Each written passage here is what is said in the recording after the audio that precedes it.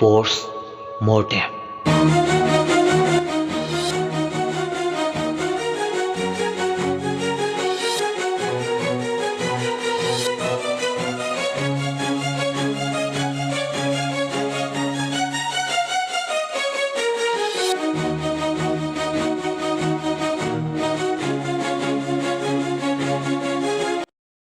अहानबा मक्तदा मनपुरी वारी YouTube channel na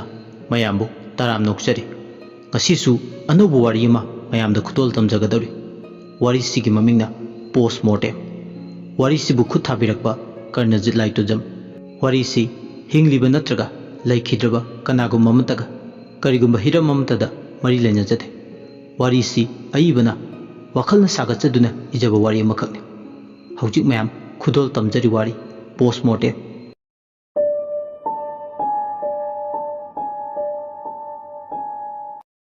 City Hospital de Operation Theater ne yamna ruba operation ama tawri doctor yohenba khudakta lakba emergency ne car amaga auto amaga thingjinabada thokpa accident car dubu thawliba driver da sathina sokpade operation na du tawri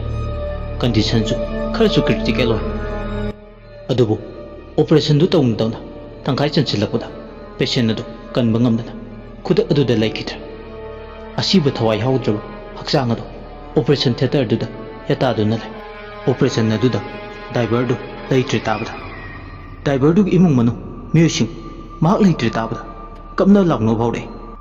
Operation Theater gi mamang duda kapna lawna re accident go ibaga police case su chalabani da hojikti asi bakchang adu post mortem tawdrabade yumda puthaba yaro herame asi bakchang adu post mortem tawna bam doctor yuan mana magi team singduda tharang tawre laikhidraba cardubu thorukliba imung manungduna asi bakchang adu lauraroi auto driver chen khibado phagadabne madu farga dandi fidri phau asi bakchang adu laubu ngamle haiduna mari mara tawre asumna yanadaba kongai marakta hospital duda charang khoirangna makta asi budu lauraroi haibududa amu post mortem tawbe yaro aduna moklomda pusinba haiduna leple asi bakchang adu imung manungna lauroi haiduna authority singa mari tongnabadagi hawjikti asi bakchang ado moklomda insinkre chawkhraba government ge hospital ne city hospital sigi moktari department asi bakchang ado mofam chana thamkhre matamsu chawrakna pung 6 tare numidang wairanggi ningtham taga oibana numitse sum khanbada pangthing thi thengdabadongna tawbusu mal mamsin khibaga adubudi ningtham ta oibasina su tawrini Doctor Yohenba magi duty loiduna mayum lomda hannaba magi car hospital du tegi thawdoragle car adu thawna wakhalda khale ngasai sirido nahani onthokna su nungai khitra khara ngata na pukhatlama basu hinglamba su yai mana ngasai hospital gi emergency wata pusilakpa matamdade magi pulse rate khardi mel ore mabne nungai khitra onthokna su hawjikan gari thawba singche tapna liri khoina thongnatra tawrise adunasu mana ngasai hairap tabada bagal lakhutbana honabada accident adu thokhibane haiduna haifetai amuksu magi mamita ngasai mana kanba ngamaudraba car du thorliba dupa do amuk mamit uba horakle inai tar bhaksa mamai mamit kairaba mamit na mama magi eyeball do songthoktugi tharak yanduna lepa manba ko kisarukta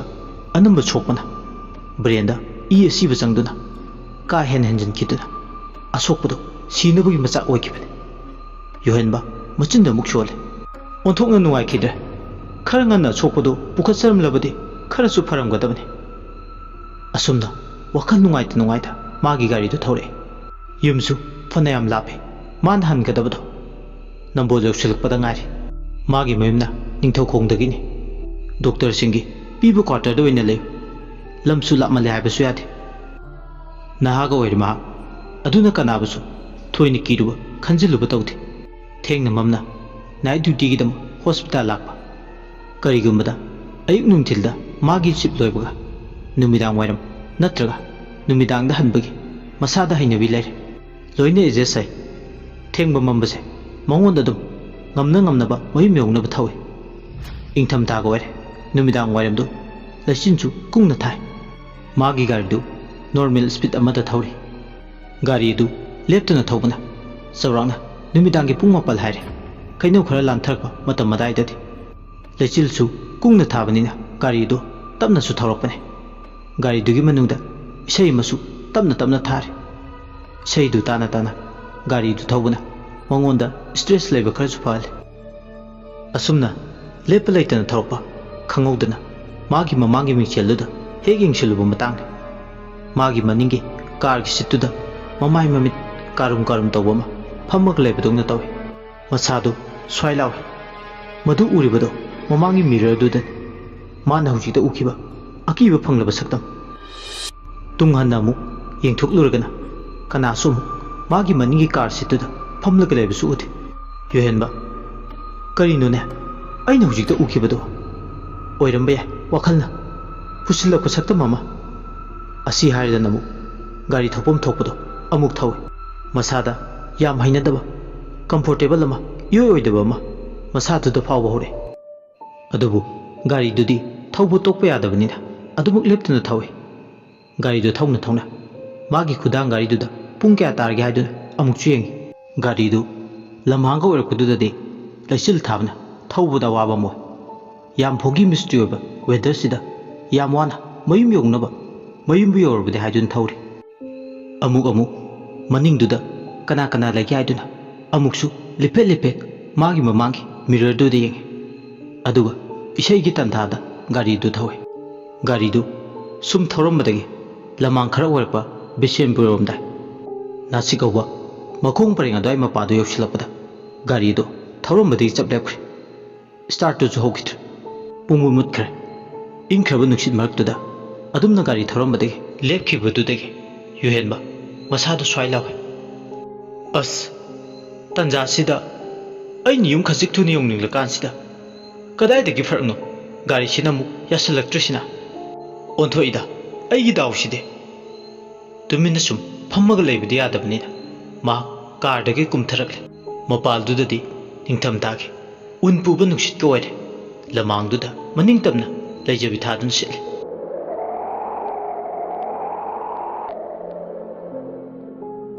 करिगुमना Nashik मतोंदुदा सिजलप नुक्सिना अकंगु नादा अकनब सापो पीबदा सिटप नुक्सित सिंगसिना मरोनमा नुमिदांगदुदा टोप टोपा सकलोल अमा लांगे लेचिल कुंगना थाबा मरक अदुदा कुमथरकपगा tyre मखोंग मरीदो नुक्सित पेटब्रा टायर पंचर ओइब्रा हाइदना चेक तौवे अदुसु थोइदोपा करिमता तौदे ममांगी बॉडी इंजिन हांदोक्तुना येंगे मदुदसु असोइबा लेबा थोइना उदे अदुदी गाड़ी से कदाइदे याद्रिनो बेरा तौरिनो खनबदा ngaakti kokti sai yohenbana as aidiba ngasi sibu ai sibu kai daroke tawru thabakta amata mai pak tabu mahi yandabagu kaino ne ngasi gi numisibo gari ne na kasu thoidongna asoibu chu ude kuidribane aina ngarang handane servicing tawrido aduga kari da yadrina ai haiba ngamdre hojik po aibu fibam sida गाड़ी सिगा कैदौदुनो yum योगदबसु लंबी बुदी याम सिलक्तबनी तौरिसे खंद्रेदा आइगी दाउसे दाउने यादरदि कैदौने आइबु कैदौसिगे हजिकबो मणिपुर सिददि अराकपा गाड़ी अमदगी lip लौबगी चनबिसु लेते नुमिदांग ओइरे कनानसु मतेंग पांगनिंगलो मतमना फत्रिरा मीना फत्रिरा खंद्रब ngasiगी लमदमसिदा करम मितोब अमा हराव हराव मतिंग निरुबदा मतिंग पांगबिरगने ओइरुदो वाने मदुमा चनबा यारो अदुदि आई कैदौने लंबी मताय ओइरबना कार सी लमांगसिदा आइबुदुम खामगा थमनसिरा असुमना योहेनबा मागी पिकलबा मकुक मनुंगदा वखल चामा चामाने मसा मरिन लोथुक्तुना जाजात खलिब ओइबे यादबा मरमसि तोंगान तोंगान अमुकसु खले इकायबा बुंबा थादोक्तुना अराकपा गाड़ी अमदा तोंगदुना मयुम फाव थिललमसिरा मागी कारसिना हयेंग नुंगालगा वर्कशॉप पे अंगांगसिंग अमा हौरगा पुदुना लाक्लगा मागी कारसे समजनमना अमा नत्रगा कारसिगी मनुंगदा अहिंग यारेकपा अमा थेंग थेंजिलगलबा मतमसिदा मीसु क्या चनद्रबा लंबीसिदा लमांग तुमांग क्या फाउदुना ꯃꯌꯨꯝ ꯌꯧꯅꯕ ꯈꯣꯡꯅ ꯃꯗꯣ ꯑꯃꯝꯕꯁꯤꯗ ꯆꯠꯂꯗ꯭ꯔꯥ ꯂꯩꯆꯤꯜ ꯊꯥꯕꯒ ꯎꯟ ꯄꯨꯕ ꯅꯨꯡꯁꯤꯠꯅꯒ ꯁꯤꯠꯄꯒ ꯑꯁꯨꯛ ꯐꯠꯇ꯭ꯔꯕ ꯋꯦꯗꯔꯁꯤꯗ ꯃꯍꯥꯛ ꯈꯣꯡꯅ ꯑꯃꯨꯛ ꯃꯇꯧ ꯀꯔꯝꯅ ꯃꯌꯨꯝ ꯌꯧꯅꯕ ꯆꯠꯀꯅꯤ ꯈꯜꯂꯨꯕꯗ ꯑꯋꯥꯕ ꯑꯃꯅꯤ ꯑꯗꯨꯅ ꯃꯍꯥꯛ ꯑꯣꯏꯔꯔꯣꯏ ꯈꯪꯕꯗꯒꯤ ꯈꯣꯡꯅ ꯆꯠꯄꯒꯤ ꯋꯥꯐꯝꯗꯨꯗꯤ ꯃꯁꯥꯅ ꯃꯗꯣꯝ ꯀꯛꯆꯔꯦ ꯒꯥꯔꯤ ꯂꯥꯛꯄ꯭ꯔꯥ ꯍꯥꯏꯗꯅ ꯑꯇꯣꯞꯄꯒꯤ ꯐꯅ ꯀꯨꯏꯅ ꯃꯍꯥꯛ ꯑꯃꯝꯕꯁꯤꯗ ꯂꯦꯞꯄꯒ ꯌꯦꯡꯉꯤ ꯃꯌꯨꯝ ꯌꯧꯕ ꯑꯃꯇ ꯌꯥꯎꯔꯕꯗꯤ ꯍꯥꯏꯗꯅ ꯑꯗꯨꯕꯨ ꯃꯗꯨꯁꯨ ꯑꯃꯇ ꯂꯥꯛꯄ ꯎꯗ꯭ꯔꯦ ꯃꯇꯝꯁꯨ ꯆꯥꯎꯔꯥꯛꯅ ꯄꯨꯡ 10 ꯈꯔꯃꯨꯛ ꯍꯦꯜꯂꯛꯑꯦ ꯌꯥꯝꯅ ꯄꯪꯊꯦꯡ ꯊꯦꯡꯕꯁꯨ ꯅꯠꯇꯦ ꯇꯧꯔꯤꯕ ꯃꯇꯝꯁꯦ ꯑꯗꯨꯕꯨ ꯉꯁꯤꯗꯤ ꯅꯍꯥꯟꯒꯤ ꯃꯇꯧꯒ ꯃꯥꯟꯅꯈꯤꯗ꯭ꯔꯦ ꯂꯝꯕꯤ ꯄꯨꯝꯕ ꯄꯨꯡꯇꯥꯛ ꯇꯥꯈ꯭ꯔꯦ ꯀꯔꯤꯝꯇ ꯑꯏꯪꯕ ꯃꯔꯛ ꯑꯗꯨꯗ ꯂꯦꯞꯄꯒ ꯃꯇꯦꯡ ꯂꯧꯕ ꯌꯥꯕ ꯒꯥꯔꯤ ꯑꯃꯇ ꯐꯥꯎ ꯍꯦꯛ ꯂꯥꯛꯄ ꯎꯗꯕꯗꯒꯤ ꯃꯥꯒꯤ ꯅꯤꯡꯕꯗꯨ ꯀꯥꯏꯔꯦ ꯁꯨꯝ ꯏꯪꯒ ꯏꯪꯁꯤꯜꯂꯛꯄꯗꯒꯤ ꯃꯄꯥꯜꯗ ꯂꯦꯞꯄꯒ ꯃꯥ ꯃꯅꯤꯡꯒꯤ ꯊꯣꯡꯗꯣ ꯍꯥꯡꯗꯣꯛꯂꯒ ꯆꯪꯂꯛꯂꯦ ꯑꯗꯨꯒ ꯒꯥꯔꯤꯗꯨ ꯂꯣꯛ ꯇꯧꯁꯤꯜꯂꯦ ꯃꯁꯥ ꯃꯊꯟꯇ ꯃꯄꯥꯜꯗꯗꯤ ꯏꯪꯕꯅ ꯃꯁꯥ ꯄꯨꯝꯕꯗꯨ ꯇꯔ ꯇꯔ ꯆꯤꯡꯁꯤꯟꯕꯗꯧ ꯇꯧꯏ ꯑꯣꯏꯔꯔꯣꯏ ꯀꯥꯟꯅꯔꯔꯣꯏ ꯍꯥꯏꯕꯒꯤ ꯃꯃꯤ ꯎꯔꯛꯂꯕꯗ ꯉꯁꯤꯒꯤ ꯑꯍꯤꯡꯁꯦ ꯂꯝꯃꯥꯡ ꯃꯔꯛꯁꯤꯗ ꯀꯥꯔꯁꯤꯗ ꯃꯄꯥꯜ ꯇꯥꯡꯗꯨꯅ ꯑꯍꯤꯡ ꯌꯥꯔꯛꯂꯒꯦ ꯈꯜꯂꯝꯃꯤ ꯆꯥꯛ ꯂꯥꯝꯕꯁꯨ ꯑꯃꯔꯣꯝꯗ ꯃꯁꯥꯗ ꯀꯌꯥ ꯐꯥꯎꯔꯝꯗꯦ ꯑꯗꯨꯅ ꯑꯗꯨꯃꯛ ꯒꯥꯔꯤ ꯃꯅꯨꯡꯗꯨꯗ ꯂꯨꯝꯅ ꯇꯨꯝꯂꯒꯦ ꯈꯜꯂꯦ ꯏꯪꯒ ꯏꯪꯁꯤꯜꯂꯛꯄꯒ ꯊꯦꯡꯅ ꯊꯦꯡꯖꯤꯜꯂꯛꯄꯒ ꯄꯦꯁꯦꯟ ꯃꯌꯥꯝꯒꯤ ꯍꯣꯠꯅꯕꯗ ꯃꯁꯥꯗꯣ ꯇꯞꯇꯥꯏꯅ ꯋꯥꯔꯗꯨꯅ ꯃꯅꯤꯡꯒꯤ ꯁꯤꯠꯇꯨꯗ ꯃꯣꯟꯃꯛ ꯌꯥꯎꯗ꯭ꯔꯁꯨ ꯃꯁꯥꯗꯣ ꯇꯨꯝꯅꯤꯡꯕꯅ ꯑꯗꯨꯃꯛ ꯅꯤꯡꯉꯥꯏꯗꯅ ꯇꯨꯝꯊꯈ꯭ꯔꯦ ꯑꯁꯨꯝꯅ ꯂꯝꯃꯥꯡ ꯑꯗꯨꯗ ꯃꯗꯣ ꯀꯥꯔꯗꯨꯒꯤ ꯃꯅꯨꯡꯗ ꯇꯨꯝꯂꯤ ꯃꯥꯒꯤ ꯒꯥꯔꯤꯗꯨꯅ ꯈꯥꯝꯂꯤꯕ ꯅꯥꯁꯤꯛ ꯄꯔꯦꯡ ꯍꯧꯕ ꯃꯈꯣꯡ ꯑꯗꯨ ꯑꯃꯔꯣꯝꯗ ꯂꯥꯏꯐꯝ ꯇꯤꯟꯐꯝ ꯀꯟꯕ ꯃꯐꯝꯅꯤ ꯑꯗꯨꯒꯨꯝꯕ ꯃꯐꯝ ꯑꯗꯨꯗ ꯃꯍꯥꯛꯇꯤ ꯂꯥꯏ ꯇꯤꯟꯒꯤ ꯃꯔꯝꯗ ꯀꯔꯤꯁꯨ ꯈꯟꯊꯕ ꯇꯧꯗꯅ ꯇꯨꯝꯃꯤ ꯌꯥꯝ ꯅꯨꯡꯉꯥꯏꯅ ꯇꯨꯝꯊꯔꯛꯄꯒ ꯃꯍꯥꯛ ꯃꯪ ꯑꯃ ꯃꯗꯣꯝ ꯋꯥꯈꯜꯅ ꯂꯥꯝꯁꯤꯟꯕ ꯇꯧꯔꯨꯗꯅ ꯃꯪꯉꯛꯏ ꯃꯍꯥꯛ ꯊꯣꯏꯅ ꯀꯔꯤꯁꯨ ꯈꯜꯂꯨꯕꯗꯤ ꯇꯧꯕꯗꯤ ꯅꯠꯇꯦ ꯃꯪꯂꯥꯟꯗꯨꯗ ꯃꯍꯥꯛ ꯃꯥꯒ ꯇꯤꯟꯅꯕ ꯃꯥꯟꯅꯕ ꯖꯣꯟꯒꯤ ꯂꯨꯍꯣꯡꯕ ꯆꯔꯆ ꯑꯃꯗ ꯆꯠꯂꯝꯃꯤ ꯈꯪꯍꯧꯗꯅ ꯆꯔꯆꯇꯨꯗ ꯂꯨꯍꯣꯡꯕꯒꯤ ꯋꯦꯗꯤꯡ ꯕꯧꯁ ꯃꯇꯩ ꯃꯅꯥꯎ ꯑꯣꯏꯒꯗꯧꯔꯤꯕ ꯑꯅꯤꯗꯨ ꯄ꯭ꯔꯤꯁꯇꯨꯒꯤ ꯃꯃꯥꯡꯗ ꯋꯥꯁꯛ ꯁꯛꯂꯤꯉꯩ ꯆꯔꯆꯇꯨ ꯈꯪꯍꯧꯗꯅ ꯃꯩꯅ ꯒ꯭ꯔꯣꯡ ꯒ꯭ꯔꯣꯡ ꯆꯥꯛꯂꯛꯂꯦ ꯑꯗꯨꯝꯅ ꯃꯩꯅ ꯆꯥꯛꯂꯛꯄꯗ ꯃꯀꯥ ꯐꯅ ꯆꯔꯆꯇꯨꯒꯤ ꯃꯅꯨꯡꯗ ꯂꯨꯍꯣꯡꯕꯒꯤ ꯊꯧꯔꯝ ꯌꯥꯎꯕ ꯂꯥꯛꯂꯤꯕ ꯃꯤꯌꯥꯝꯁꯤꯡ ꯑꯗꯨ ꯀꯥꯏ ꯀꯥꯏꯗꯨꯅ ꯆꯦꯜꯂꯦ ꯆꯥꯎꯈ꯭ꯔꯕ ꯆꯔꯆꯇꯨ ꯃꯤꯠꯅ ꯀꯨꯞꯄꯗ ꯆꯤꯡꯂꯥꯏꯒꯤ ꯃꯌꯥꯗꯒꯤ ꯀꯥꯝꯂꯛꯄ ꯈꯥꯝꯕꯤ ꯃꯩꯕꯨꯜ ꯑꯆꯧꯕ ꯂꯤꯁꯤꯡꯒꯤ ꯃꯁꯛꯀ ꯄꯥꯡꯀꯛ ꯑꯣꯏꯈ꯭ꯔꯦ ꯃꯤ ꯃꯌꯥꯝꯗꯨ ꯈꯥ ꯂꯥꯏ ꯈꯪꯗꯅ ꯆꯦꯜꯂꯦ ꯀꯩꯅꯥ ꯑꯣꯏꯒꯗꯧꯔꯤꯕꯗꯨ ꯃꯥꯒꯤ ꯁꯦꯠꯂꯤꯕ ꯋꯦꯗꯤꯡ ꯒꯥꯎꯟꯗꯨꯗ ꯃꯩꯅ ꯋꯥꯏꯔꯛꯄꯗꯒꯤ ꯃꯁꯥ ꯄꯨꯝꯕꯗꯨ ꯃꯩꯅ ꯋꯥꯏ ꯋꯥꯏꯗꯨꯅ ꯆꯥꯛꯄ ꯍꯧꯔꯛꯂꯦ ꯃꯩꯅ ꯆꯥꯛꯄꯗꯒꯤ ꯀꯣꯏꯔꯥꯎ ꯂꯥꯎꯏ ꯀꯩꯅꯥ ꯑꯣꯏꯒꯗꯧꯕꯤꯗꯣ ꯃꯥꯒꯤ ꯕꯣꯔ ꯑꯣꯏꯒꯗꯕ ꯅꯨꯄꯥꯗꯨꯅ ꯃꯥꯒꯤ ꯃꯤꯠꯃꯥꯡꯗ ꯅꯨꯄꯤꯗꯨꯅ ꯃꯩꯅ ꯆꯥꯛꯄꯗꯨ ꯎꯔꯨꯕꯗ ꯃꯥꯕꯨ ꯀꯟꯕꯤꯕꯒꯤ ꯃꯍꯨꯠ ꯅꯨꯄꯤꯗꯨ ꯍꯨꯟꯗꯣꯛꯂꯝꯃꯒ ꯃꯁꯥꯒꯤ ꯌꯥꯏꯕꯤ ꯊꯋꯥꯏ ꯀꯟꯖꯅꯕ ꯑꯆꯥꯛꯄ ꯃꯩꯔꯤꯂꯛꯇꯨꯗ ꯊꯋꯥꯏ ꯍꯨꯡꯅꯕ ꯆꯦꯜꯂꯦ ꯀꯩꯅꯥ ꯑꯣꯏꯒꯗꯧꯕꯤꯗꯨꯅ ꯇꯦꯡꯊꯥꯅ ꯑꯣꯏꯅ ꯀꯞꯂꯦ ꯀꯟꯅ ꯂꯥꯎꯔꯤ ꯃꯩ ꯆꯥꯛꯄꯗꯨꯅ ꯍꯦꯜꯂꯛꯂꯕꯗ ꯀꯅꯥ ꯀꯅꯥ ꯂꯩꯒꯦ ꯉꯁꯤ ꯑꯩꯒꯤ ꯂꯨꯍꯣꯡꯕ ꯅꯨꯃꯤꯠꯅꯤ ꯑꯩꯕꯨ ꯑꯃꯨꯛꯇ ꯀꯟꯕꯤꯌꯨ ꯑꯩ ꯕ꯭ꯔꯥꯏꯠꯅꯤ ꯑꯩꯕꯨ ꯑꯃꯨꯛꯇ ꯄꯨꯛꯆꯦꯜ ꯆꯥꯎꯕ ꯀꯅꯥꯅꯣ ꯀꯟꯕꯤꯌꯨ ꯅꯨꯄꯤꯗꯨ ꯂꯥꯎꯔꯤ ꯃꯁꯥ ꯄꯨꯝꯕꯅ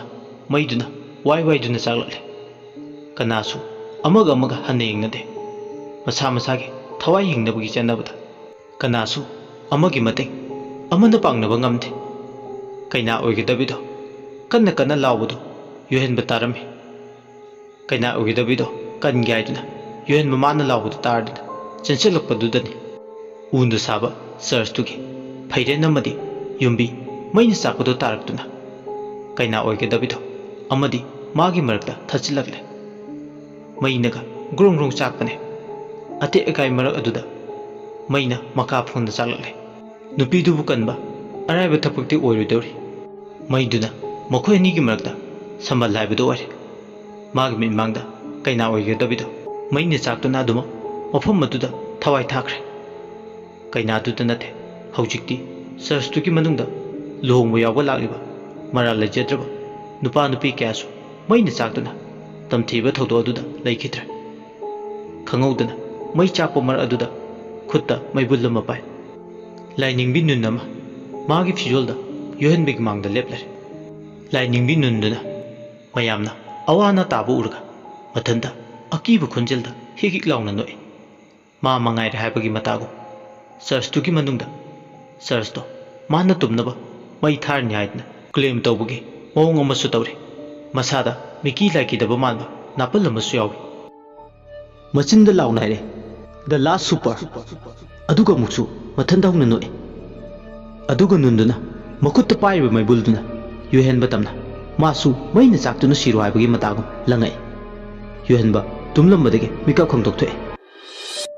ꯃꯁꯥ ꯄꯨꯝꯕ ꯍꯨꯃꯥꯡꯅ ꯄꯨꯝꯆꯣꯠ ꯆꯣꯠꯂꯤ ꯃꯁꯥꯗꯨ ꯅꯤꯛꯄꯅꯁꯨ ꯑꯃꯨꯛꯇꯣꯏꯕ ꯂꯣꯏ ꯑꯃꯨꯛꯇ ꯑꯁꯤꯒꯨꯝꯕ ꯊꯧꯗꯣꯛ ꯈꯛ ꯊꯦꯡꯅꯗ꯭ꯔꯤ ꯉꯥꯏꯍꯥꯛꯇꯤ ꯃꯥ ꯎꯪꯂꯒ ꯂꯩ ꯇꯞꯅ ꯇꯞꯅ ꯋꯥꯈꯜ ꯇꯥꯔꯛꯄꯗꯒꯤ ꯈꯪꯂꯦ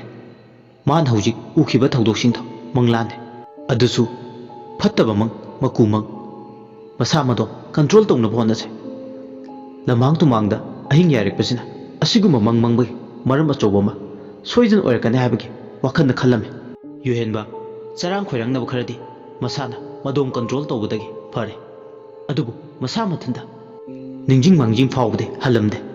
ꯍꯦꯟꯅ ꯑꯗꯨꯝ ꯈꯣꯏꯔꯥꯡ ꯈꯣꯏꯁꯥꯎꯅꯔꯦ ꯃꯆꯤꯟꯗ ꯑꯃꯨꯛ ꯃꯨꯔꯨꯝ ꯃꯨꯔꯨꯝ ꯁꯣꯜꯂꯦ ꯃꯩꯅ ꯇꯨꯝꯅ ꯆꯥꯛꯂꯕ ꯆꯔꯆ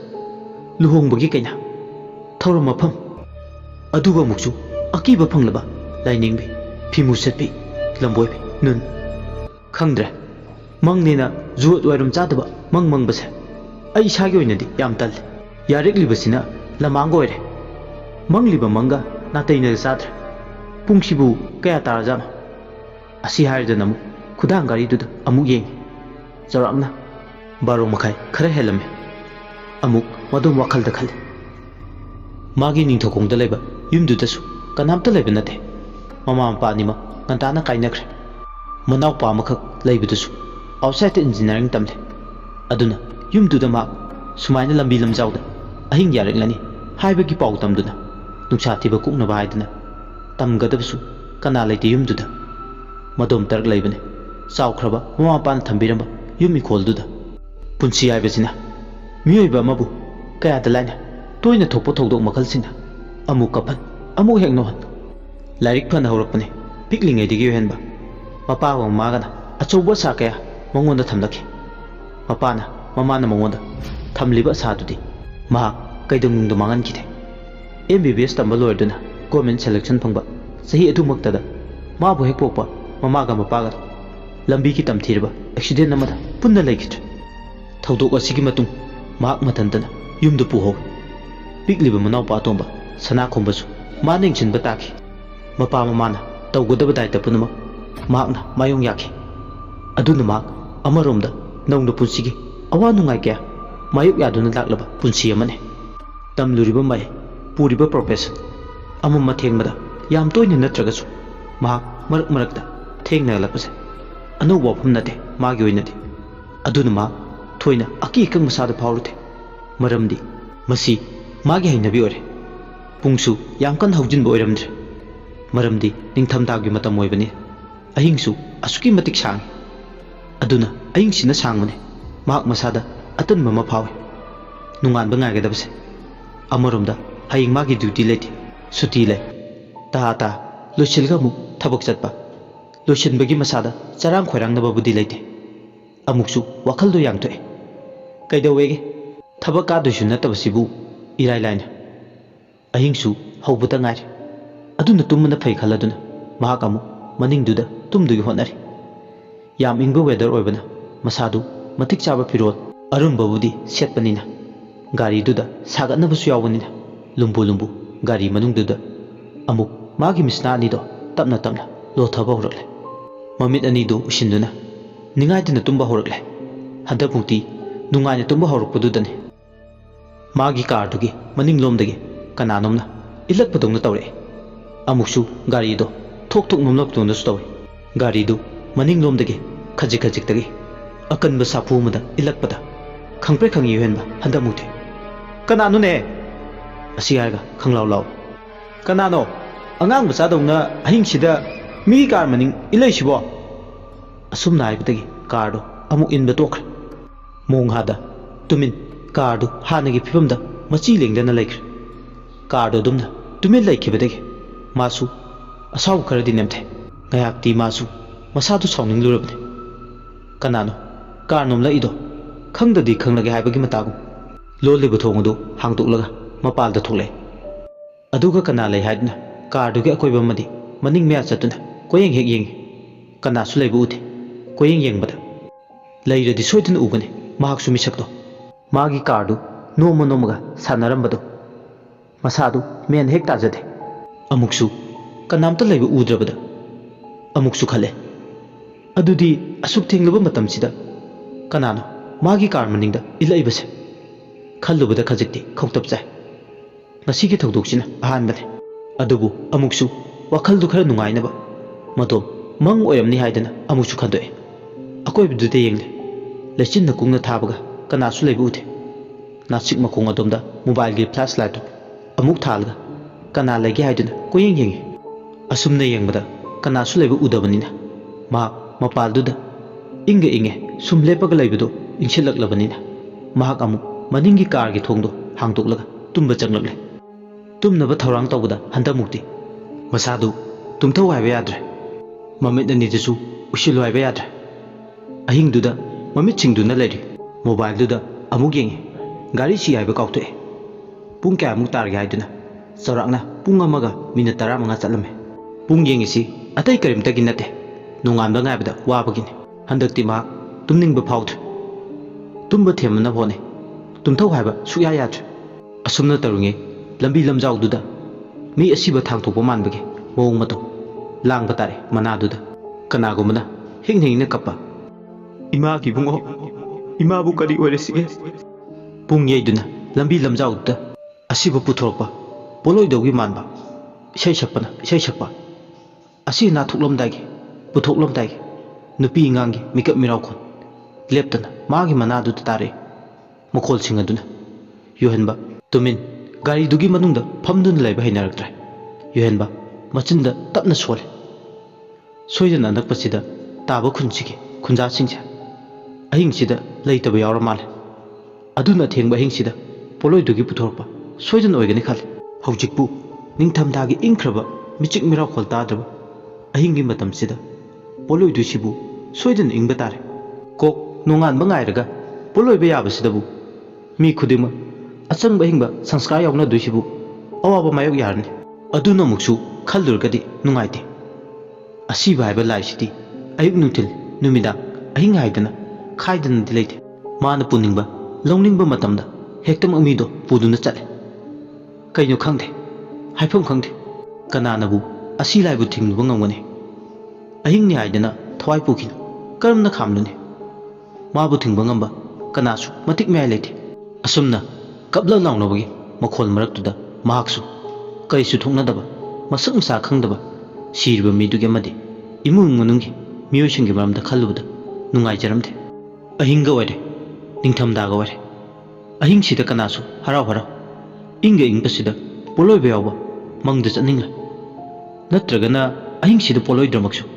hayeng nongalga aduma poloi bayabadabu khangdreda migi apambase asumna mahak siriba imungdugi maramda wakhal mon khal kar manungda tumin asiba puthorapage pung isai makholdo mahak taduna le makholadu yam laplingai dige oina tabadong su taw asibadi mana lejiba mapadu lalagati sungpu puraktre sumna tagi makhol tani tarib kapna launabage pung mangang thinbage makhol natan atai karisu thidokpa tate yohenba mana thangkatuna tare adumna pung thinba kapna launabage makhona tamna maikei khudima santhokpa horakpada amuk athapada hui myam hongnaduna kappagi makhol taba hore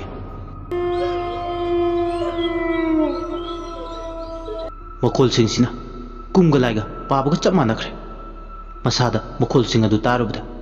ihe hinadabu gumbama phawba horakle lechinga thabaga mamga mamle karigumba amambaduda asibudu puduna lakpada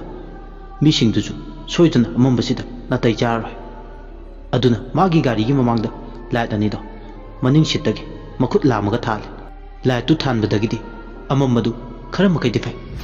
lechin thanglabasu haifet kana lakta abdu yengda irai laina khangi maingal duna phana sangna kapthok buga chale maingal duna amambado 10% mukti kohla abe asumna light tu thalga gari dugi manungda tumin phamlaga le yuhenba hui kappa pung thinbagi kotan yebagi makhol suleplamde phana kuina ꯃꯈꯣꯜꯗꯨ ꯑꯗꯨꯃꯛ ꯇꯥꯏ ꯑꯗꯨꯕꯨ ꯑꯃꯝꯕꯗꯨꯗꯗꯤ ꯑꯁꯤꯕ ꯍꯛꯆꯥꯡꯗꯨ ꯄꯣꯠꯂꯣꯏꯕꯒꯤꯗꯤ ꯄꯨꯊꯣꯔꯛꯇꯦ ꯑꯁꯨꯝꯅ ꯇꯧꯔꯛꯄꯁꯤꯗ ꯃꯉꯣꯟꯗ ꯌꯥꯝꯅ ꯆꯃꯝꯅꯕ ꯑꯃꯗꯤ ꯐꯥꯎꯔꯤ ꯃꯈꯣꯜꯇꯃꯛ ꯇꯥꯏ ꯑꯁꯤꯕ ꯄꯨꯊꯣꯔꯛꯄꯗꯤ ꯎꯗꯦ ꯃꯈꯣꯏꯒꯤꯁꯤꯕꯨ ꯀꯔꯝ ꯇꯧꯔꯤꯅꯣ ꯑꯔꯥꯞꯄꯗꯒꯤ ꯃꯈꯣꯜꯇꯃꯛ ꯑꯣꯏꯖꯥꯠꯂ ꯑꯗꯨꯕꯨ ꯃꯈꯣꯜ ꯀꯨꯇꯥꯁꯤꯒ ꯍꯥꯏꯔꯗꯤ ꯂꯝꯕꯤꯁꯤꯒꯤ ꯃꯄꯥ ꯐꯥꯎꯗꯨꯅ ꯂꯥꯛꯐꯝ ꯊꯣꯛꯏ ꯑꯁꯤ ꯈꯜꯂꯗꯨꯅ ꯐꯅ ꯀꯨꯏꯅ ꯒꯥꯔꯤꯒꯤ ꯃꯃꯥꯡ ꯂꯥꯏꯠꯇꯨ ꯊꯥꯟꯗꯣꯛꯇꯨꯅ ꯊꯝꯃꯤ ꯑꯗꯨꯕꯨ ꯑꯁꯤꯕꯗꯨ ꯂꯝꯕꯤꯗꯨꯗ ꯄꯨꯔꯛꯄꯒꯤ ꯃꯃꯤ ꯑꯃ ꯎꯔꯛꯇ꯭ꯔꯕꯗꯨꯗ ꯃꯥꯒꯤ ꯒꯥꯔꯤꯒꯤ ꯕꯦꯇ꯭ꯔꯤꯗꯣ ꯁꯣꯏꯗꯅ ꯂꯣꯏꯕ ꯇꯥꯔꯦ ꯈꯟꯗꯨꯅ ꯂꯥꯏꯠꯇꯨ ꯃꯨꯊꯠꯈ꯭ꯔꯦ ꯂꯥꯏꯠꯇꯨ ꯃꯨꯊꯠꯄꯗꯒꯤ ꯑꯃꯨꯛ ꯑꯀꯣꯏꯕꯗꯨꯗ ꯍꯥꯟꯅꯒꯤ ꯃꯍꯧꯁꯥꯒꯤ ꯐꯤꯕꯝꯗꯨꯗ ꯍꯟꯖꯤꯟꯈ꯭ꯔꯦ ꯄꯨꯝ ꯑꯃꯧꯔꯦ ꯑꯀꯣꯏꯕꯗ ꯑꯃꯨꯛ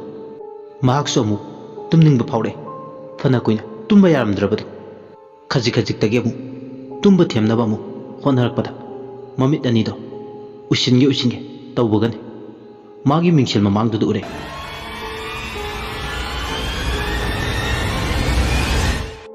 ꯂꯥꯃꯩ ꯊꯥꯟꯕꯤꯗꯧꯅ ꯇꯧꯕ ꯃꯩꯕꯨꯜ ꯄꯔꯦꯡ ꯄꯥꯏꯕ ꯎꯔꯝꯃꯤ ꯂꯝꯕꯤꯗꯨꯗ ꯐꯅꯁꯨ ꯀꯨꯡꯅ ꯂꯩꯆꯤꯟꯕꯨꯗꯤ ꯊꯥꯔꯤ ꯑꯗꯨ ꯑꯣꯏꯔꯁꯨ ꯃꯔꯛ ꯑꯗꯨꯗ ꯂꯤꯄꯦꯠ ꯃꯩꯕꯨꯜꯁꯤꯡ ꯑꯗꯨ ꯀꯣꯏꯄꯥꯏ ꯄꯥꯏꯗꯨꯅ ꯁꯥꯟꯅꯕꯗꯧꯅ ꯇꯧꯏ ꯌꯨꯍꯦꯟꯕꯁꯨ ꯃꯃꯤꯠꯇꯣ ꯐꯥꯛꯂꯤ ꯃꯄꯥꯟꯗ ꯑꯏꯪꯕ ꯁꯥꯐꯨ ꯀꯟꯕ ꯅꯨꯡꯁꯤꯠ ꯁꯤꯠꯄꯗꯧꯅ ꯇꯧꯕꯁꯨ ꯌꯥꯎꯔꯛꯏ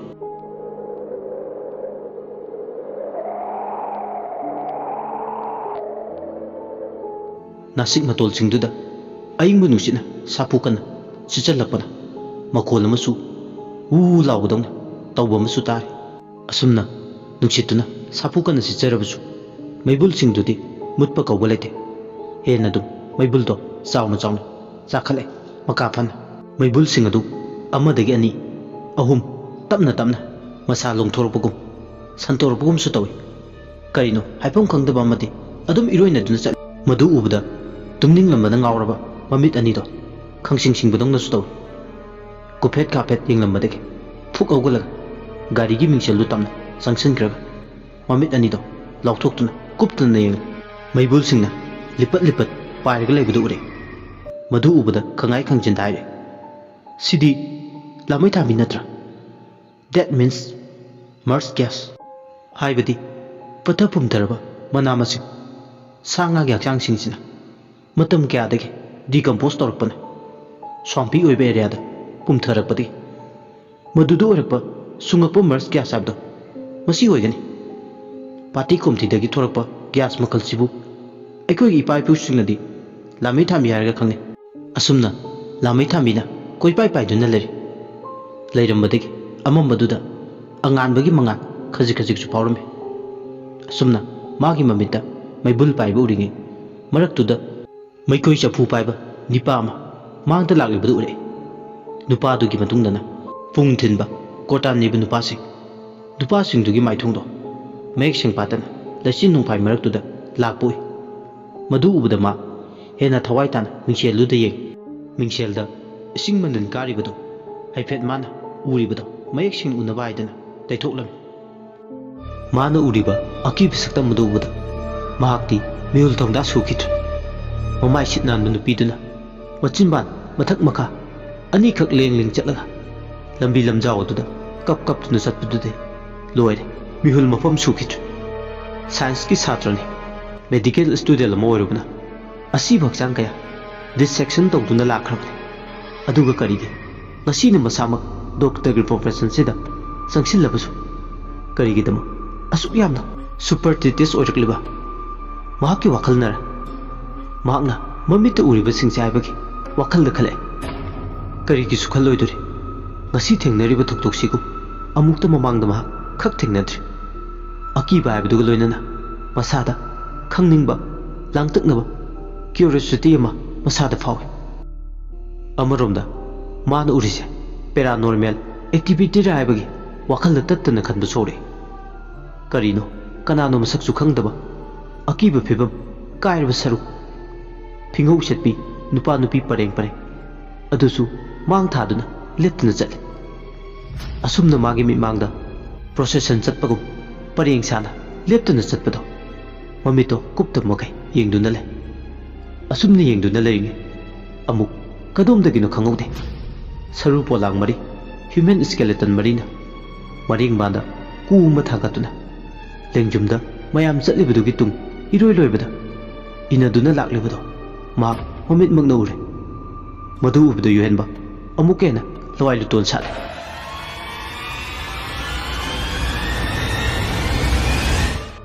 ꯃꯍꯥꯛꯅ ꯎꯔꯤꯕꯁꯦ ꯀꯔꯤꯅꯣ ꯈꯜꯂꯨꯕꯗ ꯑꯍꯤꯡꯁꯤꯗ ꯃꯥꯅ ꯎꯔꯤꯕꯁꯤꯡꯁꯦ ꯋꯥꯈꯜꯅꯔ? ꯁꯣꯏꯗꯅ ꯋꯥꯈꯜꯅ ꯑꯣꯏꯒꯅꯤ꯫ ꯃꯁꯤꯡ ꯃꯔꯥꯡ ꯑꯣꯏꯅ ꯎꯔꯤꯕꯁꯤꯡꯁꯦ ꯃꯥꯒꯤ ꯕ꯭ꯔꯦꯟꯅ ꯂꯥꯝꯁꯤꯟꯗꯨꯅ ꯈꯜꯂꯨꯕꯗ ꯁ꯭ꯇ꯭ꯔꯦꯁꯀ ꯂꯩꯕꯒ ꯍꯦꯂꯨꯁꯤꯅꯦꯁꯟ ꯇꯧꯔꯤꯅꯤ ꯍꯥꯏꯅ ꯈꯜꯂꯝꯃꯤ꯫ ꯎꯔꯤꯕꯁꯤꯡꯁꯦ ꯑꯁꯦꯡꯕ ꯑꯃꯇ ꯅꯠꯇꯦ, ꯊꯧꯗꯣꯛꯁꯤꯡꯁꯦ ꯃꯤꯅꯝꯕ ꯉꯥꯛꯇꯅꯤ,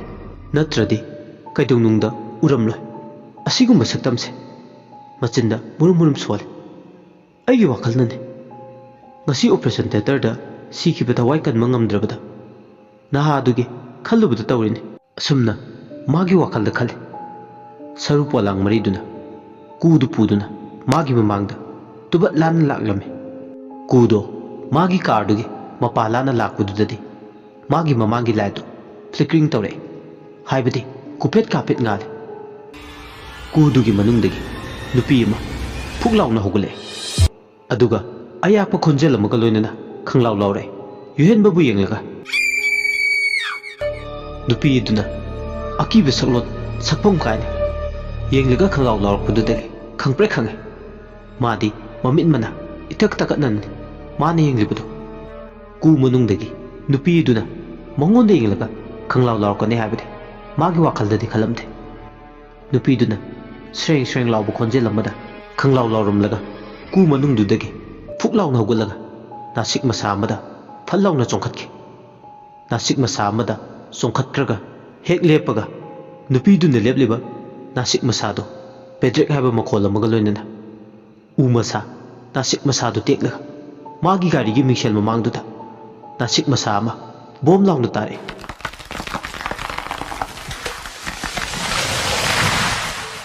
ꯑꯗꯨꯝꯅ ꯅꯥꯁꯤꯛ ꯃꯁꯥꯗꯣ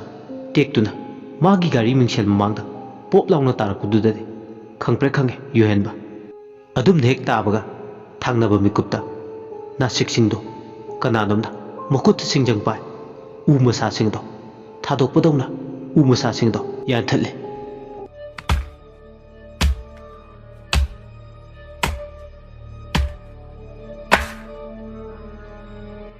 ꯎ ꯃꯁꯥ ꯊꯥꯗꯣꯛꯂꯤꯕ꯭ꯔꯥ ꯅꯠꯇ꯭ꯔꯒꯅ ꯑꯍꯤꯡꯗꯨꯒꯤ ꯊꯧꯗꯣꯛꯇꯣ ꯇꯝꯅꯔꯤꯔ ꯈꯟꯕꯗ ꯑꯋꯥꯕ ꯑꯃꯅꯤ꯫ ꯑꯁꯨꯛ ꯂꯨꯖꯗꯕ ꯑꯀꯤꯕꯅ ꯊꯜꯂꯕ ꯉꯁꯤꯒꯤ ꯊꯧꯗꯣꯛꯁꯤꯅ ꯃꯥꯒꯤ ꯄꯨꯟꯁꯤꯒꯤ ꯑꯍꯥꯟꯕ ꯊꯦꯡꯅꯕ ꯑꯀꯤꯕ ꯊꯧꯗꯣꯛꯅꯤ꯫ ꯃꯥꯒꯤ ꯃꯤꯠꯇ ꯑꯁꯤꯕ ꯄꯨꯕ ꯃꯃꯥꯡ ꯂꯥꯟꯅ ꯆꯠꯈꯤꯕ ꯁꯛꯐꯝ ꯀꯥꯏꯔꯕꯁꯤꯡꯗꯣ ꯑꯗꯨꯗꯤ ꯑꯃꯨꯛ ꯍꯟꯅ ꯃꯥꯒꯤ ꯃꯃꯤꯠꯇꯨꯗ ꯎꯈꯤꯗ꯭ꯔꯦ꯫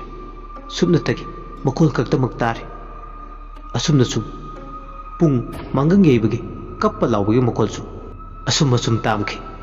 ꯃꯁꯥꯗꯨ ꯀꯥꯔ ꯃꯅꯨꯡꯗ ꯐꯨꯝꯕꯪꯅꯩ꯫ ꯎ ꯌꯥꯟꯕꯒꯤ ꯃꯈꯣꯜꯗꯨꯅ ꯃꯁꯥꯗꯨ ꯇꯥꯍꯩꯕ ꯉꯝꯗ꯭ꯔꯦ꯫ ꯃꯅꯥꯀꯣꯡ ꯃꯦꯜꯂꯒ ꯈꯥꯡꯉꯤ꯫ ꯑꯃꯨꯛꯁꯨ ꯃꯪ ꯑꯣꯏꯔꯝꯂꯗꯤ ꯀꯌꯥꯗ ꯂꯥꯏꯕꯛ ꯐꯒꯅꯤ ꯈꯜꯂꯤ꯫ ꯑꯁꯨꯝꯅ ꯃꯍꯥꯛ ꯅꯤꯡꯗꯣꯜ ꯄꯣꯝꯗꯨꯅ ꯋꯥꯈꯜ ꯅꯨꯡꯉꯥꯏꯇꯅ ꯂꯩ꯫ ꯑꯀꯤꯕ ꯃꯔꯛ ꯑꯗꯨꯗ ꯃꯍꯥꯛ ꯑꯗꯨꯃꯛ ꯇꯨꯝꯊꯈꯤꯕꯅꯤ꯫ ꯅꯣꯡꯉꯥꯟꯕ ꯈꯪꯍꯧꯗ꯭ꯔꯦ꯫ ꯂꯝꯕꯤꯒꯤ ꯃꯇꯥꯏꯗꯨꯗ ꯃꯥꯗꯤ ꯅꯤꯡꯉꯥꯏꯗꯅ ꯇꯨꯝꯂꯤꯉꯩꯗ ꯅꯣꯡꯉꯥꯜꯂꯦ ꯍꯥꯏꯕꯗꯨ ꯒꯥꯔꯤ ꯃꯈꯣꯜ ꯇꯥꯕꯗꯤ ꯈꯪꯂꯛꯂꯦ꯫ ꯃꯃꯤꯠ ꯄꯥꯡꯊꯣꯔꯛꯄꯗꯗꯤ ꯃꯤ ꯆꯠꯅꯔꯝꯂꯦ ꯂꯝꯕꯤꯗꯨꯗ꯫ ꯌꯨꯍꯦꯟꯕꯅ ꯅꯣꯡꯉꯥꯜꯂꯝꯃꯤꯗꯅ ꯇꯧꯔꯤꯁꯤꯗꯤ ꯑꯩꯗꯤ ꯀꯔꯝ ꯀꯥꯟꯗ ꯇꯨꯝꯊꯈꯤꯕꯅꯣꯁꯨ ꯈꯪꯍꯧꯗ꯭ꯔꯦ ꯇꯧꯔꯤꯁꯤ꯫ ꯑꯁꯤ ꯍꯥꯏꯔꯒ ꯃꯃꯤꯠꯇꯣ ꯐꯥꯛꯂꯤ ꯐꯥꯛꯂꯤ ꯇꯨꯝꯁꯤꯠ ꯏꯐꯥ ꯐꯥꯗꯕꯒꯤ ꯀꯥꯔ ꯃꯅꯨꯡꯗꯨꯗ ꯌꯦꯡꯉꯤ꯫ ꯉꯔꯥꯡ ꯑꯍꯤꯡ ꯎꯈꯤꯕ ꯅꯥꯁꯤꯛ ꯃꯁꯥꯗꯨ ꯒꯥꯔꯤ ꯃꯃꯥꯡꯗꯨꯗ ꯂꯩꯕ ꯎꯔꯝꯗ꯭ꯔꯦ꯫ ꯃꯗꯨꯅ ꯍꯦꯟꯅ ꯃꯉꯣꯟꯗ ꯑꯉꯛꯄ ꯑꯃꯒ ꯂꯣꯏꯅꯅ ꯋꯥꯍꯪ ꯑꯃ ꯃꯗꯣꯝ ꯍꯪꯖꯔꯛꯏ꯫ ꯉꯔꯥꯡ ꯇꯦꯛꯇꯨꯅ ꯇꯥꯔꯛꯄ ꯅꯥꯁꯤꯛ ꯃꯁꯥꯗꯨ ꯀꯗꯥꯏ ꯆꯠꯈ꯭ꯔꯕꯗꯨꯗꯤ? ꯑꯁꯤ ꯈꯜꯂꯗꯅ ꯒꯥꯔꯤ ꯃꯅꯨꯡꯗꯨꯗꯒꯤ ꯐꯝꯂꯝꯕꯗꯒꯤ ꯃꯍꯥꯛ ꯃꯄꯥꯟꯗ ꯊꯣꯛꯂꯛꯏ꯫ ꯑꯗꯨꯒ ꯑꯀꯣꯏꯕꯗꯨꯗ ꯀꯣꯏꯌꯦꯡꯉꯤ꯫ ꯉꯔꯥꯡ ꯑꯍꯤꯡ ꯇꯦꯛꯇꯨꯅ ꯇꯥꯔꯛꯈꯤꯕ ꯅꯥꯁꯤꯛ ꯃꯁꯥꯗꯨ ꯀꯗꯥꯏꯗ ꯆꯠꯈ꯭ꯔꯒꯦ ꯍꯥꯏꯗꯅ꯫ ꯑꯗꯨꯕꯨ ꯅꯥꯁꯤꯛ ꯃꯁꯥꯗꯨꯗꯤ ꯑꯗꯨꯝ ꯎꯈꯤꯗ꯭ꯔꯦ꯫ ꯉꯔꯥꯡ ꯑꯍꯤꯡ ꯎ ꯌꯥꯟꯕꯒꯤ ꯃꯑꯣꯡ ꯇꯧꯈꯤꯕ ꯎ ꯃꯁꯥ ꯊꯥꯗꯣꯛꯄ ꯃꯥꯟꯕꯗꯨꯁꯨ ꯀꯔꯤꯝꯇ ꯎ ꯃꯁꯥ ꯑꯃꯇ ꯂꯩꯃꯥꯏꯗ ꯇꯥꯕ ꯎꯔꯝꯗꯦ꯫ ꯑꯗꯨꯅꯗꯤ ꯃꯍꯥꯛ ꯃꯊꯟꯇ ꯃꯆꯤꯟꯗ ꯁꯣꯟꯖꯩ꯫ ꯃꯥꯅ ꯎꯔꯤꯕꯁꯤꯡꯁꯦ ꯄꯦꯔꯥꯅꯣꯔꯃꯦꯜ ꯑꯦꯛꯇꯤꯚꯤꯇꯤꯅꯤ, ꯑꯍꯤꯡꯒꯤ ꯊꯧꯗꯣꯛꯁꯤꯡ ꯑꯗꯣ꯫ ꯑꯁꯨꯝꯅ ꯉꯥꯏꯍꯥꯛ ꯑꯀꯣꯏꯕꯗꯨꯗ ꯀꯣꯏꯌꯦꯡ ꯌꯦꯡꯂꯝꯃꯒ ꯃꯃꯥꯟꯅꯕ ꯔꯥꯖꯇ ꯀꯣꯜ ꯇꯧꯏ꯫ ꯔꯥꯖ, ꯂꯩꯀꯥꯏꯒꯤ ꯃꯃꯥꯟꯅꯕꯅꯤ꯫ मागी गाड़ी याद्रे हाइदुना हाइरमे hello इताव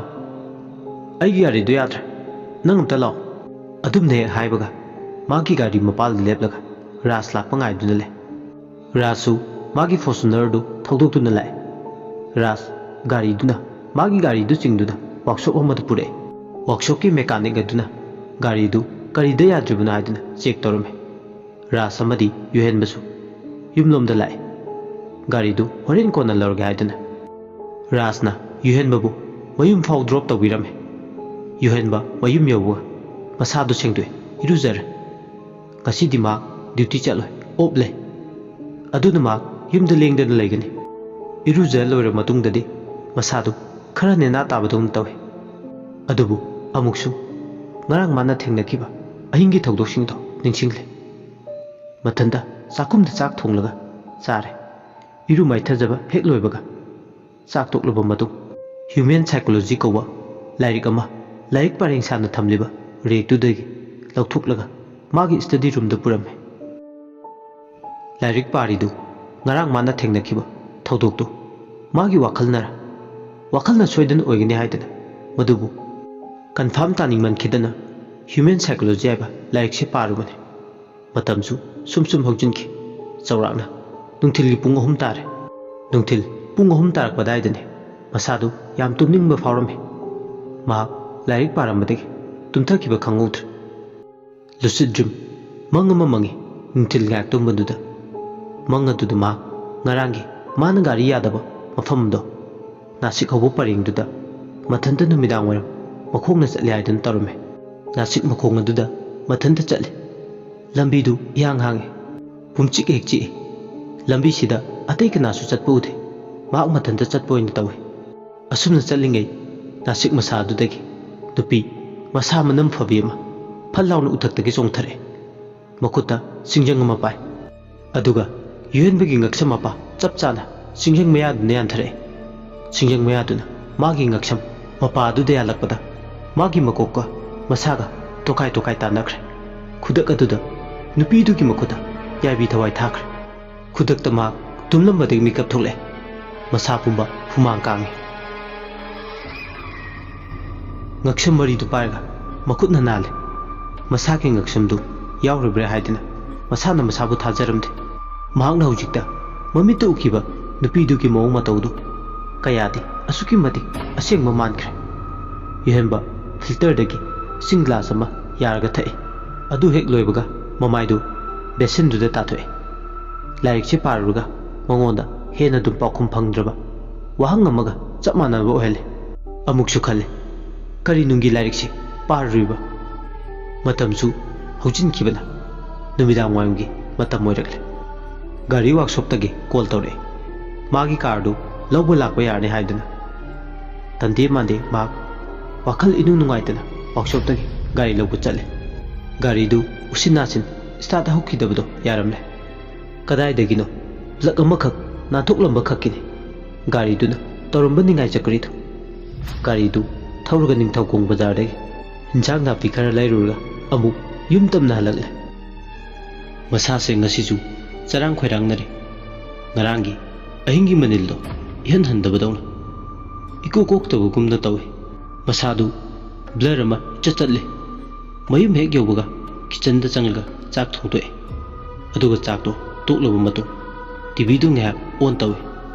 wakhal du nga relax oinaba tv du yengle course tu da mathanta di famliba khutta tv remote pai mana pamba channel khalaga yeng asumna yengle kadom dagina khangaude HBO channel du metlure channel du da The Conjuring haiba movie du lame ngarang numidang ahing thokiba thoktuk tugi manil pau loidre aduga hojik namu horror movie ama film adu yengningbage thoina mangoda ithil phawrute madugi mohut ma TV remote tu pai atopa channel amba sile TV du nga tande mande yenglamaga uthatle hayengdi nganta amu morning duty le adun thabak chatkadabani ngarang ahingi tumsit phakhidabaduga ngantana tumlage khale matamdu numidangi pung 4 chap chana tar magi kada tumba changle kadugi tongana tumba nungainaba dim light hape dim light tu hek on tobuga sob oiba mangalama ka duda tapna santurai mon khangna khibuga war duni yuhenba tumtha baure chawrangna pung 12 makai khara helakpa baro taram dai dudane magi kagi thongnau glass pan badugi mapada mi ma lepaga leibagi mongda mami ta baure mami duna phana kuina thongnau mapa duda leptuna leramlaga amu hekta phutlauna mangki ningai dana tumlinge yuhen mana makhoigi dolangi stiar duda mi chatpa manbagi mongda stiar duda krok krak lawu makhol tare ahingo ere makhol du asuki matik hawi amuksu chengkhat chenda tawbudong su tawre amukche angang mayam hongnadna classroom da langba manbang makhol amuksu mi kharana punchillaga magi kagi hek thong mapada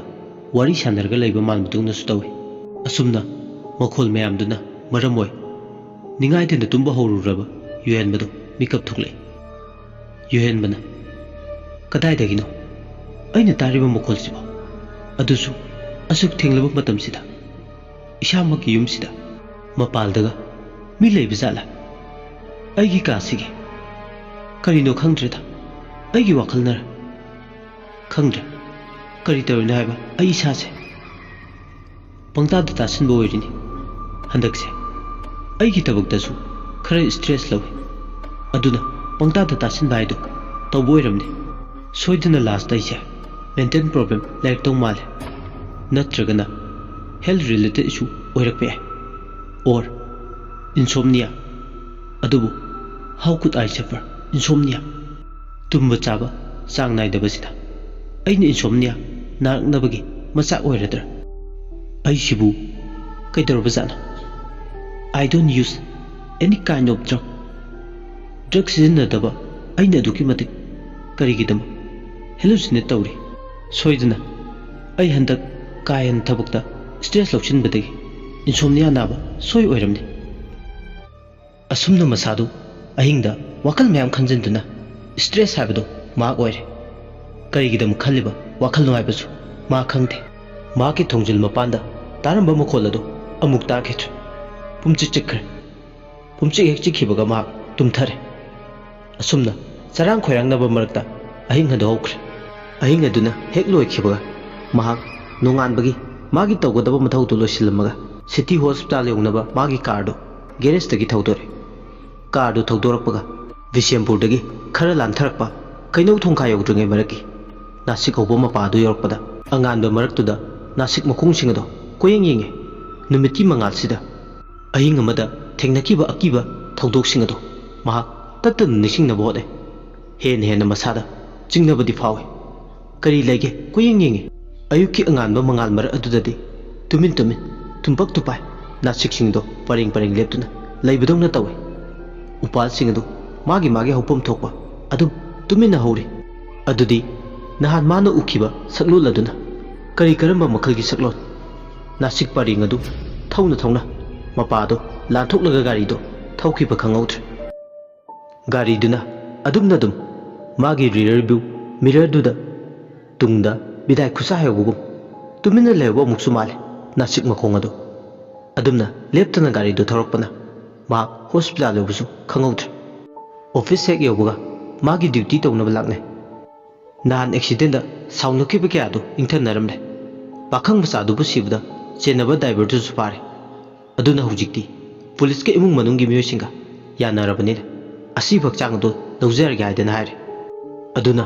asi bakchang do khusin na dringe chawrakpa magi tawgadaba postmortem du gidaba sem sarame postmortem du pangthokadaba bakchang du moktagi lokthok luraga postmortem room da pusile Dr. Rame Dr. Sila Dr. Yohenba makoyum changduna autopsy haibadi postmortem du tawgadabagi sem sare asi bakchang du formalin chaiga cold storage da thambanina thoidokna pata pumdabadi tawrumde hakchang du dissection tawnaba table du da thamne hakchang du ki weight amadi height ki measurement law madugi matung makoyum changduna brain chest abdomen ahum do scalpel parga len baure पाखंग मचादुगी कोकी सरु cranial area दुदा vibrating जौ अमा पाइरगा doctor युहेनबना लेंथा बौरे अदुमना लेनबगा मागी naked आइदुना brain की करम area दा सोके आइदना brain की सरुकतो लौथोक्तुना येंगे पाखंग मचादुगी सेरेब्रम की सरुकता ब्लड क्लॉट चंगबदु उरमे हाइबदी ESC बचंगिबसिना पाखंग मचादुगी सिबगी मरम ओरेद्रा खले यामना कुपना मिनरली ऑब्जर्व तौबु मतमदा मादी ब्रेन की एरिया अयामबदा डैमेज ओइरमे पाखंग मचादुगी स्कलदा कईगुंबा मना येसिनखिबगी ममी अमदी स्पाइनल कॉर्ड एरिया दुदा इंजरी लेबे थेंगनारे मसिना ताकपदी पाखंग मचाची सिबगी मरमसी ब्रेन मनुंगी इंटरनल इंजरीज सिंगना मरम ओइरगने हाइबा खंगलले ब्रेन सिगी मतांगदा अकुपा इंफॉर्मेशन फंगलबा मतुं हार्ट चेस्ट एब्डोमेन अहुम सिदा फोकस तवे अदुबु थोयदोंना हाइरिबा एरिया सिददी स्कार गुंबा सोखिबगी खेतखिबगी मसादा अदुगुंबा थोयदोंना लेते मागी digestive system excretory system reproductive system लोइनमुक नॉर्मल अदुना एक्सीडेंट सिदा कॉज ऑफ डेथ सिदी due to internal injuries in brain हाइना मेडिकल रिपोर्ट तुदा मयिक सिंगना इदि पोस्टमार्टम अदु लोयरकदौरे असिबा हक्चांगदुगी लेनखिबा सरुकतो अमु यतुम तौदुना स्टिच तवे पोस्टमार्टम लोइदुना तौगदबा फॉर्मेलिटीसिंग लोइना लोयरबा मतुं असिबा हक्चांग अदु इमुंग मनुंगी मियोसिंगदा अमुक सिनखरे पोस्टमार्टम से लोइखिबदा युहेनबा वाइ छंगे अदुबु सिरिबा हक्चांग अमना मिडियल संगदा कुइना लेनबसे माक नुंगाइजदे अदुना माक सिरिबा पाखंग मचादुगी खल्लुबदा अमुमुक्सु नुंगाइते खंद्रे मसामुक्सु डॉक्टर ओइजरसु मागिसु सॉफ्ट कॉर्नर ले असिबा हक्चांग मबु हेक्ता लेनिंगदुना लेनबा नते सिरिबा मरमदु करिगिनो हाइबदु खंगतोकनबा होनबदा ऑटोप्सी हाइबदी पोस्टमार्टम की प्रोसीड्यूर से तौखिबने पोस्टमार्टम लोरबा मतुं हॉस्पिटल की कैंटीन दा मखोय हुमदो कॉफी थकले चौरांगना नुंथिलगी पुंग 3 मखाइने डॉक्टर सिलाना डॉक्टर युहेनबा नंचे नानगैगा इमान मानदबा मा तौबदुंगना तवे याम सोक्थबा मानबा यामना दलर्जेटिक ओइबा मानबा नसादा यावबदुंगना तवे ngसाइदगिनि आइनि यिंगिसे नंग नसा ngamdabra डॉक्टर रामेश यावशिले हाइगुमन डॉक्टर नंगसे ngasigi nangi attitude se yam change sawe do you have any sort of problem if then share with us we are here to listen to you aikoi top kana sunate nangi nuai tabdo aikoi dayo share taw yohenba masadu charak chehing nai hoi ngasi magi friend circle singa hairu singse achumbane nahange iman manade ma maithong du maksile tawriba thabakta खुजंगदबा मानबा मा यावे अदुबु ममानबदौनो लोइनरिबसिना तत्तना हंगलबदा मा मंगोंद फावरबा नुंगाइतबदो share तौथोके खल मरमदो मखोइद share तौथोलगा खरे यांगजना बाइदना युहेनबना I know it sound bit crazy हायरगा मांग ड्यूटी हलकपदगिना ना गाड़ी यादबा नासिक मखोंगी थौदोक्तो लोइने लिरमे वारीदु मखोयनिदि याम सीरियस ओइनबदि ताइ हाबबु काहेना थाजब ओइरमदे माना लिरिब वारी सिंगदो महौसा युहेनबदी हॉरर मूवीज मयाम येंगबनिना अदुगी ओरमने खले अमरोमदा नुमित चुपा स्ट्रेस लाइबनिना अदुगी सु ओरम बाय अमरोमदा तुंबा चाबा चांग नाइदबसिना ब्रेन की एक्टिविटी दा हेम्पर तौरपा अदुदगी अकायबो ओरपा मागी स्लीप साइकिल मसिना मु इंसोम्निया नारकनबगी सिम्पटम्स उत्पा हौरपो ओइना वारी तारिबा अनिदुना खले नासिक मसा टेगलेगा हाइदुददी वखल मागे वारी से समझन साजलगा लिरिबोय कनिंग वारी सिंगसी तारबो मतुंगदा ममानबनिद मवोंद एडवाइस पी तुंबा याद्रगदी you should take some kinds of drugs तुंबबु स्टिमुलेट तोबंगंबा ड्रग्स मखल से डॉक्टर युएन बसु ममानबनिगी वादो तारबो मतुंगदा होय हाइदना अदुमक याय मंग नोमे हाइना हाइना नुमितुगी नुंथिलदो हौखिरम डॉक्टर युएनबा मागी ड्यूटी लोइबगा नुमिदांग वारमदुदा मागी गारीदु मयुम यौनब थोरकले नुमिसिदा डॉक्टर सिला रामे मखोयुम पुना मॉर्निंग शिफ्ट तामिनबने डॉक्टर सिलागा रामेगदी कोपलने अदुना ड्यूटी लोइबा मतुंगदा पुन्ना हलमिने मखोय अनीना मयाई लंबी हियांगलम हाइबदुदगिने अनीदु नुक्तिगी मयुमदगी अप डाउन चलिबदु मखोय अनीसु ꯇꯨꯡꯒ ꯃꯥꯡꯒꯗꯅꯤ ꯄꯨꯟꯅ ꯌꯨꯍꯦꯟꯕꯒ ꯒꯥꯔꯤ ꯊꯧꯗꯣꯛꯃꯤꯟꯅꯔꯛꯄ ꯑꯗꯨꯕꯨ ꯍꯥꯏꯅꯕ ꯑꯃꯗꯤ ꯂꯩ ꯉꯁꯤꯗꯤ ꯌꯨꯍꯦꯟꯕ ꯍꯣꯏꯗ ꯗꯤꯅꯔ ꯄꯥꯔꯇꯤ ꯇꯧꯕ ꯌꯨꯍꯦꯟꯕ ꯍꯣꯏꯗ ꯆꯠꯂꯒ ꯆꯥꯛ ꯆꯥꯔꯕ ꯃꯇꯨꯡ ꯑꯅꯤꯗꯣ ꯃꯌꯨꯝꯗ ꯑꯃꯨꯛ ꯀꯥꯞꯊꯈꯤꯕ ꯑꯁꯤꯅꯤ ꯆꯥꯎꯔꯥꯛꯅ ꯄꯨꯡ 4:30 ꯇꯥꯔꯦ ꯍꯣꯁꯄꯤꯇꯥꯜꯗꯒꯤ ꯊꯣꯛꯂꯛꯄ ꯑꯗꯨꯕꯨ ꯅꯨꯃꯤꯗꯥꯡ ꯋꯥꯏꯔꯝꯒꯤ ꯃꯇꯝꯒ ꯑꯣꯏꯔꯦ ꯅꯤꯡꯊꯝꯊꯥꯒꯤ ꯅꯨꯃꯤꯠꯀ ꯑꯣꯏꯁꯤꯜꯂꯦ ꯃꯝꯁꯤꯟꯕꯅ ꯍꯦꯛꯇ ꯃꯍꯥꯜꯂꯦ ꯇꯨꯡꯒ ꯃꯥꯡꯒꯗ ꯀꯥꯔꯗꯨ ꯇꯤꯗꯤꯝ ꯂꯥꯏꯟꯗ ꯊꯧꯗꯔꯦ ꯒꯥꯔꯤꯗꯨ ꯊꯧꯗꯕꯗ ꯉꯥꯏꯔꯦ ꯖꯔ ꯖꯔ ꯃꯝꯁꯤꯟꯕꯅ ꯍꯥꯜꯂꯦ ꯄꯨꯡꯕꯨꯗꯤ 6 ꯇꯥꯔꯦ ꯃꯈꯣꯏꯅ ꯅꯤꯡꯊꯧꯈꯣꯡ ꯌꯧꯔꯛꯄꯗ ꯈꯨꯜꯂꯧ ꯄꯥꯜꯍꯧꯗꯅꯕꯨꯗꯤ ꯌꯧꯔꯦ ꯁꯣꯏꯗ ꯉꯥꯝꯗꯕꯤꯗ ꯍꯦꯛ ꯌꯧꯕꯒ ꯃꯈꯣꯏ ꯌꯨꯝꯗꯣ ꯄꯨꯟꯅ ꯆꯥꯛ ꯊꯣꯡꯅꯕꯒꯤ ꯔꯦꯗꯤ ꯇꯧꯋꯦ ꯁꯤꯂꯥꯅ ꯏꯟꯖꯥꯡ ꯁꯦꯝꯃꯦ ꯉꯥ ꯊꯣꯡꯕ ꯏꯔꯣꯟꯕ ꯆꯝꯐꯨꯠꯀꯤ ꯃꯊꯦꯜ ꯑꯣꯏꯅ ꯁꯤꯜ ꯂꯥꯡꯉꯦ ꯌꯨꯍꯦꯟꯕꯅ ꯆꯥꯛ ꯊꯣꯡꯒꯠꯂꯛꯑꯦ ꯑꯃꯅ ꯑꯃ ꯑꯗꯨꯝ ꯇꯧꯁꯤꯜꯂꯛꯄꯗ ꯆꯥꯛ ꯏꯟꯁꯥꯡ ꯊꯣꯡꯕꯗꯣ ꯂꯣꯏꯁꯤꯟꯈꯤꯕ ꯈꯪꯍꯧꯗ꯭ꯔꯦ ꯆꯥꯛ ꯂꯣꯏꯔꯕ ꯃꯇꯨꯡ ꯃꯈꯣꯏ ꯌꯨꯝꯗ ꯄꯨꯟꯅ ꯆꯥꯃꯤꯟꯅꯔꯦ ꯌꯨꯍꯦꯟꯕꯁꯨ ꯃꯇꯣꯝ ꯇꯔꯛ ꯂꯩꯕꯅ ꯋꯥꯈꯜ ꯅꯨꯡꯉꯥꯏꯇꯕ ꯍꯦꯟꯅ ꯁ꯭ꯇ꯭ꯔꯦꯁ ꯂꯩꯕꯗꯨ ꯈꯔ ꯐꯅꯕ ꯍꯥꯏꯗꯅ ꯃꯈꯣꯏ ꯑꯅꯤꯗꯨ ꯌꯨꯍꯦꯟꯕꯒꯤꯗ ꯗꯤꯅꯔ ꯇꯧꯕ ꯂꯥꯛꯄꯅꯦ ꯑꯃꯨꯛꯁꯨ ꯀꯣꯝꯄꯅꯤ ꯄꯤꯕ ꯂꯥꯛꯄꯅꯦ ꯅꯨꯃꯤꯗꯥꯡꯒꯤ ꯄꯨꯡ 9 ꯇꯥꯔꯦ ꯃꯈꯣꯏꯅ ꯆꯥꯛ ꯇꯣꯛꯄ ꯋꯥꯔꯤ ꯁꯥꯟꯅꯕꯒꯗ ꯃꯇꯩ ꯃꯅꯥꯎ ꯑꯅꯤꯗꯣ ꯄꯨꯡ 9ꯁꯨ ꯇꯥꯁꯤꯜꯂꯛꯂꯕꯅꯤꯅ ꯌꯨꯝꯗ ꯍꯟꯅꯕ ꯇꯧꯔꯦ ꯆꯠꯂꯒꯦ ꯍꯥꯏꯗꯅ ꯍꯥꯏꯔꯝꯂꯒ ꯃꯈꯣꯏ ꯑꯅꯤꯗꯣ ꯀꯥꯔꯗꯨ ꯊꯧꯗꯣꯔꯛꯂꯦ ꯅꯤꯡꯊꯝꯊꯥꯒ ꯑꯣꯏꯔꯦ ꯄꯨꯡ 9 ꯍꯥꯏꯁꯦ ꯌꯥꯝꯅ ꯊꯦꯡꯂꯕ ꯃꯇꯝ ꯑꯃ ꯍꯥꯏꯕꯗꯣ ꯑꯗꯨꯝ ꯑꯣꯏꯔꯦ ꯅꯨꯃꯤꯠꯇꯣ ꯌꯥꯝꯅꯁꯨ ꯏꯪꯕ ꯂꯩꯆꯤꯟꯁꯨ ꯅꯍꯥꯟꯒꯩ ꯊꯥꯕ ꯆꯥꯡꯗꯒꯤ ꯌꯥꯝ ꯀꯨꯡꯅ ꯊꯥꯕ ꯅꯨꯃꯤꯠ ꯑꯃ ꯑꯣꯏꯔꯝꯃꯦ ꯃꯇꯝꯁꯨ ꯄꯨꯡ 9 ꯇꯥꯔꯁꯨ ꯂꯝꯕꯤ ꯂꯝꯖꯥꯎꯗꯨꯗ ꯃꯤ ꯀꯌꯥ ꯆꯠꯄ ꯎꯔꯝꯗꯦ ꯑꯗꯨꯕꯨ ꯑꯅꯤꯗꯣ ꯅꯨꯃꯤꯗꯥꯡꯒꯤ ꯄꯨꯡ 9 ꯇꯥꯔꯁꯨ ꯊꯣꯏꯅ ꯀꯤꯕ ꯐꯥꯎꯗꯦ ꯕꯥꯏ ꯄ꯭ꯔꯣꯐꯦꯁꯟ ꯃꯈꯣꯏ ꯗꯣꯛꯇꯔꯅꯤ ꯑꯗꯨꯅ ꯁꯦꯀ꯭ꯌꯨꯔꯤꯇꯤ ꯊ꯭ꯔꯦꯠ ꯂꯩꯇꯦ ꯃꯅꯤꯄꯨꯔꯒꯤ ꯂꯣ ꯑꯦꯟ ꯑꯣꯔꯗꯔ ꯐꯤꯕꯝ ꯌꯥꯝ ꯐꯔꯦ ꯂꯣ ꯏꯟꯐꯣꯔꯁꯃꯦꯟ ꯑꯦꯖꯦꯟꯁꯤ ꯄꯨꯂꯤꯁ ꯁꯦꯀ꯭ꯌꯨꯔꯤꯇꯤ ꯄꯥꯔꯁꯣꯅꯦꯜꯁꯤꯡ ꯑꯃꯠꯇ ꯃꯌꯦꯡ ꯇꯥꯗꯅ ꯂꯩꯔꯦ ꯅꯤꯡꯊꯤꯅ ꯉꯥꯛ ꯁꯦꯜꯂꯦ ꯑꯗꯨꯒꯤꯁꯨ ꯃꯊꯛꯇ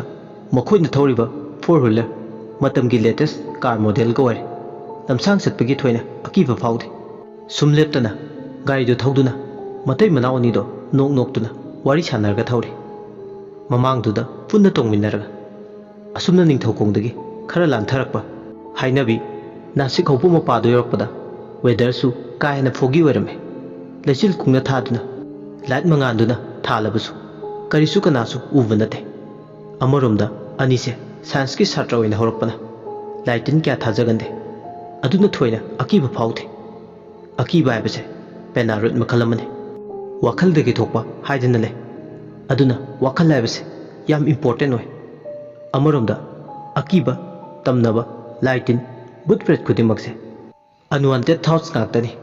ꯃꯤꯑꯣꯏꯕꯒꯤ ꯅꯦꯒꯦꯇꯤꯚ ꯏꯅꯔꯖꯤ ꯁꯨꯡꯕꯒꯤ ꯃꯆꯥꯛꯅꯤ ꯑꯗꯨꯅ ꯊꯣꯏꯅ ꯀꯥ ꯍꯦꯟꯖꯤꯟꯅ ꯋꯥꯈꯜ ꯈꯟꯖꯤꯟꯕꯅ ꯑꯃꯥꯡꯕ ꯄꯨꯔꯦ ꯍꯥꯏꯗꯨꯅ ꯂꯩ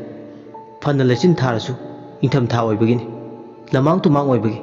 ꯁꯨꯞꯅꯇꯒꯤ ꯃꯥꯒꯤ ꯃꯁꯛꯅꯤ ꯍꯥꯏꯗꯨꯅ ꯂꯩ ꯀꯨꯡꯅ ꯊꯥꯕ ꯂꯩꯆꯤꯟ ꯃꯔꯛ ꯑꯗꯨꯗ ꯃꯇꯩ ꯃꯅꯥꯎ ꯑꯅꯤꯗꯣ ꯒꯥꯔꯤ ꯊꯧꯔꯤ ꯑꯁꯨꯝꯅ ꯋꯦꯗꯔꯗꯨꯗ ꯒꯥꯔꯤ ꯊꯧꯗꯨꯅ ꯂꯥꯛꯄꯗ ꯈꯪꯍꯧꯗꯅ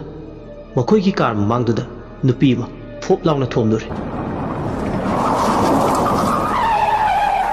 ꯅꯨꯄꯤꯗꯨꯅ ꯏꯃꯥ ꯍꯥꯏꯗꯅ ꯑꯃꯨꯛꯇꯪ ꯍꯧꯅ ꯂꯥꯎꯔꯝꯂꯒ ꯑꯗꯨꯝ ꯂꯦꯛꯊꯈ꯭ꯔꯦ ꯑꯅꯤꯗꯨ ꯈꯪꯄ꯭ꯔꯦꯛ ꯈꯪꯉꯦ ꯃꯁꯥ ꯄꯨꯝꯕ ꯁ꯭ꯋꯥꯏ ꯂꯥꯎꯏ ꯃꯈꯣꯏꯅ ꯊꯧꯔꯛꯂꯤꯕ ꯒꯥꯔꯤꯗꯨꯅ ꯅꯨꯄꯤ ꯑꯃ ꯅꯨꯃꯤꯗꯥꯡꯗꯨꯗ ꯊꯣꯝꯂꯦ ꯅꯨꯄꯤꯗꯨ ꯍꯦꯛ ꯊꯣꯝꯕꯒ ꯃꯈꯣꯏ ꯑꯅꯤ ꯒ꯭ꯌꯥꯟ ꯉꯥꯎꯏ ꯁꯤꯔꯤꯕ꯭ꯔꯥ ꯆꯪꯂꯤꯕ꯭ꯔꯥ ꯍꯥꯏꯕꯁꯨ ꯈꯪꯗꯦ ꯁꯣꯔꯣꯛ ꯃꯌꯥꯏꯗꯨꯗ ꯀꯝꯗꯧꯅ ꯅꯨꯄꯤꯗꯨꯅ ꯂꯝꯕꯤ ꯃꯌꯥꯏꯗꯨꯗ ꯆꯞ ꯆꯥꯅ ꯆꯠꯂꯤꯕꯅꯣ ꯈꯟꯕꯗꯁꯨ ꯑꯋꯥꯕ ꯑꯃꯅꯤ ꯁꯤꯂꯥꯅ ꯇꯥꯃꯣ ꯒꯥꯔꯤꯁꯦ ꯑꯝꯇ ꯈꯥꯝꯃꯨ ꯃꯇꯥꯏꯗ ꯏꯊꯛ ꯊꯛꯀꯠꯂꯦ ꯔꯥꯃꯦꯗꯨ ꯏꯪꯈ꯭ꯔꯕ ꯅꯤꯡꯊꯝꯊꯥ ꯑꯗꯨꯗ ꯍꯨꯃꯥꯡ ꯀꯥꯡꯉꯤ ꯔꯥꯃꯦꯅ ꯈꯨꯝꯃꯦ ꯍꯧꯖꯤꯛꯀꯤꯗꯣ ꯑꯩꯅ ꯊꯣꯡ ꯌꯥꯎꯅ ꯊꯣꯝꯕ ꯅꯠꯇꯦ ꯁꯣꯏꯕꯗꯒꯤ ꯊꯣꯝꯕ ꯑꯣꯏꯒꯅꯤ ꯑꯩꯁꯨ ꯀꯝꯗꯧꯅ ꯊꯣꯝꯈꯤꯕꯅꯣ ꯍꯥꯏꯕꯗꯣ ꯋꯥꯈꯜꯗ ꯇꯥꯍꯧꯗ꯭ꯔꯦ ꯍꯥꯎ ꯀꯨꯗ ꯑꯥꯏ ꯕꯤ ꯁꯣ ꯀꯤꯌꯔꯂꯦꯁ ꯁꯤꯂꯥꯅ ꯍꯥꯏꯔꯦ ꯄꯥꯈꯠꯀꯤꯅꯨ ꯇꯥꯃꯣ ꯀꯩꯁꯨ ꯇꯧꯔꯣꯏꯁꯦ ꯅꯨꯄꯤꯁꯦ ꯁꯤꯔꯝꯂꯗꯤ ꯀꯝꯗꯧꯗꯣꯏꯅꯣ ꯄꯨꯂꯤꯁ ꯀꯦꯁ ꯂꯥꯛꯑꯅꯤ ꯑꯩꯒꯤ ꯀꯦꯔꯤꯌꯔ ꯂꯝꯈꯥꯡꯗ ꯃꯥꯡꯂꯅꯤ ꯁꯤꯂꯥꯅ ꯈꯨꯝꯃꯦ ꯇ꯭ꯔꯁ ꯃꯤ ꯀꯩꯁꯨ ꯇꯧꯔꯣꯏꯁꯦ ꯇꯥꯃꯣ ꯌꯥꯝꯅ ꯍꯥꯏꯄꯔ ꯁꯦꯟꯁꯤꯇꯤꯚ ꯑꯣꯏꯒꯅꯨ ꯍꯥꯏꯖꯕꯇꯅꯤ ꯃꯆꯤꯟꯗ ꯁꯤꯂꯥꯁꯨ ꯃꯇꯥꯡꯗꯨꯗ ꯌꯥꯝ ꯍꯥꯏꯄꯔ ꯑꯣꯏꯔꯨꯔꯒ ꯁꯣꯏꯗꯅ ꯄꯥꯈꯠꯄ ꯊꯀꯠꯄ ꯃꯔꯛ ꯑꯗꯨꯗ ꯍꯦꯟꯅ ꯄꯥꯈꯠꯄ ꯊꯀꯠꯄ ꯑꯣꯏꯒꯅꯤ ꯑꯗꯨꯅ ꯁꯤꯆꯨꯋꯦꯁꯟꯁꯨ ꯀꯟꯇ꯭ꯔꯣꯜ ꯇꯧꯅꯕ ꯇꯉꯥꯏ ꯐꯗꯅ ꯃꯄꯨꯔꯣꯏꯕꯒꯤ ꯄꯨꯛꯅꯤꯡꯗꯣ ꯐꯥꯊꯅꯕ ꯑꯗꯨ ꯋꯥꯐꯝꯁꯦ ꯍꯥꯏꯕꯅꯤ ꯃꯍꯥꯛꯁꯨ ꯑꯀꯤꯕ ꯄꯥꯈꯠꯄ ꯊꯛꯀꯠꯄ ꯑꯍꯨꯝꯅ ꯂꯥꯡꯒꯣꯏꯖꯤ ꯆꯠꯂꯤꯕꯅꯤ ꯒꯥꯔꯤꯗꯨ ꯊꯧꯗꯨꯅ ꯆꯠꯂꯦ ꯃꯤ ꯂꯩꯇꯕꯒꯤ ꯇꯟꯖꯥ ꯂꯧꯔꯒ ꯑꯗꯨꯒ ꯀꯔꯤꯒꯨꯝꯕ ꯄꯨꯂꯤꯁꯅ ꯀꯦꯁ ꯑꯃ ꯍꯤꯠ ꯑꯦꯟ ꯔꯟꯅꯤ ꯍꯥꯏꯗꯅ ꯂꯧꯈꯠꯂꯛꯂꯕꯗꯤ ꯀꯝꯗꯧꯗꯣꯏꯅꯣ ꯈꯜꯂꯨꯕꯗ ꯄꯨꯛꯅꯤꯡꯗꯣ ꯇꯞꯊꯔꯕ ꯃꯇꯨꯡ ꯃꯥꯒꯤ ꯅꯨꯄꯤ ꯁꯤꯂꯥꯅ ꯍꯥꯏꯕꯒꯤ ꯃꯇꯨꯡ ꯏꯟꯅ ꯋꯥꯈꯜꯗꯨ ꯉꯥꯏꯍꯥꯛ ꯆꯅꯤꯡ ꯇꯥꯔꯕ ꯃꯇꯨꯡꯗ ꯈꯥꯝꯂꯦ ꯃꯇꯥꯏꯗ ꯀꯥꯔ ꯑꯗꯨ ꯑꯗꯨꯒ ꯃꯇꯩ ꯃꯅꯥꯎ ꯑꯅꯤꯗꯣ ꯒꯥꯔꯤꯗꯒꯤ ꯀꯨꯝꯊꯔꯛꯑꯦ ꯃꯣꯕꯥꯏꯜꯒꯤ ꯐ꯭ꯂꯥꯁꯇꯨ ꯊꯥꯜꯂꯒ ꯌꯥꯝ ꯀꯤꯅ ꯃꯁꯥꯗ ꯄꯥꯈꯠꯄ ꯊꯛꯀꯠꯄ ꯑꯃꯒ ꯂꯣꯏꯅꯅ ꯂꯝꯕꯤ ꯃꯌꯥꯏꯗꯨꯗ ꯃꯈꯣꯏꯒꯤ ꯒꯥꯔꯤꯅ ꯊꯣꯝꯂꯝꯕ ꯃꯤꯗꯣ ꯁꯤꯕ꯭ꯔꯥ ꯆꯪꯕ꯭ꯔꯥ ꯈꯪꯗꯣꯛꯅꯕ ꯍꯧꯖꯤꯛ ꯉꯥꯏꯍꯥꯛꯀꯤ ꯃꯃꯥꯡꯗ ꯊꯣꯡꯈꯤꯕ ꯈꯨꯊꯣꯝꯗꯨꯒ ꯍꯥꯏꯔꯨꯔꯗꯤ ꯍꯦꯟꯅ ꯃꯁꯥꯗ ꯑꯀꯤꯕ ꯐꯥꯎꯏ ꯁꯣꯏꯗꯅ ꯁꯤꯔꯝꯂꯒꯅꯤ ꯍꯥꯏꯕꯒꯤ 100% ꯊꯥꯖꯕ ꯂꯩꯔꯝꯃꯤ ꯅꯨꯄꯤꯗꯨ ꯍꯤꯡꯕ ꯆꯪꯕ ꯑꯅꯤꯒꯤ ꯃꯔꯥꯏꯕꯛꯇꯨꯗ ꯑꯍꯤꯡꯕꯅ ꯅꯨꯄꯤꯗꯨꯒꯤ ꯃꯤꯆꯪ ꯆꯪꯂꯝꯃꯗꯤ ꯅꯨꯡꯉꯥꯏꯅꯤ ꯍꯥꯏꯗꯅ ꯈꯜꯂꯤ ꯑꯋꯥꯕ ꯀꯣꯛꯀꯗꯕ ꯃꯥꯜꯂꯤ ꯑꯦꯛꯁꯤꯗꯦꯟ ꯍꯥꯏꯕꯁꯤꯗꯤ ꯑꯦꯛꯁꯤꯗꯦꯟꯅꯤ ꯃꯈꯣꯏꯅ ꯇꯧꯕ ꯌꯥꯎꯅ ꯇꯧꯈꯤꯕꯗꯤ ꯅꯠꯇꯦ ꯑꯗꯨꯕꯨ ꯅꯣꯌꯤꯡꯂꯤ ꯑꯣꯔ ꯑꯟꯅꯣꯌꯤꯡꯂꯤ ꯈꯪꯅ ꯈꯪꯅ ꯅꯠꯇ꯭ꯔꯒ ꯈꯪꯗꯅ ꯇꯧꯕ ꯊꯕꯛ ꯑꯣꯏꯔꯁꯨ ꯃꯁꯤ ꯑꯦꯛꯁꯤꯗꯦꯟꯅꯤ ꯑꯦꯛꯁꯤꯗꯦꯟ ꯍꯥꯏꯗꯨꯅꯤ ꯑꯗꯨꯅ ꯈꯜꯂꯨꯕꯗ ꯍꯦꯟꯅ ꯋꯥꯗꯕ ꯉꯝꯗꯦ ꯑꯃꯔꯣꯝꯗ ꯃꯇꯩ ꯃꯅꯥꯎ ꯑꯅꯤꯒꯤ ꯄꯥꯈꯠꯄ ꯊꯛꯀꯠꯄꯁꯤꯅ ꯑꯊꯨ ꯑꯀꯥꯏꯗꯤ ꯁꯨꯡꯅꯪ ꯅꯪꯂꯣꯏ ꯀꯔꯤꯒꯨꯝꯕ ꯑꯁꯣꯛꯄꯗꯨꯅ ꯐꯤꯕꯝ ꯂꯨꯔꯝꯂꯕ ꯍꯣꯁꯄꯤꯇꯥꯜꯗ ꯄꯨꯈꯠꯇꯕ ꯌꯥꯗꯕ ꯃꯇꯥꯡ ꯑꯣꯏꯔꯒꯅ ꯑꯅꯤꯁꯤꯒꯤ ꯊꯦꯡꯒꯨ ꯁꯥꯖꯠꯁꯤꯅ ꯑꯁꯣꯛꯄꯗꯨ ꯂꯦꯛꯂꯥ ꯂꯦꯛꯂꯥ ꯇꯧꯔꯤꯉꯩ ꯁꯣꯏꯗꯅ ꯁꯤꯕꯅ ꯍꯥꯟꯒꯅꯤ ꯑꯗꯨꯅ ꯑꯅꯤꯗꯣ ꯌꯥꯝ ꯃꯤꯄꯥꯏ ꯆꯥꯎꯕ ꯍꯥꯏꯕꯗꯨ ꯑꯣꯏꯔꯦ ꯃꯈꯣꯏꯅ ꯇꯧꯔꯤꯁꯦ ꯀꯅꯥꯁꯨ ꯎꯍꯧꯕꯗꯤ ꯅꯠꯇꯦ ꯃꯗꯨꯒꯤ ꯈꯜꯂꯨꯔꯒꯗꯤ ꯑꯃꯨꯛꯁꯨ ꯋꯥꯈꯜꯗꯨ ꯈꯔ ꯑꯃꯨꯛ ꯍꯦꯛ ꯁꯥꯐꯩ ꯉꯜꯂꯤꯉꯩ ꯃꯇꯝꯗ ꯑꯣꯏꯔꯝꯂꯗꯤ ꯃꯣꯞ ꯃꯌꯥꯝ ꯆꯪꯁꯤꯜꯂꯛꯇꯨꯅ ꯃꯈꯣꯏ ꯑꯅꯤ ꯑꯋꯥꯐꯝꯗ ꯁꯣꯏꯗꯅ ꯇꯥꯔꯝꯒꯅꯤ ꯑꯁꯨꯝꯅ ꯋꯥꯈꯜꯒꯤ ꯏꯔꯩ ꯃꯔꯛꯇ ꯃꯈꯣꯏ ꯑꯅꯤꯅ ꯒꯥꯔꯤꯅ ꯅꯨꯄꯤꯗꯨꯕꯨ ꯊꯣꯝꯂꯝꯕ ꯃꯄꯥꯗꯨ ꯇꯝꯅ ꯆꯪꯁꯤꯜꯂꯒ ꯀꯣꯏꯂꯥꯁ ꯃꯊꯛꯇ ꯅꯨꯄꯤꯗꯨ ꯌꯥꯇꯥꯔꯒ ꯂꯩꯕ꯭ꯔꯥ ꯍꯥꯏꯗꯅ ꯃꯣꯕꯥꯏꯜꯒꯤ ꯐ꯭ꯂꯥꯁꯇꯣ ꯀꯥꯞꯄꯦ ꯑꯗꯨꯕꯨ ꯅꯨꯄꯤꯗꯨꯗꯤ ꯂꯩꯕ ꯎꯗꯦ ꯑꯅꯤꯗꯨ ꯑꯃꯨꯛ ꯀꯣꯌꯦꯡ ꯌꯦꯡꯉꯤ ꯐ꯭ꯂꯥꯁ ꯂꯥꯏꯠꯇꯨ ꯊꯥꯟꯗꯨꯅ ꯑꯁꯣꯛꯄꯗꯨ ꯂꯝꯕꯤꯗ ꯇꯥꯗꯨꯅ ꯂꯩꯕ꯭ꯔꯥ ꯍꯥꯏꯗꯅ ꯀꯣꯌꯦꯡ ꯌꯦꯡꯉꯤ ꯑꯗꯨꯕꯨ ꯅꯨꯄꯤꯗꯨꯗꯤ ꯂꯩꯕ ꯊꯦꯡꯅꯗ꯭ꯔꯦ ꯑꯅꯤꯗꯣ ꯃꯤꯍꯨꯟ ꯊꯥꯍꯨꯟ ꯆꯪꯈꯠꯂꯝꯕꯗꯤ ꯈꯔꯗꯤ ꯐꯩ ꯍꯥꯏꯕꯕꯨ ꯅꯨꯄꯤꯗꯨꯗꯤ ꯀꯗꯥꯏ ꯆꯠꯈ꯭ꯔꯦ ꯈꯟꯕꯗ ꯑꯋꯥꯕ ꯍꯥꯏꯕꯗꯨ ꯑꯣꯏꯔꯦ ꯍꯦꯟꯅ ꯆꯃꯝꯅꯩ ꯁꯤꯂꯥꯅ ꯍꯥꯏꯔꯦ ꯒꯥꯔꯤꯅ ꯊꯣꯡꯈꯤꯕ ꯅꯨꯄꯤꯗꯨꯗꯤ ꯀꯗꯥꯏ ꯆꯠꯈꯤꯕ ꯇꯥꯃꯣ ꯑꯗꯨꯅꯦ ꯑꯩꯁꯨ ꯀꯣꯛ ꯉꯥꯎꯔꯤꯁꯦ ꯁꯤꯂꯥꯅ ꯑꯃꯨꯛ ꯇꯥꯃꯣ ꯏꯕꯥꯅꯤꯒꯤ ꯃꯥꯡꯗꯅꯤ ꯅꯨꯄꯤꯗꯨꯅ ꯆꯦꯟꯁꯤꯜꯂꯛꯈꯤꯕꯗꯣ ꯑꯗꯨꯒ ꯂꯦꯛꯊꯈꯤꯕꯗꯣ ꯂꯩꯐꯝ ꯊꯣꯛꯄꯅꯤ ꯍꯥꯎ ꯀꯨꯗ ꯏꯠ ꯕꯤ ꯄꯣꯁꯤꯕꯜ ꯔꯥꯃꯦ ꯁꯝꯋꯦꯌꯔ ꯂꯩꯔꯝꯕ ꯌꯥꯏ ꯁꯤꯂꯥꯅ ꯌꯥꯝ ꯀꯟꯅ ꯁ꯭ꯄꯤꯗꯁꯨ ꯊꯧꯕ ꯅꯠꯇꯦ ꯆꯥꯡ ꯑꯃꯗ ꯊꯧꯕꯅꯤ ꯑꯗꯨꯗꯤ ꯑꯩꯒꯤ ꯁ꯭ꯄꯤꯗꯇꯨꯗ ꯃꯍꯥꯛ ꯊꯣꯝꯂꯒ ꯑꯦꯆꯤꯜ ꯀꯨꯡꯅ ꯊꯥꯕꯅꯤꯅ ꯑꯁꯣꯡꯕ ꯂꯝꯕꯤꯒꯤ ꯅꯥꯛ ꯌꯦꯠꯇꯒ ꯄꯥꯏꯁꯤꯟꯈꯤꯕ ꯖꯥꯠꯂꯥ ꯑꯅꯤꯗꯨ ꯑꯁꯣꯛꯄ ꯅꯨꯄꯤꯗꯨ ꯊꯤꯕ ꯐꯪꯗ꯭ꯔꯕꯗ ꯀꯣꯛ ꯁꯥꯏ ꯌꯣꯍꯦꯟꯕꯗ ꯀꯣꯜ ꯇꯧꯁꯤꯔ ꯇꯧꯕꯁꯨ ꯅꯦꯠꯋꯥꯛ ꯑꯃꯇ ꯀꯥꯈꯤꯗ꯭ꯔꯦ ꯐꯣꯟ ꯇꯧꯕꯗ ꯐꯣꯟꯗꯨꯁꯨ ꯁꯨꯡꯆꯠ ꯆꯠꯈꯤꯗ꯭ꯔꯦ ꯑꯅꯤꯗꯨ ꯋꯥꯈꯜꯗ ꯄꯦꯔꯥꯂꯥꯏꯁ ꯑꯣꯏꯔꯦ ꯑꯆꯤꯛꯄ ꯀꯅꯥꯝꯇ ꯂꯩꯇꯕꯒꯤ ꯈꯨꯗꯣꯡꯆꯥꯕ ꯂꯧꯔꯒ ꯅꯨꯃꯤꯗꯥꯡ ꯑꯊꯦꯡꯕꯁꯤꯗ ꯍꯛꯆꯥꯡ ꯑꯗꯨ ꯐꯪꯗ꯭ꯔꯕꯅꯤꯅ ꯍꯧꯖꯤꯛꯇꯤ ꯆꯦꯜꯍꯧꯕꯅ ꯐꯔꯦ ꯍꯥꯏꯕꯒꯤ ꯋꯥꯈꯜ ꯑꯃ ꯈꯟꯕ ꯍꯧꯔꯛꯂꯦ ꯁꯁꯀꯥꯝ ꯍꯥꯏꯒꯗ꯭ꯔꯥ ꯁꯁꯀ꯭ꯔꯦꯇꯤꯛ ꯍꯥꯏꯒꯗ꯭ꯔꯥ ꯑꯅꯤꯗꯣ ꯋꯥꯈꯜꯗꯨꯗ ꯖꯥꯖꯠ ꯈꯜꯂꯦ ꯂꯥꯁꯇꯗꯤ ꯑꯅꯤꯗꯣ ꯗꯤꯁꯤꯖꯟ ꯑꯃ ꯂꯧꯔꯦ ꯃꯐꯝ ꯑꯁꯤ ꯊꯥꯗꯣꯛꯇꯨꯅ ꯊꯨꯅ ꯌꯥꯡꯅ ꯆꯠꯍꯧꯕꯅ ꯃꯈꯣꯏ ꯑꯅꯤꯒꯤ ꯌꯥꯏꯐꯕ ꯐꯪꯒꯅꯤ ꯈꯜꯂꯦ ꯑꯅꯤꯗꯨ ꯑꯀꯣꯏꯕꯗꯨꯗ ꯉꯥꯏꯍꯥꯛ ꯌꯦꯡꯂꯝꯃꯒ ꯒꯥꯔꯤꯗꯨ ꯂꯣꯛ ꯍꯥꯡꯗꯣꯛꯂꯒ ꯃꯐꯝ ꯑꯗꯨ ꯊꯥꯗꯣꯛꯂꯒ ꯃꯌꯨꯝꯗ ꯆꯠꯀꯦ ꯊꯧꯔꯥꯡ ꯇꯧꯏ ꯑꯗꯨꯕꯨ ꯒꯥꯔꯤꯗꯨꯗꯤ ꯁ꯭ꯇꯥꯔꯠ ꯍꯧꯋꯥꯏꯕ ꯌꯥꯈꯤꯗ꯭ꯔꯦ ꯑꯆꯤꯛꯄ ꯃꯔꯛ ꯑꯗꯨꯗ ꯑꯅꯤꯗꯨꯒꯤ ꯈꯣꯟꯖꯦꯜꯇꯅꯤ ꯀꯩꯗꯧꯔꯒꯦ ꯒꯥꯔꯤꯁꯤꯅ ꯑꯃꯨꯛ ꯃꯇꯥꯡ ꯆꯥꯅ ꯌꯥꯔꯛꯇ꯭ꯔꯤꯁꯤꯅ ꯈꯜꯂꯨꯕꯗ ꯍꯦꯟꯅ ꯍꯥꯏꯄꯔ ꯑꯣꯏꯈ꯭ꯔꯦ ꯔꯥꯃꯦꯗꯤ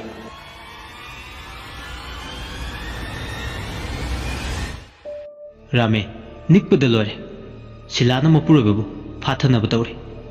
ꯑꯗꯨꯕꯨ ꯔꯥꯃꯦꯒꯤ ꯃꯁꯥꯗ ꯂꯣꯏꯅꯔꯤꯕ ꯂꯥꯡꯇꯛꯅꯕꯗꯨꯗꯤ ꯍꯥꯏꯕꯗ ꯀꯥꯟꯅꯗꯦ ꯄꯥꯈꯠꯄ ꯊꯛꯀꯠꯄꯅ ꯃꯁꯥꯗ ꯂꯣꯏꯅꯔꯤꯕ ꯃꯈꯩ ꯆꯅꯤꯡ ꯇꯥꯅ ꯁꯣꯔꯝꯕ ꯉꯝꯗꯦ ꯍꯥꯏꯒꯨꯝꯗꯅ ꯑꯃꯝꯕ ꯃꯔꯛ ꯑꯗꯨꯗ ꯅꯥꯁꯤꯛ ꯃꯁꯥꯁꯤꯡꯗꯣ ꯁꯤꯡꯖꯪ ꯑꯃ ꯄꯥꯏꯔꯒ ꯌꯥꯟꯕ ꯍꯧꯕꯒꯤ ꯃꯑꯣꯡꯗ ꯇꯧꯔꯛꯑꯦ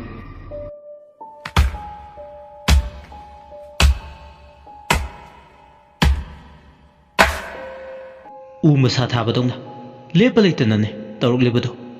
ꯃꯈꯣꯜ ꯇꯃꯛ ꯇꯥꯏ ꯀꯔꯤꯅꯣ ꯇꯧꯔꯤꯕꯗꯣ ꯍꯥꯏꯗꯨꯅ ꯑꯃꯝꯕꯗꯨꯗ ꯑꯃꯨꯛ ꯀꯣꯌꯦꯡ ꯌꯦꯡꯉꯤ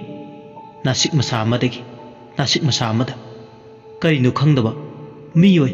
sawoi tawba amana chong chong laga nasik matonda chatpadu ure makhoi ni gi min mangda tawriba thawdok sing du rame silana kaino sidi tamo mi re sar masibo supernatural oidura ramena khume khangdre mafam sida kuine laithabasina aikoi khudong tiba nangbe gari sida start hor di fagadabani mafam se yuhen banabado sumgodaba male hante oibe area soidin oigani khale lamang tumanga oire khangdre gari sina kamdo bomu yadradi phibam sida aikoi karamna yum yogani khudong tiba base kana su pamde adubu kaideruni pamde haiduna sirba punchigi tanphamga chap manarakle hojikti awoi tana akibuna pik thalaba matam tanja haibedo ore thangnaba mikupta kari oigani karamba thuklo thukani khanbada waba mane awabagi awaba ngakta haiduni tanja duda asumna matei manawani do akoi biduda ngayak yinglamaga masagi akiba pumba phatharba matungda gari du start hongnaba kanna honari asumna gari du start hongnaba honaringi mi asiba puthorko manbagi makolsing kapla lawnabagi makol tare pung mangang yeibagi makol duna amuk atheng mududa tantha nairakle asumna hek tawrakwa gari manung duda matei manaw ni dudi mihul daun chakhatkre karina tawri du khalubada amuk su hek lechim thaba mar aduda mi chatpagi lambi duda samin kya amu tapna tapna mathi pongbo rakle kaino tawri ba singse mafam marang ama ikhang khangde hena hena mi paiba phawi kapna lawnabagi tengtha nawogi makoltuna maikei mari mukta sandokli hai chuaibani tawriba thawdok singdo khara su hemankhre maikei khudingda akibana langoi chansilakpudogna su tawi lamangduda sitliba unpuba aing manuksituju hena hena khungje lyangna sijalakpudogna su tawi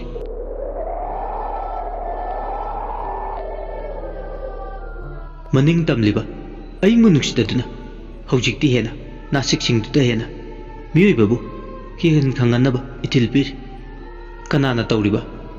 aki khangtana lambi lamjawsida pik thalalliba anidu gari manungduda humang kang wangang baga thokte asumna tawringe yam nakna makoigi kar maningduda nupi amana mu yam ningamdaba mongda magi punchigi pendaba ningamdaba pumnam phungdoktuna kappa manba matare yam nakna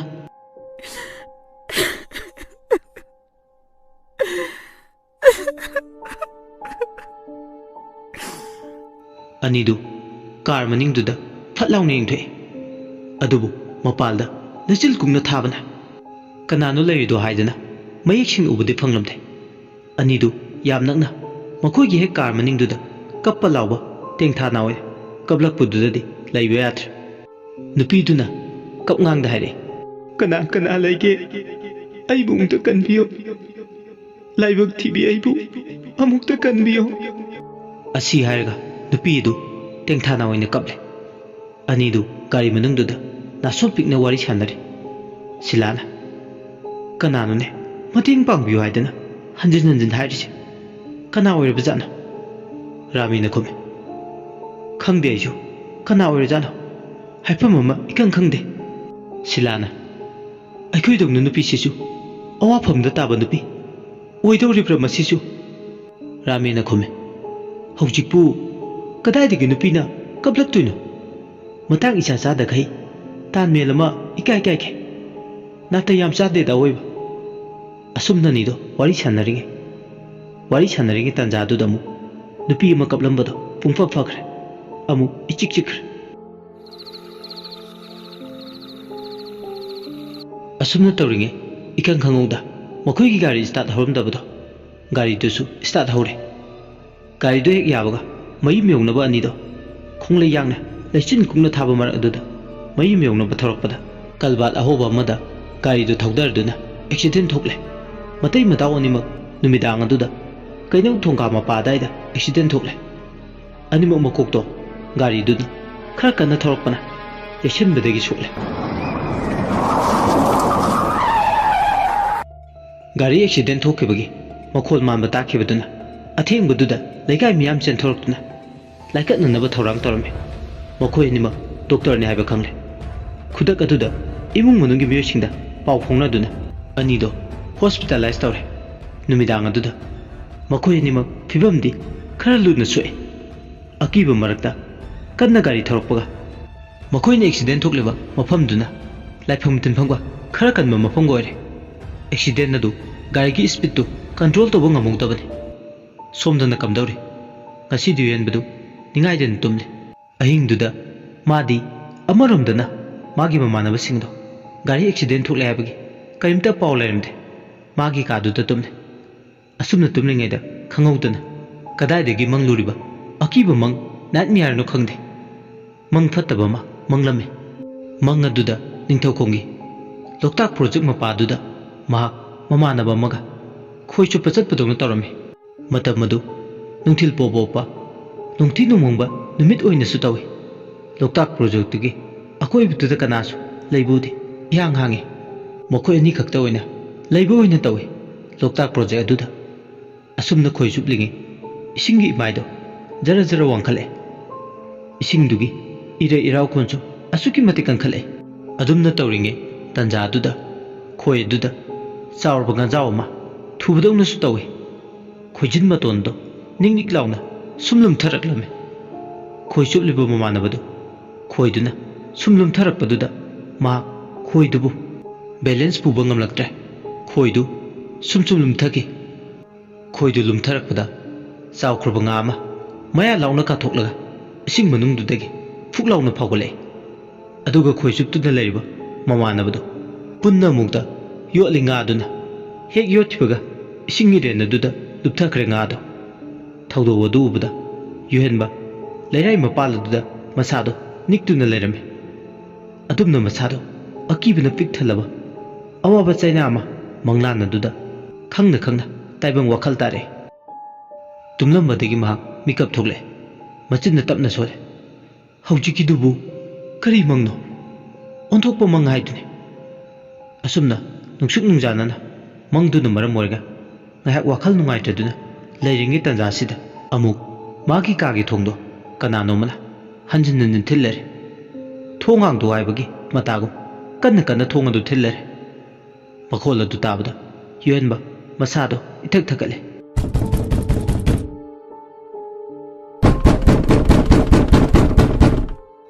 ꯌꯨꯍꯦꯟꯕꯅ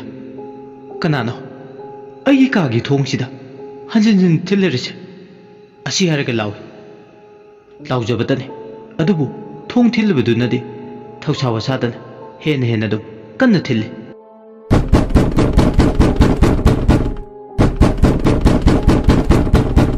ꯊꯣꯡꯗꯨ ꯀꯔꯥ ꯑꯃ ꯍꯦꯜꯂꯤ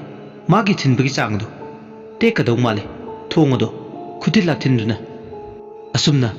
ꯂꯦꯞꯄ ꯂꯩꯇꯅ ꯊꯣꯡ ꯑꯗꯣ ꯊꯤꯜꯂꯛꯄꯅ ꯃꯍꯥꯛ ꯀꯅꯥꯅꯣ ꯊꯣꯡ ꯊꯤꯜꯂꯛꯏꯗꯣ ꯌꯦꯡꯒꯦ ꯍꯥꯏꯗꯨꯅ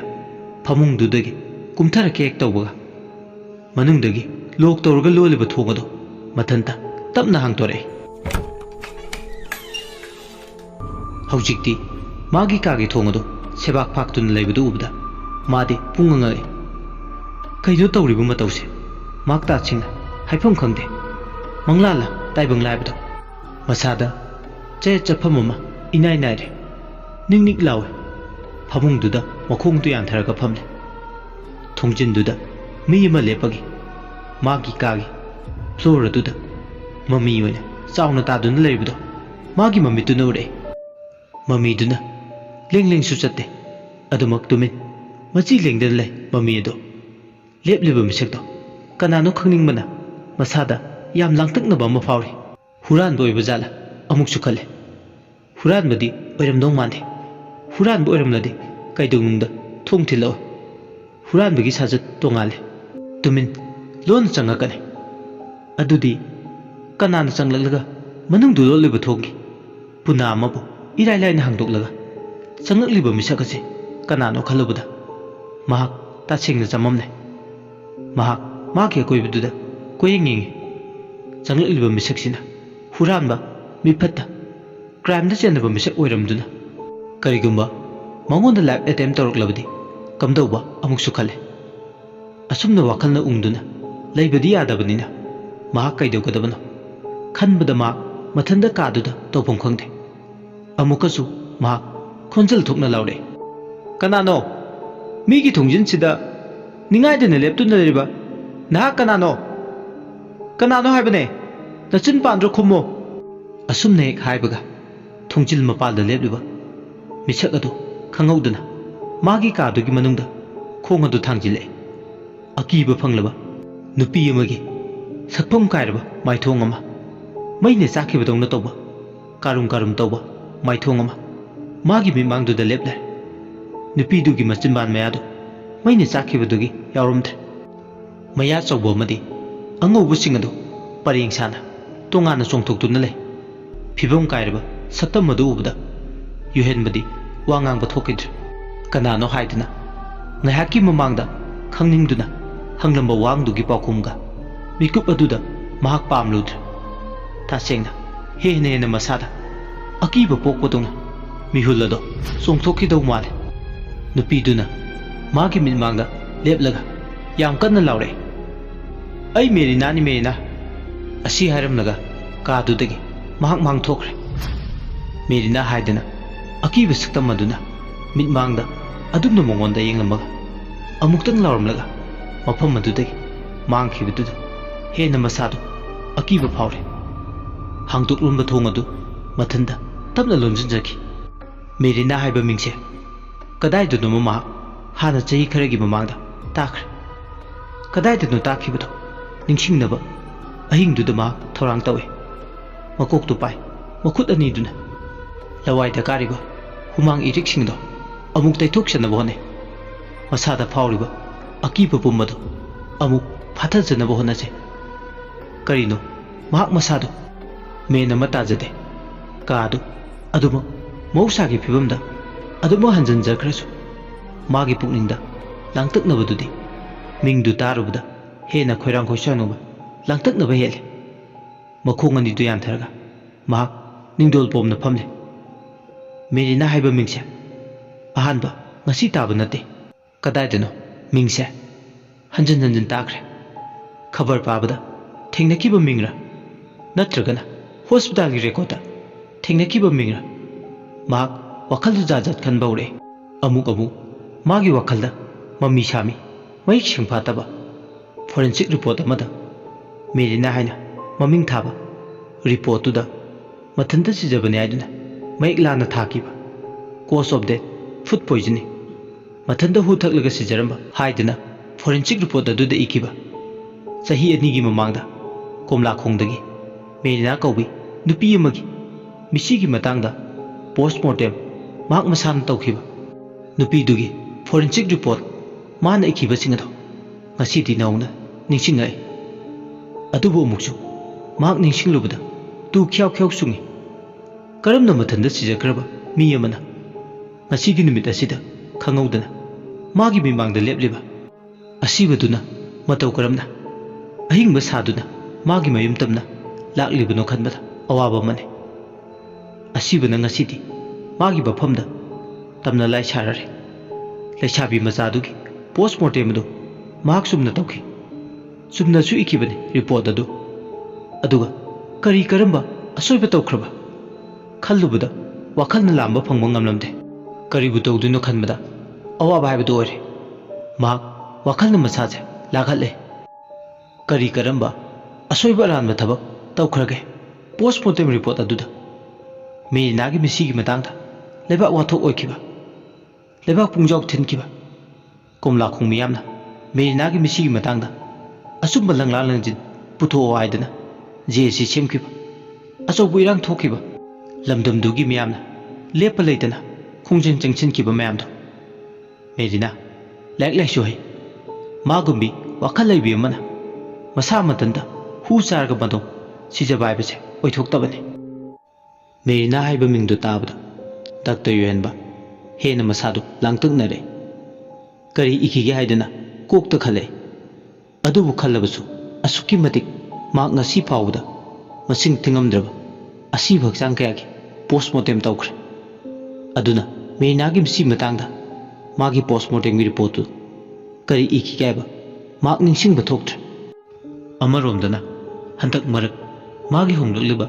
लिचत साजतुना मसासे मेंटेन हेल्थ का मरी लेनबा प्रॉब्लम लेरबनिंग माग मसासे सोइथन स्लिप साइकिल कारकपसिना मसान मसासे आइसोमिनिया नारबुनिंग हेंग नोंगालकपगा मा साइकेट्रिस्ट अमदा अपॉइंटमेंट लौरगा येंथोकलगे खले हयेंग दिमा नाइट ड्यूटी सुताय हॉस्पिटल दा हिंग लेकनी अदुना ngantana मा साइकेट्रिस्ट पारी ते येंथोकलुरगे लेबले डॉक्टर ओइजरसु माना माना तमनकपा लाइन मानादबना मरम मोइरगा डॉक्टर पारी बु कंसल्ट तौगे तौबने वाखलगी इथक इरै मरकता माक तुम थक्र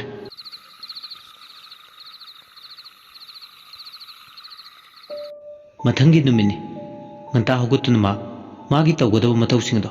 लोइसिंदुना हॉस्पिटल लोमदा लाए गाड़ी दु लेप्तना थरकपने इहान हाना वांखैदा लेबा डॉक्टर पारी गिमदा लाए ngasai ayu ngantana डॉक्टर मसेन गोरे ममानबो इन सुतिनाबनिना फॉर्मल ओइना अपॉइंटमेंट लौद्रगसु इनफॉर्मल ओइना लवे डॉक्टर युनबा वांखैरमदा लाए मागी कार दु मफम साना पार्क तोरमदगा डॉक्टर पारी की मनाक्ता चंगे पारी अमदी युहनबा अयु अदुदा गुड मॉर्निंग हाइदना ग्रीट तवे युहनबा उबदा डॉक्टर पारीना करी नुंगाइतबा लेरे युहनबना मागी प्रॉब्लम सिंगदो एक्सप्लेन तवे मरुइना तुम्बा यादबा इंसोम्निया मानबा सिम्टम्स मैम उलकबा मागी स्लीप रिलेटेड डिसऑर्डर इंसोम्निया सोइदन ओइरंगने हाइदना मसादा सिंगनबदो हाइरमे डॉक्टर पारी युहनबगी नुंगाइतबा सिंगदो तारबा मतु करी तौबा यारबगे हाइबदो खन्थे तुम्बा यानबा हिदाक खरा इरे अदुबु हिदाकसी मान हॉस्पिटल सिदा नाइट ड्यूटी ताबा मतमदा चाबा यादबगी अथिंगबा मदि लेरमे डॉक्टर युहनबा पारी का ngaya wari sanaba madung hospital yongnaba lae hospital hek yobuga ngarang numidang doctor ame amadi silaki accident thokibagi paw du tar matai mana onima ICU da lebagi paw du tar paw du tabda angakpa ma pawe matam sungalibnina matai manauna emit tawriba mafam du tamna lae ngarang numidang makhoi ani du hankhraga karam accident du thokibano खल्लुबदा अवाब मने ngayak imung manungi myosinga ngayak wari sanarumlaga masu hospital da duty to bulai hospital yorlasu masado hena ka hena charang khoirang na babdo fawborble kitang to boyade hadak mar matagi chacha da yam sensitive oigale wakhal yamna khale accident ni topic tuna mangonda kok sanaba machak ama habdu ore doctor henba मागी duty दुदा माइपुनना पुनबदि होनाजे अदुबु हे हे accident दुगी अफमदना मंगोंदा चरांग खोयांगनबदि फावले येखाइ थिंगाइबा पीबा ओइना थोले मागी night shift की timing सु चपचाना होरे मागी table दुदा लेरिंगे पथपुम धरबा असि बक्सांग मसक लफों खंगद्रबा मा पुलिस की 407 गाड़ी हापलगा हॉस्पिटल दुदा पुरे असि बक्सांग दुगी मरमदा खुदक्तगी इन्वेस्टिगेशन जो चथनबा पोस्टमार्टम तौबताकी डॉक्टर वेनबा ऑटोप्सी रूम लोमदा मागी कलिक डॉक्टर पामय अमदी डॉक्टर रेजिना गलोइनना पोस्टमार्टम तौनबा थौरांग तौरमे असि भक्सांगदुना मागी मिनमांगदा खिंदुना लेरबदा मागी वाखलदा फौरंबा नुंगाइतबा मथोंग मरम खंगदबा सेंसिटिव ओइरंबसिंगदो पुंफा फखरा उजिकते पथा फुमदरबा हक्सांगदुदा मियंग चंगले फिबम सोकलबा असि भक्सांगदो येंगबदा असुकी मतिक फिबम सोए असि भक्सांगदो नुपी नि हाइबा मदे इराय लाइना खंगे था क्या नुमित क्या असि भक्सांगदो कुइना पथा पुंथरकपने असि भक्सांगदो सोंगलबा मोंगसोंग अमदा तपना तपना डिकम्पोज तौबा होरकपने असि भक्सांगदो नाइ चाबगुम हन्ना चारकपगे असि भक्सांगदो बिट बिट लावरे कोकी सरक्तुना मागी स्कलदो हाइफेट उरे एब्डोमेन हाइबदे पुकी सरुकना चिंगुमना वांगना पैखले असि भक्सांगदुदा चारिबा हन्दु फनबा युहेनबना अल्कोहल हाइजिले पथा फुंथरकपगे मनमदु सुकोकनबा डिसइनफेक्टेंट सिजिनरमे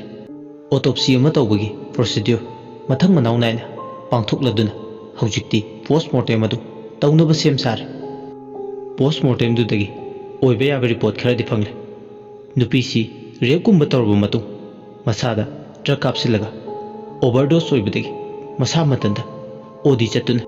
सिबगी एविडेंस पोस्टमार्टम दुदा फंगले नुपी सिगी गेस्ट्रोदा कुमनिंग लुबा मतम मागी ब्लड सैंपल टेस्ट तौदुना मथंग मथंग येंगबदा मागी हार्मोन्स स्टिमुलेट तौबा मागी एंडोक्राइन ग्लैंड सिंगदा काहेना हार्मोन्स थोनबगी रिपोर्ट फंगले सिरबा मिसक असी मियोय खरना रेप तौरबा मदुम ड्रग कापसिल्लगा हातपगी खुदम चांगदम फंगले पोस्टमार्टम रिपोर्ट तुदा मयेक सिंगना इरी नुपी सी मागी पेरोट मतम सोरे लेसाबी मचाने असी भक्चांग दुगी मनाक्ता तारंबा पर्स अमगी मनुंगदा यावरंबा आधार कार्ड तु पुलिस की इन्वेस्टिगेशन टीम दुना रिकवर तौरबा मतुंग मयेक सिंगना eri हैकाम Premlata S19 daughter of हैकाम तुमी मचा लमलाई मसीन ताकपदी थाउंगी ममांगदा नुपी मचा से मांगखिबगी मिसिंग रिपोर्ट लमलाई पुलिस स्टेशन दा हाना मयुंगी मिसिंग ना तौखिबा लाइर इमुंग मियोसिंग ना हाइबदा माना युमदगी थोखिबा नुमितुदा नुपा अमगा दायोदा चपमिनखि ममानबेसिंग ना हाइबदा मागा कोइनबा नुपाने मरी मखोंसु फजना खंगदे दायोदो नंबर सु खंगदे नुमितु याम हराउना थोके मागा लुना तिन्नबी ममानबीदुदा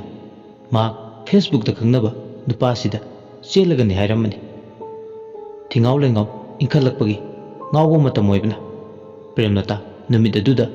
mamanabiduda selgani hairame adubu numito ma yumduda halakit mamanabiduna haibadagi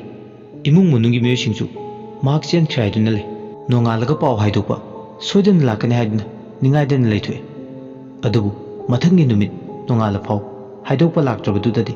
lamlai police station da nongmama haukhruba matung missing report tawre mak मांगखिबगी FIR अमा संसिले कया वांगांगदबा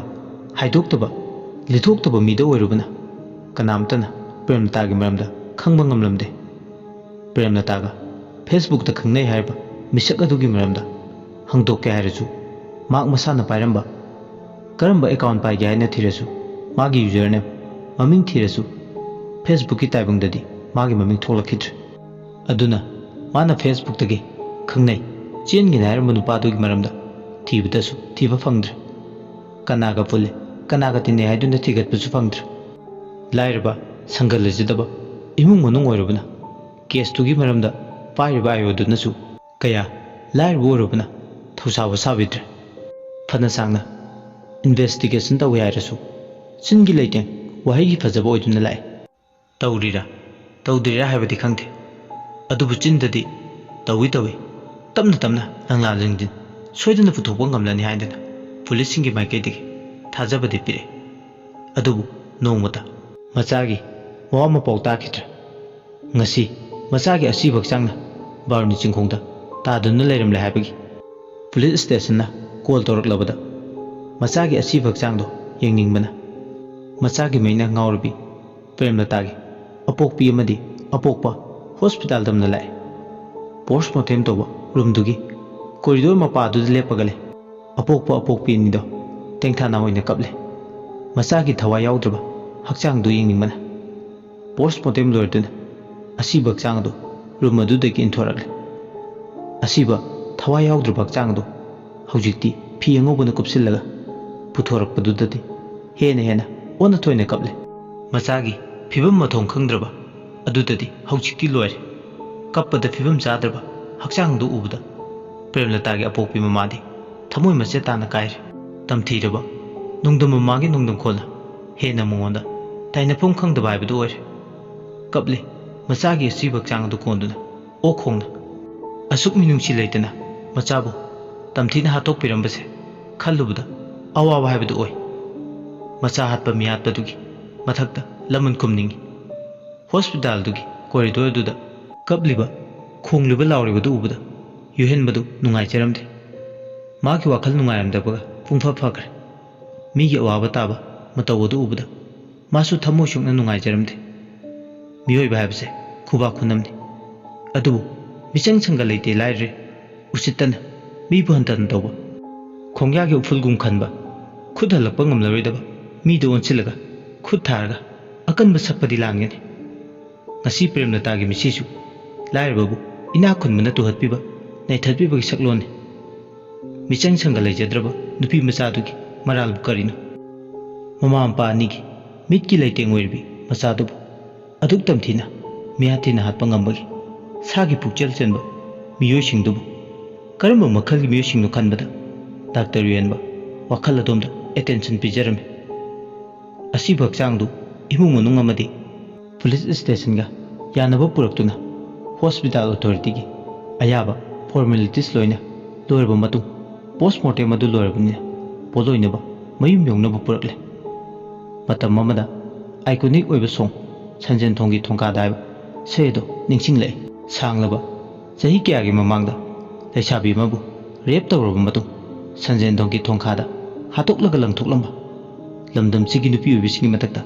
ꯆꯠꯊꯕ ꯀ꯭ꯔꯥꯏꯝ ꯄ꯭ꯔꯤꯖꯨꯗꯤꯁ ꯑꯃꯗꯤ ꯃꯤꯑꯣꯠ ꯃꯤꯅꯩ ꯆꯤꯟꯗꯗꯤ ꯄꯪꯂꯥꯎ ꯂꯥꯎꯖꯔꯁꯨ ꯂꯝꯗꯝꯁꯤꯗ ꯋꯨꯃꯦꯟ ꯏꯝꯄꯥꯋꯔꯃꯦꯟꯒꯤ ꯃꯤꯅꯤꯡ ꯋꯥꯟꯊꯣꯛ ꯂꯩꯇ꯭ꯔꯤ ꯑꯁꯤꯕꯗꯨ ꯍꯦꯛ ꯄꯨꯊꯈꯤꯕꯒ ꯗꯥꯛꯇꯔ ꯌꯨꯌꯦꯟꯕꯒꯤ ꯀꯣꯛ ꯃꯆꯥꯗꯨꯗ ꯋꯥꯈꯜꯅ ꯏꯇꯛ ꯏꯄꯣꯝ ꯅꯥꯏꯅ ꯈꯜꯍꯜꯂꯤ ꯑꯁꯨꯛ ꯌꯥꯝꯅ ꯄꯣꯁꯠꯃꯣꯔꯇꯦꯝ ꯇꯧꯔꯛꯄꯁꯤꯗ ꯉꯁꯤꯒꯤ ꯀꯦꯁꯁꯤꯃꯗꯤ ꯃꯍꯥꯛ ꯃꯥꯒꯤ ꯀꯦꯔꯤꯌꯔꯗ ꯇꯁꯦꯡꯅ ꯅꯨꯡꯉꯥꯏꯖꯔꯝꯗꯦ ꯗꯥꯛꯇꯔ ꯌꯨꯌꯦꯟꯕ ꯗꯥꯛꯇꯔ ꯔꯦꯖꯤꯅꯥꯒ ꯀꯥꯟꯇꯤꯟꯗ ꯀꯣꯐꯤ ꯊꯛꯂꯤ ꯅꯨꯃꯤꯗꯥꯡ ꯋꯥꯏꯔꯝ ꯑꯗꯨꯗ ꯑꯗꯨꯒ ꯋꯥꯔꯤ ꯁꯥꯟꯅꯔꯤ ꯗꯥꯛꯇꯔ ꯔꯦꯖꯤꯅꯥꯅ ꯑꯩꯁꯨ ꯅꯨꯄꯤꯅꯤ ꯗꯥꯛꯇꯔ ꯑꯗꯨꯕꯨ ꯇꯁꯦꯡꯅ ꯉꯁꯤꯒꯤ ꯊꯧꯗꯣꯛꯁꯤ ꯇꯁꯦꯡꯅ ꯑꯩ ꯅꯨꯡꯉꯥꯏꯇꯦ ꯑꯩ ꯏꯁꯥꯗ ꯊꯣꯛꯄꯗꯧꯅ ꯐꯥꯎꯏ ꯅꯨꯄꯤ ꯃꯆꯥꯗꯨꯅ ꯕꯤꯌꯔ ꯇꯧꯔꯝꯒꯗꯕ ꯁꯔꯀꯝꯁꯇꯦꯟꯁꯁꯤꯡꯗꯣ ꯈꯜꯂꯨꯕꯗ ꯑꯩ ꯇꯁꯦꯡꯅ ꯋꯥꯗꯕ ꯉꯝꯗꯦ ꯌꯨꯍꯦꯟꯕꯅ ꯈꯨꯝꯃꯤ ꯈꯪꯗ꯭ꯔꯦ ꯍꯧꯖꯤꯛ ꯃꯇꯝꯁꯤꯒꯤ ꯃꯤꯁꯤꯡꯁꯤꯒꯤ ꯀꯟꯁꯦꯞꯁꯦ ꯑꯗꯨꯕꯨ ꯀ꯭ꯔꯥꯏꯝ ꯑꯁꯤꯗ ꯆꯦꯟꯅꯔꯤꯕ ꯀꯜꯄ꯭ꯔꯤꯠꯁꯤꯡꯁꯦ ꯐꯥꯔꯒ ꯃꯇꯤꯛ ꯆꯥꯕ ꯄꯅꯤꯁꯃꯦꯟ ꯄꯤꯍꯟꯅꯤꯡꯉꯤ ꯗꯥꯛꯇꯔ ꯔꯦꯖꯤꯅꯥꯅ ꯈꯨꯝꯃꯤ ꯄꯅꯤꯁꯃꯦꯟꯒꯤ ꯃꯇꯥꯡꯁꯤꯃ ꯇꯁꯦꯡꯅ ꯑꯩ ꯏꯁꯥꯃꯛ ꯗꯞ ꯈꯔ ꯂꯩ ꯑꯩꯈꯣꯏꯒꯤ ꯂꯣ ꯃꯦꯀꯤꯡ ꯕꯣꯗꯤꯁꯤꯡꯁꯤꯅ ꯄꯥꯁ ꯇꯧꯔꯤꯕ ꯑꯦꯛ ꯂꯣꯁꯤꯡꯁꯤꯅ ꯀꯜꯄ꯭ꯔꯤꯠꯁꯤꯡꯕꯨ ꯀꯣꯠꯅ ꯑꯆꯨꯝꯕ ꯖꯖꯃꯦꯟ ꯀꯌꯥꯝ ꯄꯤꯈ꯭ꯔꯕꯒꯦ ꯑꯗꯨꯅ ꯑꯩ ꯋꯥꯌꯦꯜꯒꯤ ꯃꯇꯥꯡꯁꯤꯃ ꯇꯁꯦꯡꯅ ꯑꯩ ꯆꯃꯝꯅꯕ ꯄꯣꯛꯏ ꯌꯨꯍꯦꯟꯕꯅ ꯈꯨꯝꯃꯤ ꯌꯦꯡꯕ ꯇꯥꯏ ꯀꯔꯤ ꯀꯔꯝꯕ ꯑꯍꯣꯡꯕ ꯂꯥꯛꯄ ꯁꯤꯁꯇꯦꯝꯁꯦ ꯈꯔ ꯍꯣꯡꯗꯣꯛꯄꯗꯤ ꯐꯔꯦ ꯁꯤꯃꯗꯤ ꯐꯠꯇꯦ ꯌꯥꯗꯦ ꯈꯪꯂꯕꯗꯤ ꯁꯤꯕꯒꯤ ꯆꯩꯔꯥꯛ ꯄꯤꯔꯕꯗꯤ ꯑꯁꯤꯒꯨꯝꯕ ꯍꯦꯅꯤꯌꯁ ꯀ꯭ꯔꯥꯏꯝꯁꯦ ꯊꯤꯡꯕ ꯉꯝꯒꯅꯤ ꯈꯜꯂꯤ ꯗꯣꯛꯇꯔ ꯔꯦꯖꯤꯅꯥꯅ ꯃꯈꯥ ꯇꯥꯔꯦ ꯑꯗꯨꯁꯨ ꯑꯗꯨ ꯑꯣꯏꯔꯦ ꯐꯤꯃꯦꯜ ꯄꯣꯄꯨꯂꯦꯁꯟꯁꯤꯡꯁꯦ ꯑꯦꯋꯥꯔꯅꯦꯁ ꯄꯤꯕ ꯃꯊꯧ ꯇꯥꯕ꯭ꯔꯥ ꯈꯜꯂꯤ ꯏꯗꯨꯀꯦꯁꯟꯒꯤ ꯃꯉꯥꯜ ꯋꯥꯠꯄ ꯅꯨꯄꯤ ꯑꯌꯥꯝꯕ ꯆꯍꯤ ꯁꯨꯗ꯭ꯔꯤꯉꯩ ꯀ꯭ꯂꯥꯁ 10 ꯐꯥꯎꯕ ꯄꯥꯁ ꯇꯧꯗ꯭ꯔꯤꯉꯩꯗ ꯏꯊꯛ ꯏꯔꯥꯡꯗ ꯇꯥꯎꯕ ꯅꯨꯄꯤꯁꯨ ꯂꯩꯇꯕ ꯅꯠꯇꯦ ꯑꯩꯒꯤ ꯋꯥꯈꯜꯗ ꯅꯨꯄꯤꯁꯤꯡꯁꯤꯅ ꯍꯦꯟꯅ ꯔꯣꯃꯥꯟꯁꯇ ꯆꯞ ꯌꯨꯡꯕ ꯀꯥ ꯍꯦꯟꯅ ꯏꯃꯣꯁꯅꯦꯜ ꯑꯣꯏꯒꯟꯕꯁꯤꯅ ꯅꯨꯄꯥ ꯑꯣꯏꯕꯁꯤꯡꯅ ꯈꯨꯗꯣꯡꯆꯥꯕ ꯂꯧꯅꯕ ꯃꯆꯥꯛ ꯑꯃ ꯑꯣꯏꯔꯤ ꯃꯈꯣꯏ ꯑꯅꯤꯗꯨ ꯇꯣꯄꯤꯛ ꯀꯌꯥ ꯑꯃꯗ ꯗꯤꯁꯀꯁ ꯇꯧꯏ ꯑꯁꯨꯝꯅ ꯀꯥꯟꯇꯤꯟꯗꯨꯗ ꯀꯣꯐꯤ ꯊꯛꯄ ꯂꯣꯏꯔꯕ ꯃꯇꯨꯡ ꯃꯈꯣꯏ ꯑꯅꯤꯗꯨ ꯃꯈꯣꯏꯒꯤ ꯗ꯭ꯌꯨꯇꯤ ꯔꯨꯝꯗ ꯂꯥꯛꯑꯦ ꯅꯨꯃꯤꯗꯥꯡꯒꯤ ꯆꯥꯎꯔꯥꯛꯅ ꯄꯨꯡ 9 ꯇꯥꯔꯛꯂꯦ ꯃꯤꯁꯤꯡ ꯂꯥꯡꯅꯔꯝꯕꯗꯨꯁꯨ ꯈꯔꯗꯤ ꯐꯔꯦ ꯗꯥꯛꯇꯔ ꯔꯦꯖꯤꯅꯥꯒ ꯌꯨꯍꯦꯟꯕꯒ ꯅꯨꯃꯤꯠꯇꯨꯒꯤ ꯅꯥꯏꯠ ꯗ꯭ꯌꯨꯇꯤ ꯇꯥꯔꯤ ꯇꯞꯅ ꯇꯞꯅ ꯃꯇꯝꯅ ꯁꯨꯝ ꯁꯨꯝ ꯍꯧꯈꯤꯕꯅ ꯅꯨꯃꯤꯗꯥꯡꯒꯤ ꯆꯥꯎꯔꯥꯛꯅ ꯄꯨꯡ 11:30 ꯈꯔ ꯍꯦꯜꯂꯛꯑꯦ 12 ꯇꯥꯔꯝꯗꯥꯏ ꯈꯖꯤꯛꯇ ꯉꯥꯏꯔꯦ ꯗꯥꯛꯇꯔ ꯔꯦꯖꯤꯅꯥꯗꯤ ꯎꯏꯕꯕꯨ ꯍꯧꯔꯛꯂꯦ ꯃꯃꯤꯠ ꯑꯅꯤꯗꯣ ꯎꯏꯁꯤꯟꯗꯨꯅ ꯈ꯭ꯔꯞ ꯆꯤꯡꯕ ꯍꯧꯔꯛꯂꯦ ꯑꯁꯨꯝꯅ ꯎꯏꯅ ꯎꯏꯅ ꯃꯈꯨꯠꯇ ꯉꯥꯊꯔꯒ ꯑꯗꯨꯃꯛ ꯇꯦꯕꯜꯗꯨꯗ ꯃꯃꯥꯏꯗꯣ ꯎꯞꯁꯤꯜꯂꯒ ꯇꯨꯝꯈ꯭ꯔꯦ ꯁꯣꯝꯗꯅ ꯗꯥꯛꯇꯔ ꯌꯨꯍꯦꯟꯕꯗꯤ ꯇꯦꯕꯜꯗꯨꯗ ꯐꯝꯅ ꯃꯥꯒꯤ ꯍꯥꯟꯅꯒꯤ ꯄꯥꯈꯤꯕ ꯍ꯭ꯌꯨꯃꯦꯟ ꯁꯥꯏꯀꯣꯂꯣꯖꯤꯒꯤ ꯃꯔꯝꯗ ꯏꯕ ꯂꯥꯏꯔꯤꯛ ꯑꯗꯨ ꯄꯥꯔꯤ ꯂꯥꯏꯔꯤꯛꯇꯨ ꯄꯥꯅ ꯂꯥꯏꯔꯤꯛꯀꯤ ꯑꯀꯨꯞꯄ ꯋꯥꯍꯩꯁꯤꯡꯗꯣ ꯃꯗꯨꯒꯤ ꯋꯥꯍꯟꯊꯣꯛꯇ ꯇꯥꯎꯗꯨꯅ ꯂꯩꯔꯤꯉꯩ ꯅꯨꯄꯤ ꯀꯞꯄꯒꯤ ꯃꯈꯣꯜ ꯑꯃ ꯇꯥꯔꯛꯑꯦ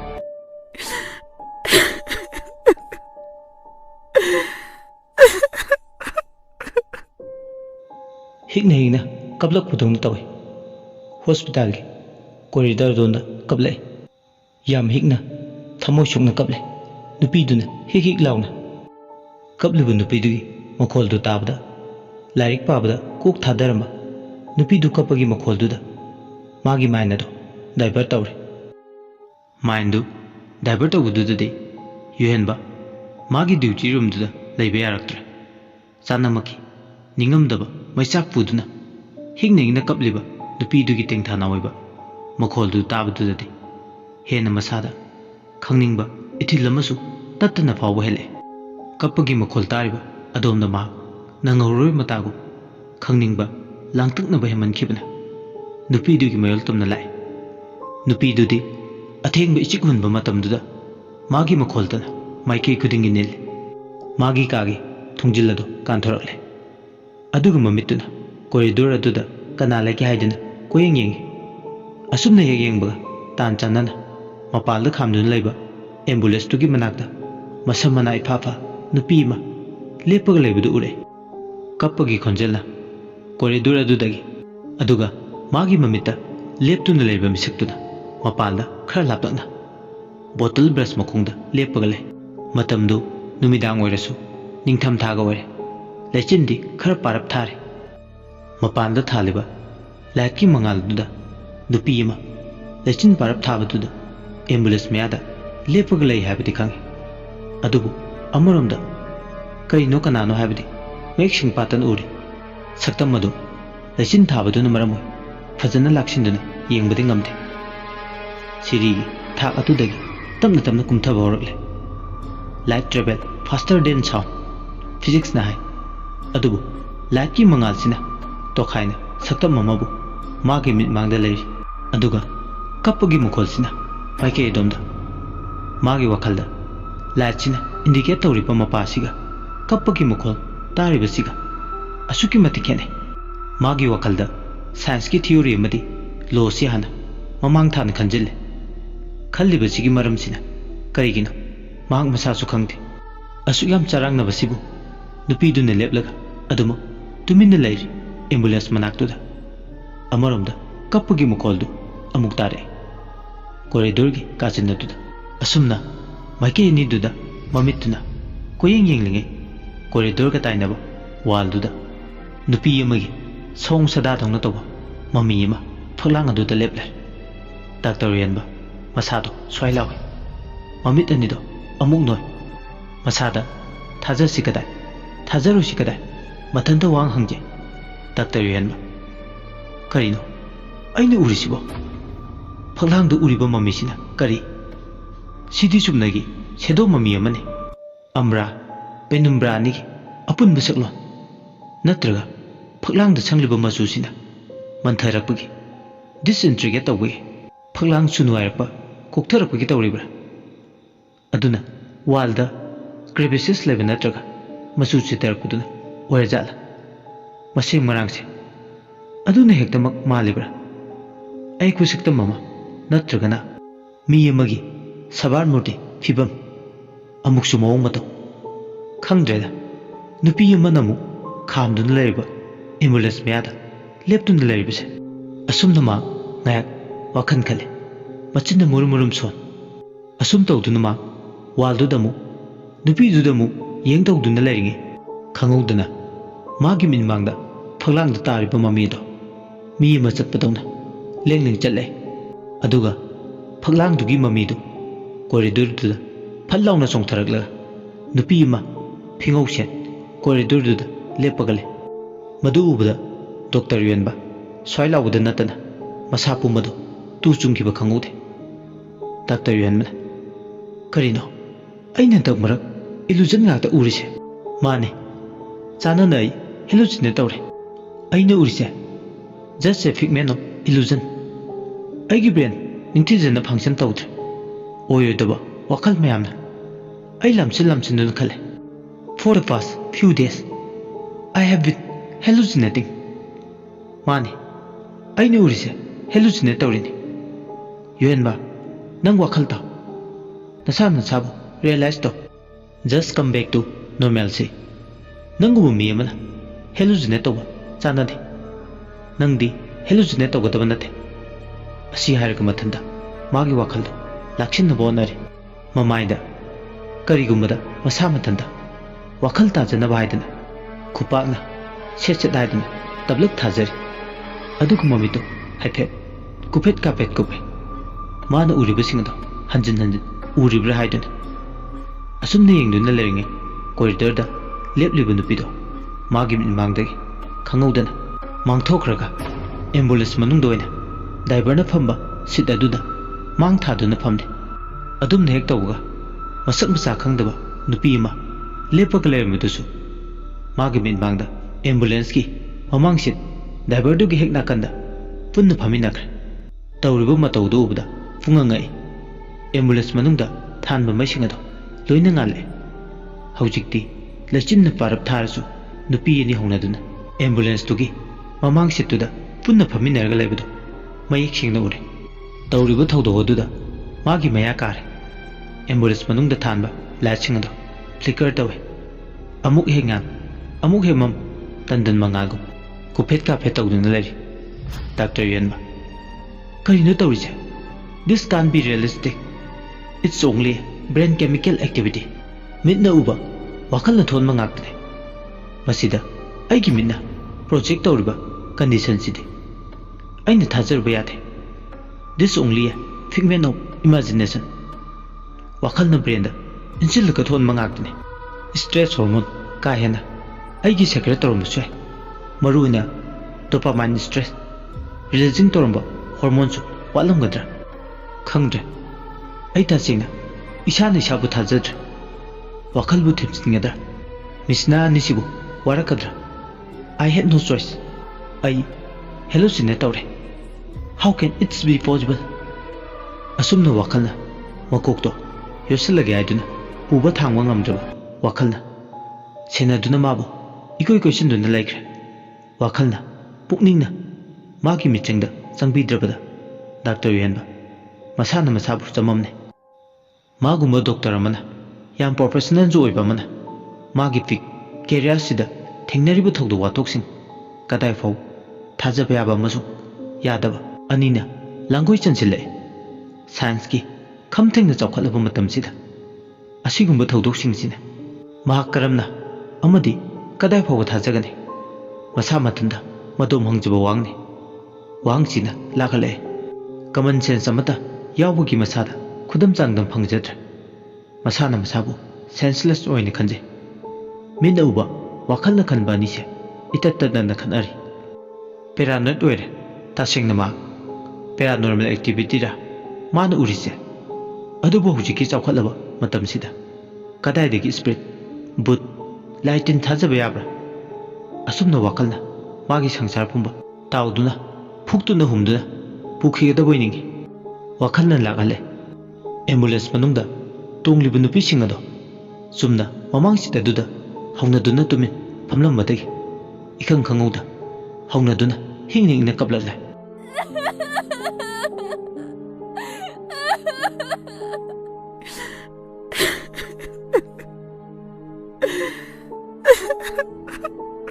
नुपी अनीदो चप मानना ममांग सिटुदा याम हौना नाकोंग छिंगा याखे हिंग हिंगना कपले कपना अनीदो अमुमुक्सु हौना हौना नोंगले अदुमना नोकोदुना अमुक एम्बुलेंस मनिंगी मिक्सेलदु तमना तमना चखारे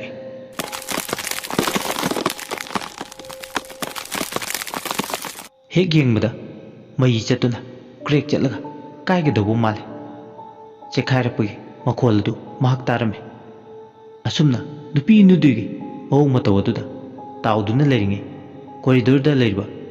ट्रॉली चका कांखोंग मरी पानबा मसु मथंदा जिरी जिरी हाइदना तमना तमना चेनबा होरले अमुकचु हेक चेले अमुकचु हेक चपले पेट्रोलेदो मीना फाजिलगा थंबदौनसु तौबो माले तौरिबो मतवदुदा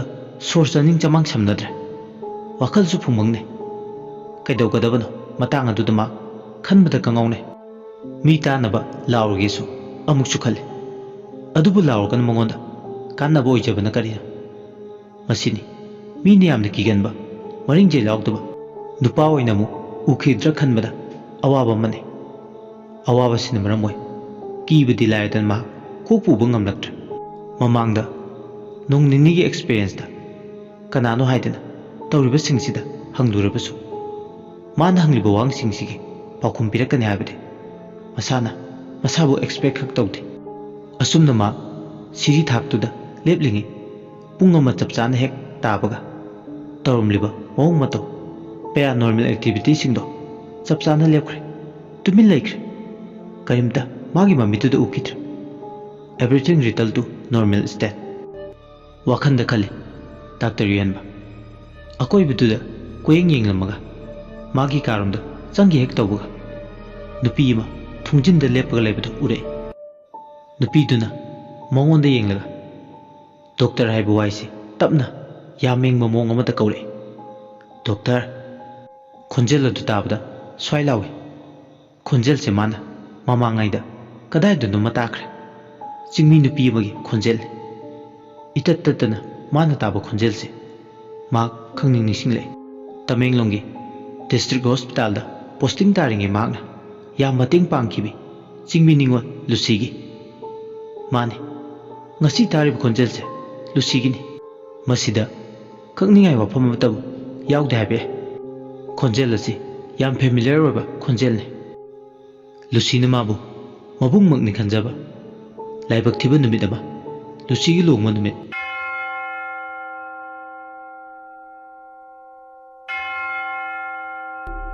church da mai khangongdan horakpadagi church tugi manungda kanba ngamdana mai na chaktuna sikibi lusibu khangning nising le khonjel sinamabu asuki matik wale amadi charang na bapole magi wakhaldagi tholibra khalubda khanpham khanglaktra sikraba nupi amagi khonjel ngasi dhauna taba phangbai base masibu ithokpa yabra khonjel si yam familiar oiba voice amani aduna magi makhol si karamna chinglei bag adudagi tampak lomdom sida karam ne yorkani khalubda awaba mane hypocrite haibdo ma oire wakal gi thong singsina natai chadab wakal kya khannabi maru hun bawrle tupi adu bok thungjin duda masi lengdana lepag lebdo mangal duda ure adu bungak lebdi nupi du gi sakta madudi mayek singna udre khonjel du na hari lusigini adubu aronba mayek sing patana uriba sakta maduna de tattana mangoda pakhong challare khonjel sinamabu atopa taipang palamada puduna chale mamita sangsang ure church da mai chapagi thokdok thokibado magi mi mangdade thokiba thokdok singada karamna tamthiraba numito kauthokani magi punsina leringi thokdok singado ma kauba sungum he ngamlo magi min mangdade kaina ogi tabeduna kanba ngamdana maina tumna chakhibado tamthirba saklo lama maina chakhiba numitogi haipet chifet urakle ningsinglubada tu chungkiba khangode maiduna pungtung tumna church to chakhi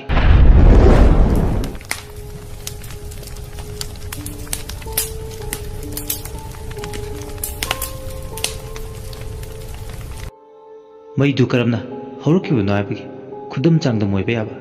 evidence amata fangdre maram asina mi ayamba samamne thawdok asi ningsinglubada wadaba ngamde doctor yuenba khangawdana mu thungjin kanchan pamda leptuna lerambado amuk chengmang mangkhre khonjelduna supnatagi pakhong ama khaktani chalamliba pakhong aduna maramoi mak masadu khong thangba thoktre ramegi accident gi wakal nungaitena leringi nupi amagi postmortem amade hawjik nubdang sida mawong gi tokai ba thawdok singchina magi wakal bu tattana ollare hena wa ipakta langthabagum thokre minna ubaga wakal na khan manina jingi khutga manadabugo manaraktrabada ma awaba oire amuk uriba nupi dugi mayek singdraba saktam madugi marumda yamna familiar oiba voice tuna ai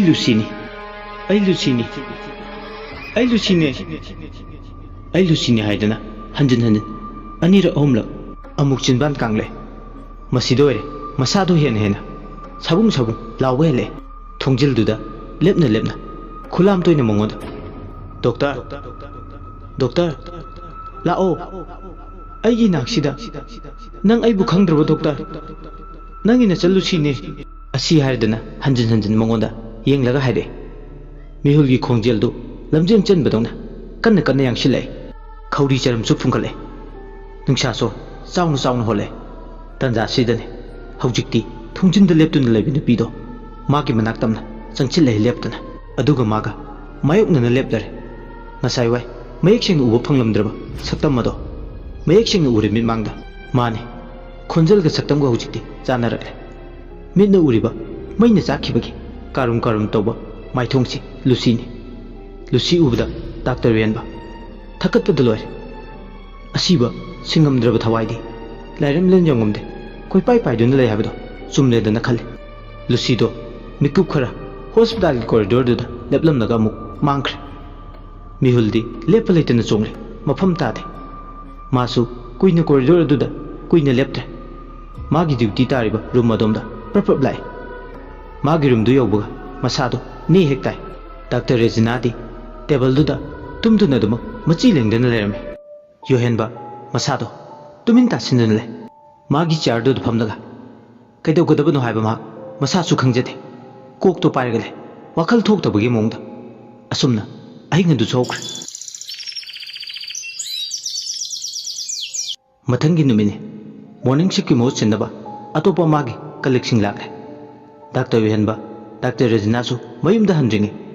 ICU द लेबदोमदा doctor रामी अमदी doctor सिलागी करंब condition द लेरी खंगनिंगबना लाई मखोइगी फैमिली की मेंबर सिंगदगी अमदी मखोइबु लाइंगलिबा डॉक्टर दगी ताबा फंगले मदुदी यामना किनिंगाय ओइबा स्टेज अमदा लेरंबदगी डॉक्टर रामेदी उसिनासिन खर फरे मसागी अनाबदगी तमना तमना रिकवर तौरगले अदुबु याम नुंगाइतबा पाव अमना एक्सीडेंट दुना मरम ओरगा डॉक्टर सिलागी ममित अनिमा उद्रे अदुना मखोइ इमुंग मनुंगी मियोइसिंगना मपाल लंगी अचौब हॉस्पिटल दा कंटेक्ट तौनरगा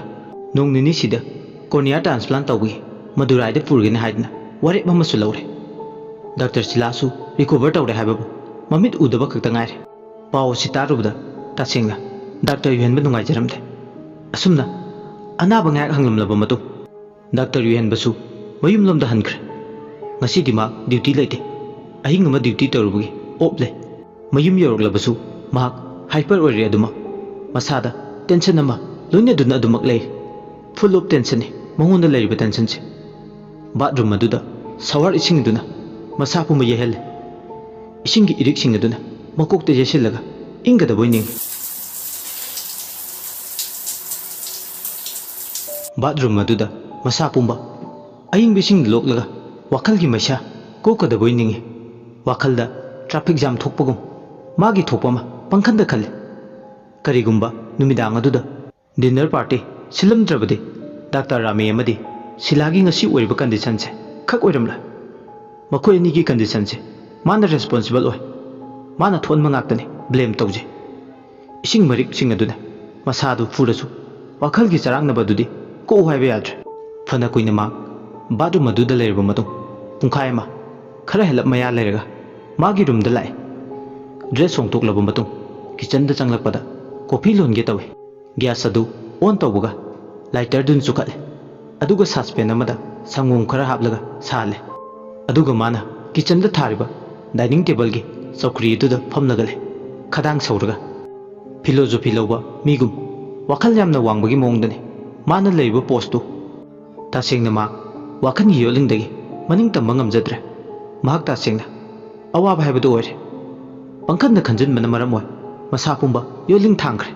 असुम टेबल दुदा उंगदुना लेरिंगे काठी मनम नमदोंग तौरे मा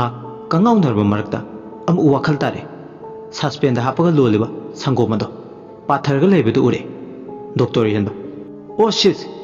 असी हारगा गैस मनाक्ता चंगचिले अदुगु लेथे मैदु तपना खर दि पाथखरे अदुबु संगोमदो कॉफी अमा लोनबा याबगे चांग अमददि यावरे लेमबो संगोम खरदु मुन्ना सवलबा मतुं कप अमदा हैरे अदुगा नेस्केप कॉफी स्पून अहुमुक हापे खारेखे कॉफी की महाव फंगबगुम मादी कॉफी से मौसादगे खारक थकप पामे कॉफी दु सेम साबा लोरबा मतुं टेबल दुदा थमलगा मथंता थकले सिप अनिरा अहुमलक चिंगलगा मु तुमिल्ले कॉफी दु थकपदि मसादु ngaya फ्रेश ओइबदौना तौरे वाखलना पुनिंगबा माइकैदा कोइपु पुदुना चलमबदो खरा फरकपदौनासु तौवे कॉफी दु थकपदगिदि स्ट्रेस खरा हंतरकलबा मतुं टेबल मथक्ता थमलिबा न्यूज़पेपर दो अमुक पाइ पाना पाना कॉफी कप तुमा थकप लोइख्रे कॉफी दु थकप लोइबगा मपा चानना मा न्यूज़पेपर सु पापा लोसिले अदुगा nganta ngasiदी चाक थोंगे थौरांग तौरे खमेन सिनबदु सलाद सेमनबा सोइबा होरपदुदनी मसादा वाखल मा खंगौदना लाए युमसिदा मा मथंदा लेबसे तासिंगना नुंगाइद्रे अदुना युमसिदा मागी helper oiba mating pangnaba naha ama thamlage thamba tarasu nupa ama oina thamlage maga tinaba friend circle da oina thelage khale haina mahak wakhal khara nungairinge maga tinaba mamanaba amada call tawe yohen mana hello suresh na khume hello bye kainomta haige hayu ne bye ai ithanda yumda lebado nungaitre yumda thamba yaba naha wakhal khara taba yumgi thaba inkhangda mating pangba yaba nupa helper amata thamba pame adugi nangdi hanasu khangnaba mayam leibanina hangena tawbane bai di sangasu lei any xyz amada hekta thambado nungai ta tawbane suresh na pakhum pede adugi budi aina khangba thajaba yaba mi budi leine ado bai maduna nangi naitom taba sikpadudi maduna yam long term solution oiduna kohan badi ngamla madu khangna chalo suresh na haning liba wa ma na koina na manungda arthama lotlaga yawribado irai laina yuhen ba khangi adubu khangna khangsin nadaba sadu nai bai long term oirsu adum heng wai tung koi phau aigidi helper oina adumuk thamagen khale madu chanaba yaroi da bai helper gi wari ga lai nupi thijanaba tawrse naitom targa leibana kanaroi hospital duna dum nangi punsi kongloi oduna layu haiba yaroi ko nang angang nate o helper ama khaki wafam hawdok lubra haibabu kari karamba wari singno kot kotana pusilai sibo asumba duni aina harise masi fekne fare matam kharagi helper amadi ai pirege ado nupi ama thinaba tawsiko laitragadi nupi do aina sembirage maramdi aise asinnarangi thabak yam hai hayengwai ahal oirgane arang phamba oiduni suresh ki wai singdo taraga yuhen bado sitha noi bai nang sidi nokpa natana matang aduda atai pambai su leite asukuina pakhang oirakpasida magi mathaw amadi career da pungning lupkhibana punsi koiba nungsibagi lamda magi khongtang amada pau hek leite haibadi magi khangna chana boirasu aduna magi relationship status de single ne kana leite suresh di magi high school life ki luna tinarakpa mamanabane aduna ngasi mamanabana hawdorakliba wafam se tabada ma kari haidino haifam mama ikhang hek khangde anido ngayak wari sandarba matu call adu thame yohenba masidi wakhal khara nungai badongna tawe pungning so amuk makala madongna su tawe onthokpa haiduni taibang panse chiraba matamda suresh natana magi wa ta thok tasin tawnaba kana su leite awabani masisu adubu ma mind divert tawringai duda sak thongba loiduna chanaba thawrang tawre usin nachin sak toklu matung tv nga teng yenge khan drawing room da changle course tu da nayak nga tharaga tv do on tawe ayuk pung 12 chap chana tare tv du on tawga remote pai adugo discovery channel thagale discovery channel du thagat paga Egyptian mummy gi maramda documentary malame documentary du da ancient Egypt da mi ama sirba matung makhoi gi dharma gi matung ina pangthok palaining nation amadi asiba du gi hachang gi parching adu lathokla jar manungda tongan hapchin duna thamba amadi asiba hachang do pathapum tharpu matamda ka hena sathatanaba makhoi na sijinaiba ingredients madugi matung cotton fina asiba hachang du yasilaga mami fight tawba haibadi coffin manung da hapsilaga asiba du lengdana mafam chana thamba makhoi gi chanabibu mayeksinga documentary du da explain tawre madu ubuda yohenba documentary do yengnengna wakhal da khale Egyptian singse yam advance way aduna oiramba tai makhoi gi civilization se one of the developed civilization hainariba Egypt da tongan ba fil khudingda makhoi asuki matik expert way Egyptian singna saba pyramid tongan ba kok ama selaga sai makhoi di astronomy wangi numitha thawmi chake khongchet irai laina khangi amaramda makhoi na mami sembagi mawong siga hojik mana hospital da autopsy haibadi postmortem tawgi procedure siga kaichu iket ketna de taseng nairagadi mami harise preserve tawga thambani dead body amabu amaramda autopsy-dasu dead body amagi maramda thijin humjinbani adunani se ya mari leine thoina khenaba leigadaba mande Egyptian singe culture sidagi inspire tawramsu yai autopsy gi matang sida asumna madom wakhal amada discovery channel da lakliba documentary do thawai ta neng asumne yenglinge advertise ma markta laksil advertise to lakpadagi mark channel do change tawe HBO channel da tap laung mel rimbutu da channel aduda the nun haiba movie do laktuna lerame akiba horror gi element pik thalaba abe da thokiba crystal lining bi lamboi bi phattaba demonic thawai chenbi balek kobi nun namagi warini cinema aduda mahak puning chingsinbagum tawi madu yengluba matamda yohenbagi wakhaldu film duda transport tawbudona puduna satpadona tawi belek haiba demonic spirit chelaba nunchina lining bi lanjadabi kyabo maning tamna hatpu uraga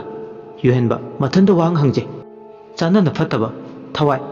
demonic spirit che laibra adubu amuksu film ni masidi film sibu yengmada pamjaba singi mit penaba akibata na pik thalaba horror da best of film amani asumna wakal da khale oisoi bayaroi daba wakal da tawduna puba panthungpam hitangpam amagi warini film de film ama adum oiduna lejesana kaidonungda reality ga khak naksinana chatpa yaroi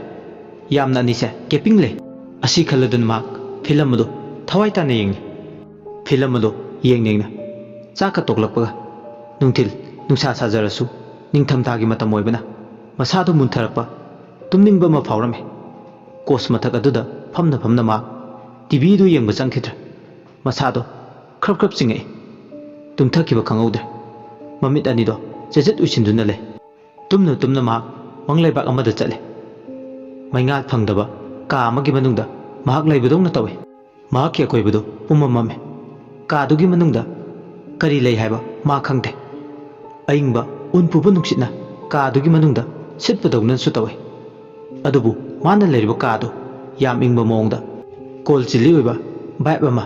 masada tattana ithil piri mahak masana lejarise kadaidanu khangde amambadu ma masana chaliba maikedo kadomda thangjilino khungthang du su khangde chatlini haidana mahak amambaduda magi thokpa ma adum chatle asumna leptuna khungthang ado thangduna lakpana maina langtrik langna ngana thanba ka ama leibu ure anganbadu ubuda masada confidence ama fawbo horle maingal leiba maikedomda amammaduna thairamlaga khungthang thangjinba horle asumna anganbaduda yakpu matamdadi minikuin meyam ama ka aduda chingna chanya ngamdana leiri chana chembo ojarasu taibungmi ahingbaga chap manana manba nupi nupa kayana cricket inana channa ba ka adugi manungda tumin leptuna lerme chana saba minikuin meyam do hek yengmada ahingba sumal lonthokta murti oiduna tumin magi lefam thokpa leptuna lergasu angakpa madi adum sagona duna le lona tumin chap leptuna leriba minikuin singduna amamamta makhoi gi maithung singduda yengi showroom da glass na case anduna display gi dama shopkeeper na makhoi gi product singdo yona ba haidana ningthina ahingba mi manaba chanana fijet leiteng tawraga thamba male ka aduda leiba minikuin singdo hek yengbada taseng ba male mitna kong naton jinban kerchu khenaba lete minikuin singdo amumuksu mangon da hongnaduna chadu khi yenglapasu hek male asumna mana ka aduda minikuin singdo yenglinge ka adu hena ka hena freezing point yogdi khakpa makai tar singe ingchile adumna hek tawga minikuin singdugi mamitagi angangba ikheng chinthare tawriba matawduda yohenbadi masado hyper oire kamdongna kadaidagi chintharliba angangba ikhengno masibu hongnabra murti oina magi minmangda tumin leptuna leramba singdo haujikti ahingba magum leptuna chongthore makhoi mayam do duma murti gi sakpam oijarasu ahingba olakpududadi swai lawe mayam dogi marakta ikhang khangawdana ahingba ma yawre doctor amegi nupi doctor sila minikuin singdugi luchingbi oirame silana minikuin singduda yenglaga haire nupa si lemna thaba yade nakhoi mayam na mabu ꯍꯥꯠꯇꯣꯛꯀꯗꯕꯅꯤ ꯂꯦꯝꯅ ꯊꯥꯕ ꯌꯥꯔꯣꯏꯀꯣ ꯁꯨꯛꯌꯥ ꯌꯥꯔꯣꯏꯀꯣ ꯅꯣꯏꯅ ꯈꯪꯒꯗꯕ ꯑꯃ ꯃꯥꯕꯨ ꯃꯐꯝꯁꯤꯗꯒꯤ ꯀꯩꯗꯧꯅꯨꯡꯗ ꯍꯤꯡꯅ ꯆꯠꯍꯟꯈꯤꯕ ꯌꯥꯔꯣꯏ ꯉꯁꯤ ꯑꯩꯅ ꯅꯈꯣꯏ ꯃꯌꯥꯝ ꯃꯔꯛꯇ ꯇꯤꯜꯂꯤꯕ ꯑꯩꯒꯤ ꯑꯣꯏꯕ ꯐꯤꯕꯝ ꯃꯍꯥꯛꯅ ꯑꯣꯏꯍꯟꯈꯤꯕꯅꯤ ꯃꯥꯕꯨ ꯈꯛ ꯂꯦꯝꯅ ꯊꯥꯕ ꯌꯥꯔꯣꯏ ꯑꯁꯤ ꯍꯥꯏꯔꯗꯅ ꯁꯤꯂꯥꯅ ꯃꯤꯅꯤꯀ꯭ꯋꯤꯟꯁꯤꯡꯗꯨꯗ ꯌꯦꯡꯅ ꯍꯥꯏꯔꯦ ꯃꯤꯅꯤꯀ꯭ꯋꯤꯟꯁꯤꯡꯗꯨꯁꯨ ꯁꯤꯂꯥꯅ ꯍꯥꯏꯔꯤꯁꯤꯡꯗꯣ ꯏꯟꯒꯦ ꯈꯜꯂꯦ ꯍꯧꯖꯤꯛꯇꯤ ꯃꯤꯅꯤꯀ꯭ꯋꯤꯟꯁꯤꯡꯗꯨꯅ ꯃꯥꯕꯨ ꯐꯪꯅꯕ ꯇꯥꯟꯅꯔꯦ ꯑꯉꯥꯟꯕꯅ ꯄꯤꯛ ꯊꯜꯂꯕ ꯀꯥꯗꯣꯝꯗ ꯂꯩꯔꯝꯕꯗꯒꯤ ꯌꯨꯍꯦꯟꯕ ꯋꯥꯈꯜꯗ ꯈꯜꯂꯦ ꯑꯩ ꯉꯁꯤ ꯁꯣꯏꯗꯅ ꯃꯈꯣꯏꯒꯤ ꯈꯨꯠꯇ ꯁꯤꯗꯅꯕ ꯅꯥꯟꯊꯣꯛꯅꯕ ꯍꯣꯠꯅꯕ ꯇꯥꯏ ꯀꯔꯤꯒꯨꯝꯕ ꯇꯥꯈ꯭ꯔꯕꯗꯤ ꯑꯩꯒꯤ ꯄꯨꯟꯁꯤ ꯂꯣꯏꯔꯦ ꯑꯗꯨꯒ ꯀꯔꯤꯒꯤꯅꯣ ꯁꯤꯂꯥꯅ ꯑꯩꯕꯨ ꯌꯦꯛꯅꯕꯗꯧꯅ ꯎꯔꯤꯕ ꯀꯔꯤꯅꯣ ꯉꯁꯤ ꯃꯥꯅ ꯑꯩꯒꯤ ꯏꯐꯝꯗ ꯉꯥꯡꯂꯤꯕꯁꯤꯡꯁꯦ ꯑꯁꯤ ꯈꯜꯂꯗꯅ ꯃꯍꯥꯛ ꯃꯌꯥꯝꯗꯨꯅ ꯇꯥꯟꯅꯔꯛꯇ꯭ꯔꯤꯉꯩ ꯑꯉꯥꯟꯕꯗꯨꯗꯒꯤ ꯅꯥꯊꯩꯔꯒ ꯆꯦꯜꯂꯦ ꯈꯪꯍꯧꯗꯅ ꯃꯄꯥꯜꯗꯒꯤ ꯀꯣꯂꯤꯡ ꯕꯦꯜ ꯈꯤꯡꯂꯛꯄꯒꯤ ꯃꯈꯣꯜ ꯇꯥꯔꯛꯑꯦ ꯀꯣꯂꯤꯡ ꯕꯦꯜꯗꯨꯅ ꯃꯔꯝ ꯑꯣꯏꯔꯒ ꯀꯣꯆ ꯃꯊꯛꯇꯨꯗ ꯇꯨꯝꯂꯝꯕ ꯃꯤꯀꯞ ꯊꯣꯛꯂꯛꯑꯦ ꯗꯥꯛꯇꯔ ꯌꯨꯍꯦꯟꯕ ꯇꯥꯏꯕꯪ ꯋꯥꯈꯜ ꯇꯥꯔꯦ ꯀꯣꯂꯤꯡ ꯕꯦꯜꯗꯨꯅ ꯃꯔꯝ ꯑꯣꯏ ꯋꯥꯈꯜꯗꯤ ꯇꯥꯔꯛꯂꯦ ꯇꯝꯊꯤꯔꯕ ꯃꯪꯗꯨꯗꯒꯤ ꯅꯥꯊꯩꯍꯧꯕꯁꯨ ꯉꯝꯍꯧꯔꯦ ꯁꯣꯐꯥ ꯀꯥꯗꯨꯗꯒꯤ ꯃꯄꯥꯜꯗ ꯊꯣꯛꯂꯛꯂꯦ ꯊꯣꯡ ꯑꯗꯨ ꯍꯥꯡꯗꯣꯛꯑꯦ ꯊꯣꯡ ꯑꯗꯨ ꯍꯦꯛ ꯍꯥꯡꯇꯣꯛꯄꯒ ꯄꯥꯔꯁꯦꯜ ꯑꯃ ꯊꯤꯟꯕ ꯀꯣꯔꯤꯌꯔ ꯁꯥꯔꯚꯤꯁꯀꯤ ꯅꯤꯄꯥ ꯑꯃ ꯂꯦꯞꯇꯨꯅ ꯂꯩꯔꯝꯃꯦ ꯀꯣꯔꯤꯌꯔꯒꯤ ꯅꯨꯄꯥꯗꯨꯅ ꯁꯥꯔꯒꯤ ꯃꯤꯡꯗ ꯄꯥꯔꯁꯦꯜ ꯑꯃ ꯂꯥꯛꯑꯦ ꯌꯨꯍꯦꯟꯕꯅ ꯈꯨꯝꯃꯤ ꯑꯩꯒꯤ ꯃꯤꯡꯗ ꯑꯩꯕꯨ ꯀꯔꯤ ꯀꯔꯝꯕ ꯄꯣꯠꯁꯛ ꯆꯦꯟꯈꯤꯒꯦꯅꯦ ꯅꯪꯒꯤꯗꯣ ꯁꯣꯏꯅꯔꯝꯗꯧ ꯃꯥꯜꯂꯦ ꯃꯤꯡ ꯑꯦꯗ꯭ꯔꯦꯁꯇꯨꯕꯨ ꯆꯨꯝꯕ꯭ꯔꯅ ꯑꯝꯇꯒ ꯆꯦꯛ ꯇꯧꯈꯣ ꯅꯤꯄꯥꯗꯨꯅ ꯈꯨꯝꯃꯤ ꯆꯨꯝꯃꯦ ꯁꯥꯔ ꯁꯣꯏꯅꯗꯤ ꯃꯤꯡ ꯂꯩꯐꯝ ꯁꯥꯔꯒꯤ ꯌꯦꯠꯇ ꯊꯦꯠꯂꯤꯕ ꯅꯦꯝ ꯄ꯭ꯂꯦꯠꯁꯤꯒ ꯄꯥꯔꯁꯦꯜꯁꯤꯗ ꯏꯔꯤꯕ ꯃꯤꯡꯁꯤꯒ ꯆꯞ ꯃꯥꯟꯅꯩ ꯈꯦꯠꯅꯕ ꯂꯩꯇꯦ ꯁꯥꯔꯅꯤꯀꯣ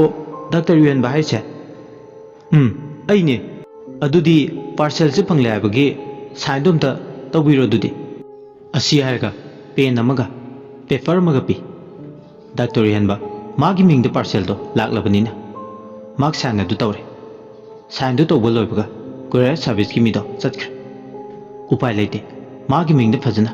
ꯄꯦꯀꯤꯡ ꯇꯧꯔꯒ ꯂꯥꯛꯄ ꯄꯥꯔꯁꯦꯜꯗꯣ ꯏꯃꯨꯡꯂꯣꯝꯗ ꯄꯨꯁꯤꯜꯂꯛꯑꯦ ꯇꯦꯕꯜ ꯃꯊꯛꯇ ꯊꯝꯃꯦ ꯀꯅꯥꯅ ꯊꯥꯏꯅꯣ ꯈꯟꯕꯗ ꯃꯁꯥ ꯃꯊꯟꯇ ꯆꯃꯝꯅꯩ ꯃꯨꯟꯅ ꯉꯥꯏꯍꯥꯛꯇꯤ ꯄꯥꯔꯁꯦꯜꯗꯨꯗ ꯌꯦꯡꯉꯤ ꯌꯨꯍꯦꯟꯕꯅ ꯀꯅꯥꯅꯕꯨ ꯑꯩꯉꯣꯟꯗ ꯍꯧꯖꯤꯛꯄꯨ ꯄꯥꯔꯁꯦꯜ ꯊꯥꯔꯛꯀꯗꯣꯏꯅꯣ ꯇꯨ ꯍꯥꯏꯔꯒ ꯑꯩꯒꯤ ꯃꯤꯡ ꯊꯥꯔꯦ ꯐ꯭ꯔꯣꯝ ꯍꯥꯏꯔꯒꯅ ꯏꯔꯤꯕ ꯃꯄꯥꯁꯤꯅ ꯏꯁꯤꯡꯅ ꯆꯥꯝꯊꯣꯛꯈꯤꯕꯒꯨꯝ ꯊꯥꯔꯤꯕ ꯃꯌꯦꯛꯁꯦ ꯏꯔꯤꯕ ꯃꯤꯡꯁꯤꯁꯨ ꯎꯕ ꯐꯪꯗ꯭ꯔꯦ ꯇꯁꯦꯡꯅ ꯑꯗꯨꯅ ꯀꯅꯥꯅ ꯑꯩꯉꯣꯟꯗ ꯊꯥꯔꯝꯒꯅꯤ ꯑꯁꯤ ꯍꯥꯏꯔꯗꯅ ꯄꯦꯀꯤꯡ ꯑꯗꯨ ꯀꯥꯏꯔꯦ ꯄꯦꯀꯤꯡ ꯑꯗꯨ ꯀꯥꯏꯕꯒ ꯕꯣꯛꯁ ꯑꯃ ꯌꯥꯎꯔ ꯂꯩꯔꯝꯃꯤ ꯕꯣꯛꯁꯇꯨꯒꯤ ꯃꯈꯨꯝꯗꯣ ꯍꯥꯡꯗꯣꯛꯂꯒ ꯃꯗꯨꯒꯤ ꯃꯅꯨꯡꯗ ꯀꯔꯤ ꯌꯥꯎꯔꯤ ꯍꯥꯏꯗꯨꯅ ꯌꯦꯡꯉꯤ ꯑꯉꯛꯄꯅꯤ ꯕꯣꯛꯁꯇꯨ ꯍꯦꯛ ꯍꯥꯡꯗꯣꯛꯄꯒ ꯀꯥꯇꯤ ꯍꯥꯏꯕꯗꯤ ꯁꯤꯖꯔꯁ ꯄꯥꯐꯣꯏ ꯁ꯭ꯀꯦꯄꯦꯜ ꯑꯣꯏꯅ ꯌꯥꯎꯗꯨꯅ ꯂꯩꯔꯝꯃꯤ ꯁꯔꯖꯤꯀꯦꯜ ꯏꯟꯁꯇ꯭ꯔꯨꯃꯦꯟ ꯑꯇꯩ ꯈꯔꯁꯨ ꯌꯥꯎꯏ ꯁꯦꯠ ꯑꯃꯅꯤ ꯍꯥꯏꯕꯁꯨ ꯌꯥꯏ ꯍꯥꯏ ꯁ꯭ꯀꯨꯜ ꯇꯝꯂꯤꯉꯩ ꯕꯥꯏꯑꯣꯂꯣꯖꯤ ꯄ꯭ꯔꯥꯛꯇꯤꯀꯦꯜꯗ ꯁꯤꯖꯤꯟꯅꯕ ꯗꯤꯁꯦꯛꯁꯟ ꯕꯣꯛꯁ ꯈꯨꯠꯁꯨ ꯈꯨꯠꯂꯥꯏ ꯁꯨꯅ ꯌꯥꯎꯕꯗꯣ ꯅꯤꯡꯁꯤꯡꯂꯛꯑꯦ ꯑꯗꯨꯕꯨ ꯃꯍꯥꯛ ꯃꯁꯥꯗ ꯃꯊꯟꯇ ꯅꯣꯛꯅꯤꯡꯕ ꯐꯥꯎꯏ ꯌꯨꯍꯦꯟꯕꯅ ꯑꯩꯕꯨ ꯍꯧꯖꯤꯛꯄꯨ ꯑꯉꯥꯡ ꯃꯆꯥꯗꯧꯅ ꯎꯕ ꯃꯤꯁꯨ ꯌꯥꯎꯔꯤꯕ꯭ꯔꯥ ꯐꯖꯅ ꯃꯊꯧꯗꯤ ꯂꯩꯇꯦ ꯁꯤꯕꯨ ꯑꯩꯉꯣꯟꯗ ꯊꯥꯔꯛꯀꯅꯤꯅ ꯊꯥꯔꯛꯏꯁꯦ ꯇꯁꯦꯡꯅ ꯃꯤꯆꯥꯗꯣ ꯊꯧ ꯂꯩꯇꯦꯀꯣ ꯃꯥꯒꯤꯁꯦ ꯃꯑꯣꯡ ꯑꯃꯅꯤꯅꯦ ꯃꯤ ꯈ꯭ꯋꯥꯏꯒ ꯃꯥꯟꯅꯗꯕ ꯑꯃꯗꯤ ꯌꯥꯎꯔꯤ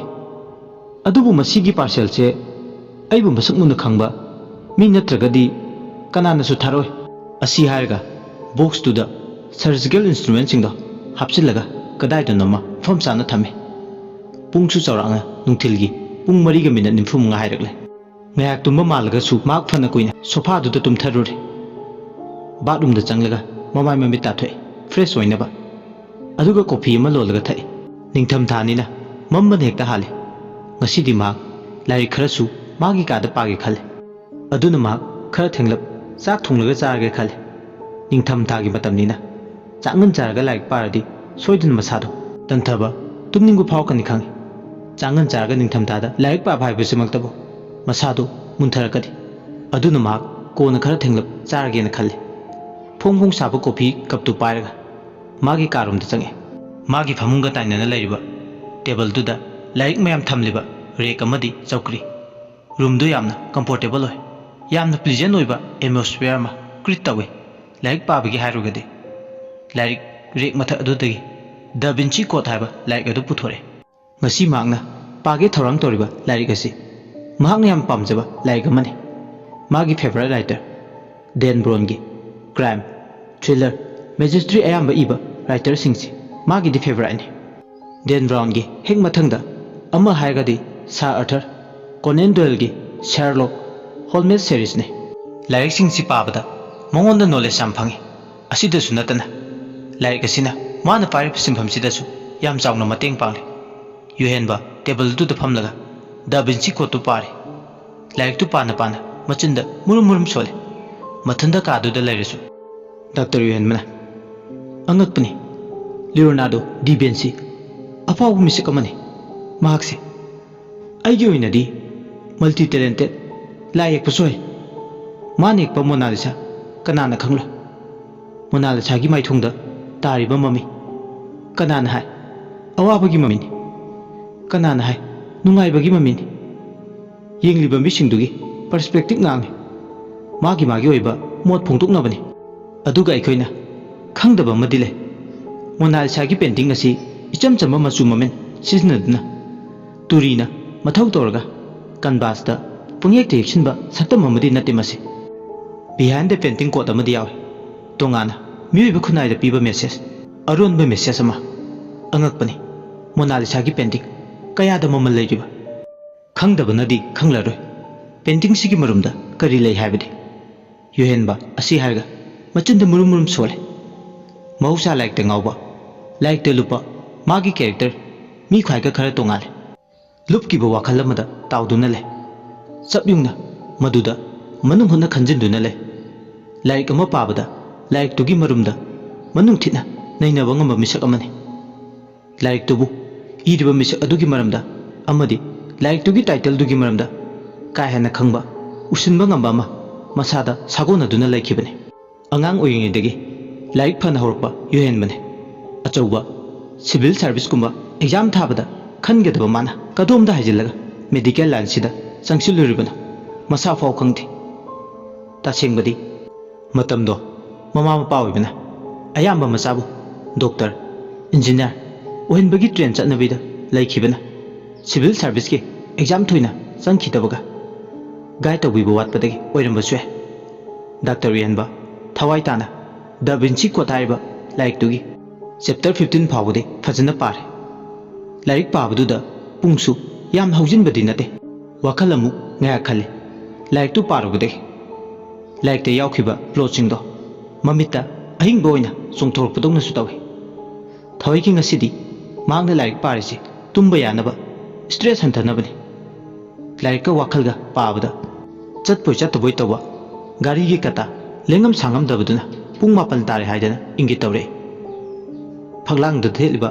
gari du yenglubada pung mapan chapchana targa leramle yuhenba pung mapan su tarabnina dinner se sem saba yaredana si haredana magi study room du dagi thogle mana paba like tu khumjilamle aduga khutta coffee cup to pairaga kitchen lum dalai haujikti ma kitchen da changlaglaga chak thongnaba tawre numidang du da ma yerum thongge haidana thorang tawe kitchen na du da mathantani leiribadu khangaudana chak thonglinge transformer pokhai bagi makhol tare transformer du hek pokhai gi baga mai du mutkhre sakhum adu pumam prepare lakpadagi inverter su thamdrabane adubu stand by oina sizinanaba generator amadile adubu ma ingalle mapalda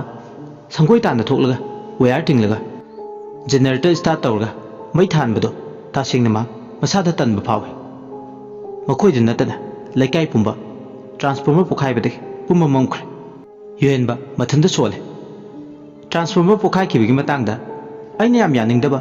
theory amadile light travel faster than sound hairaga transformer sigi matangda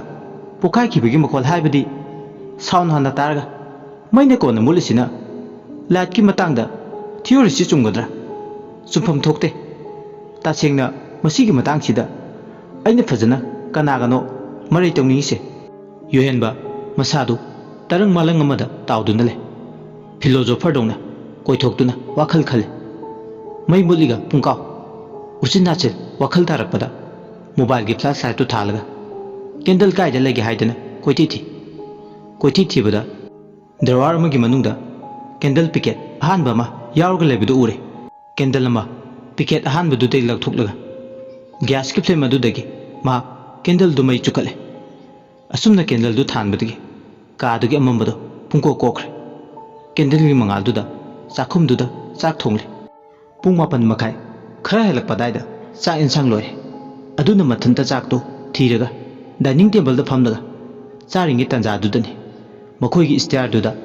अंगांग ma'am लांगगा हौनरगा चेनबा मानबा मखोल तारे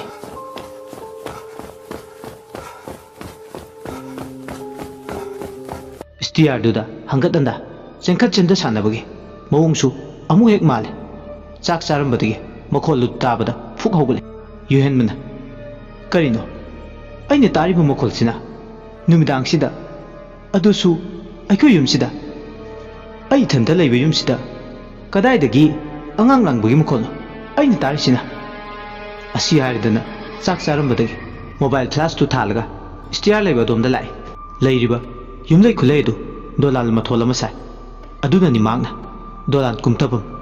stair room दा लाइबा असुमना मांगना flash light तु थालगा stair case room दा लाकपदुददी Kanasu लैबुदे अदुगिसु मतकता Kanasu लांगबगी मखोलसु ताखेत्रे पुमचिकची second खरदी चिकलमलगा मागी कागी थोंगदो हांगबगी मखोल अमुकसु तारे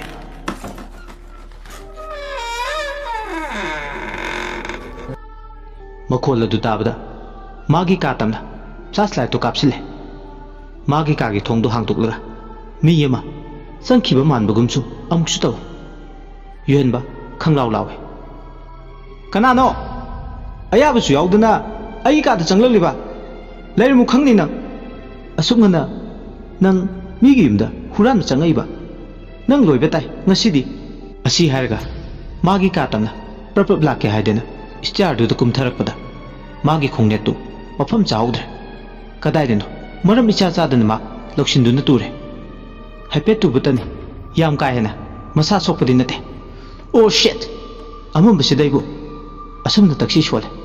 अदुगा मागी कादु तमना लाई अइबु ngасai थोंग लोनसलमबनिदा होइने मपालदगी लोक तोरमबनि अदुगा कमाइन हांगदोकलगा लेरमलिबा तौरिसे चानना अइगी कासिदा हुरानबु चंगला माले असि हायरगा मागी मोबाइल फ्लैश लाइट तु मागी कादुदा कना लैगे हायदना कापसिले असुमना मोबाइल की फ्लैश लाइट तु कापसिलुबदगिदी माना फमलंबा चौकरीदुदा मी यमा फमलगा माना पारंबा लाइक सिंगी चेना सिंगदो अममदुदा फाक फाक तुना सानरिबदुरे मतुंग ओंथोकलगा फमबना फमलिबा मिसक अदो कनानो हायबा मयेक सिंगना उरमदे तुमिन होय माय हायदना फ्लैश लाइट की मंगालदु थानजरसु मची लेंदना ले युहेनबा मसक मसासु खंगदबा मिसक अमना मागी का मनुंगदुदा तुमिन तासिंदुना थौसा वासादना लाइक पारगा लैबदु उबदा मसादा हुरानबु सोयदना ओइरंगोनि चिंगनरमबदो चिंगनखिद्रे युमदु हुरानबु चंगलगलैबा मिसक अमना ngantana मिगी मिमदु चंगलगलगा तुमिन मिगी कादा चंगलगा लाइक पागदबा नते हायबा मा खंगे तौरिबा मतौसिना मंगोंदा याम चममनबो ओइरे चानना हुरानबु ओइरंगदरा अदुगा मुक्सु अमरोमदा अममदा कनासु लाइक पानदे मसी नाते याम चादबा वाफम अमनी युहेनबा खनबा याबा खलबा मतु चौकरीदु फमलिबा नुपादु यंगनायदे कनानो ना अममसिदा मिगी कासिदा थोंगा हांगतुकलगा तुमिन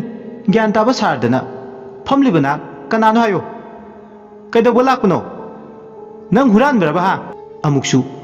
नंगी नौ नतौसिना हुरानबा मुक्सु मानदे अदुबु युहेनबना हारिबदो चौकरीदु फमलिबा नुपादुदी थवा इसा सादगे मागी फंबम थोकपा अमदा फमदुना ले अममदुदा करीबु खंगदना चेना सिंगदु फाक्तोकलगा तरंग अमदा पादुना थौसा वासादना लिथोए अंगकपनि करी खंगैदना माना लाइक पारिबा नोकनिंगबा उसितबा अमसु फावे मरमदि अममबदुदा करंबा लाइक मे उगनी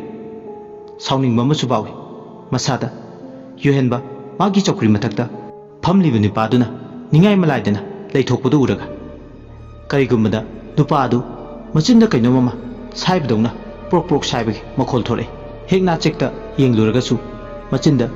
ꯂꯦꯡ ꯂꯦꯡ ꯆꯠꯄꯗꯧꯅ ꯇꯧꯔꯦ ꯍꯟꯗꯛꯃꯨꯛꯇꯤ ꯁꯥꯎꯅꯤꯡꯂꯦ ꯆꯥꯟꯅꯅ ꯌꯨꯍꯦꯟꯕꯗꯣ ꯈꯪꯂꯥꯎ ꯂꯥꯎꯔꯦ ꯃꯁꯤ ꯀꯌꯥꯗ ꯃꯅꯥ ꯀꯜꯂꯤꯅꯣꯅꯦ ꯃꯤꯒꯤ ꯌꯨꯝꯗ ꯆꯪꯂꯛꯑꯒ ꯑꯐꯥꯎꯒꯁꯨ ꯁꯥꯔꯗꯅ ꯅꯪ ꯃꯉꯥꯏꯔꯦꯅꯦ ꯅꯇ꯭ꯔꯥ ꯁꯦꯟꯗꯥꯅꯔꯗꯅ ꯅꯥꯍꯨꯝꯁꯤꯗ ꯁꯦꯠꯆꯤꯟꯕꯨ ꯃꯁꯤ ꯑꯁꯤ ꯍꯥꯏꯔꯒ ꯄ꯭ꯔꯞ ꯄ꯭ꯔꯞ ꯅꯨꯄꯥꯗꯨꯒꯤ ꯃꯅꯥꯛ ꯊꯝꯅ ꯆꯪꯁꯤꯜꯂꯛꯑꯒ ꯃꯣꯕꯥꯏꯜꯒꯤ ꯐ꯭ꯂꯥꯁ ꯂꯥꯏꯠꯇꯨ ꯅꯨꯄꯥꯗꯨꯒꯤ ꯃꯃꯥꯏꯗꯨꯗ ꯀꯥꯞꯁꯤꯜꯂꯦ ꯑꯗꯨꯝꯅ ꯀꯥꯞꯁꯤꯜꯂꯨꯕꯗꯨꯗ ꯅꯨꯄꯥꯗꯨꯒꯤ ꯑꯣꯏꯔꯝꯂꯤꯕ ꯐꯤꯕꯝ ꯑꯗꯨꯗꯤ ꯑꯁꯨꯛꯀꯤ ꯃꯇꯤꯛ ꯁꯣꯛꯂꯝꯃꯤ ꯃꯆꯤꯟꯗ ꯈꯔꯝꯃꯤ ꯑꯍꯤꯡꯕꯁꯤꯡꯗꯣ ꯌꯥꯝ ꯍꯥꯎꯅ ꯁꯥꯏꯗꯨꯅ ꯂꯩꯔꯝꯃꯤ ꯃꯃꯥꯏ ꯃꯃꯤꯠꯇꯨꯅ ꯍꯟꯅ ꯕꯤꯠ ꯕꯤꯠ ꯂꯥꯎꯔꯦ ꯅꯥꯏ ꯆꯥꯕ ꯁꯔꯨꯛꯁꯨ ꯌꯥꯎꯏ ꯑꯀꯤꯕ ꯐꯪꯂꯕ ꯃꯤꯅꯣꯛ ꯑꯃꯒ ꯃꯌꯥꯗꯨ ꯍꯤꯒꯠꯂꯗꯅ ꯗꯥꯛꯇꯔ ꯌꯨꯍꯦꯟꯕꯗ ꯌꯦꯡꯂꯛꯏ ꯃꯗꯨ ꯎꯕꯗ ꯗꯥꯛꯇꯔ ꯌꯨꯍꯦꯟꯕ ꯃꯤꯍꯨꯜ ꯊꯥꯎꯟ ꯁꯨꯈꯤꯗ꯭ꯔꯦ ꯃꯤꯠꯅ ꯑꯃꯨꯛ ꯅꯍꯧꯅꯅ ꯇꯣꯉꯥꯟꯕ ꯑꯀꯤꯕ ꯁꯛꯂꯣꯟ ꯑꯃ ꯎꯔꯛꯄꯁꯦ ꯃꯍꯥꯛ ꯃꯤꯍꯨꯜ ꯃꯐꯝ ꯁꯨꯈꯤꯗ꯭ꯔꯦ ꯁꯛꯐꯝ ꯈꯥꯏꯔꯕ ꯅꯨꯄꯥꯗꯨꯅ ꯃꯉꯣꯟꯗ ꯍꯤꯒꯠꯂꯒ ꯅꯣꯛꯂꯝꯂꯒ ꯃꯌꯥꯗꯨ ꯂꯥꯎꯅ ꯀꯥꯊꯣꯔꯛꯏ ꯃꯌꯥꯗꯨ ꯂꯥꯎꯅ ꯀꯥꯊꯣꯔꯛꯄꯗꯒꯤꯗꯤ ꯌꯥꯅꯨꯡ ꯃꯅꯨꯡꯗꯒꯤ ꯈꯔꯝꯕꯤ ꯃꯌꯥꯝ ꯑꯗꯨ ꯃꯉꯣꯟꯗ ꯇꯝꯅ ꯍꯧꯅꯗꯨꯅ ꯃꯁꯥ ꯈꯞꯇꯨꯅ ꯄꯥꯏꯁꯤꯜꯂꯛꯑꯦ ꯈꯪꯄ꯭ꯔꯦ ꯈꯪꯉꯤ ꯌꯨꯍꯦꯟꯕ ꯑꯗꯨꯝꯅ ꯇꯝꯅꯅ ꯈꯔꯝꯕꯤ ꯃꯌꯥꯝꯗꯨꯅ ꯃꯉꯣꯟꯗ ꯇꯝꯅ ꯄꯥꯏꯁꯤꯜꯂꯛꯄꯗꯨꯗꯗꯤ ꯃꯁꯥ ꯉꯥꯛꯊꯣꯛꯅꯕ ꯃꯃꯥꯏ ꯃꯃꯤꯠꯇꯒ ꯇꯣꯡꯂꯕꯗꯤ ꯍꯥꯏꯗꯅ ꯃꯃꯤꯠꯇꯨ ꯍꯥꯏꯐꯦꯠ ꯎꯏꯁꯤꯜꯂꯒ ꯃꯈꯨꯠ ꯈꯨꯠꯁꯥ ꯑꯅꯤꯗꯣ ꯀꯟꯊꯣꯛꯂꯤꯉꯩ ꯄꯥꯡꯊꯣꯔꯛꯄꯗꯗꯤ ꯈꯔꯝꯕꯤꯁꯨ ꯂꯩꯔꯝꯗ꯭ꯔꯦ ꯑꯗꯨꯒ ꯆꯧꯀ꯭ꯔꯤꯗ ꯐꯝꯃꯝꯕ ꯃꯤꯁꯛꯇꯨꯁꯨ ꯂꯩꯔꯝꯗ꯭ꯔꯦ ꯂꯋꯥꯏ ꯂꯨꯇꯣꯟ ꯁꯝꯗꯣ ꯆꯞ ꯆꯞ ꯌꯨꯡꯉꯦ ꯂꯥꯏꯕꯛꯇꯣ ꯏꯪꯊꯝꯊꯥꯗꯨꯗ ꯍꯨꯃꯥꯡ ꯃꯔꯤꯛ ꯃꯔꯤꯛ ꯀꯥꯔꯤ ꯏꯪꯈ꯭ꯔꯕ ꯏꯪꯊꯝꯊꯥꯒꯤ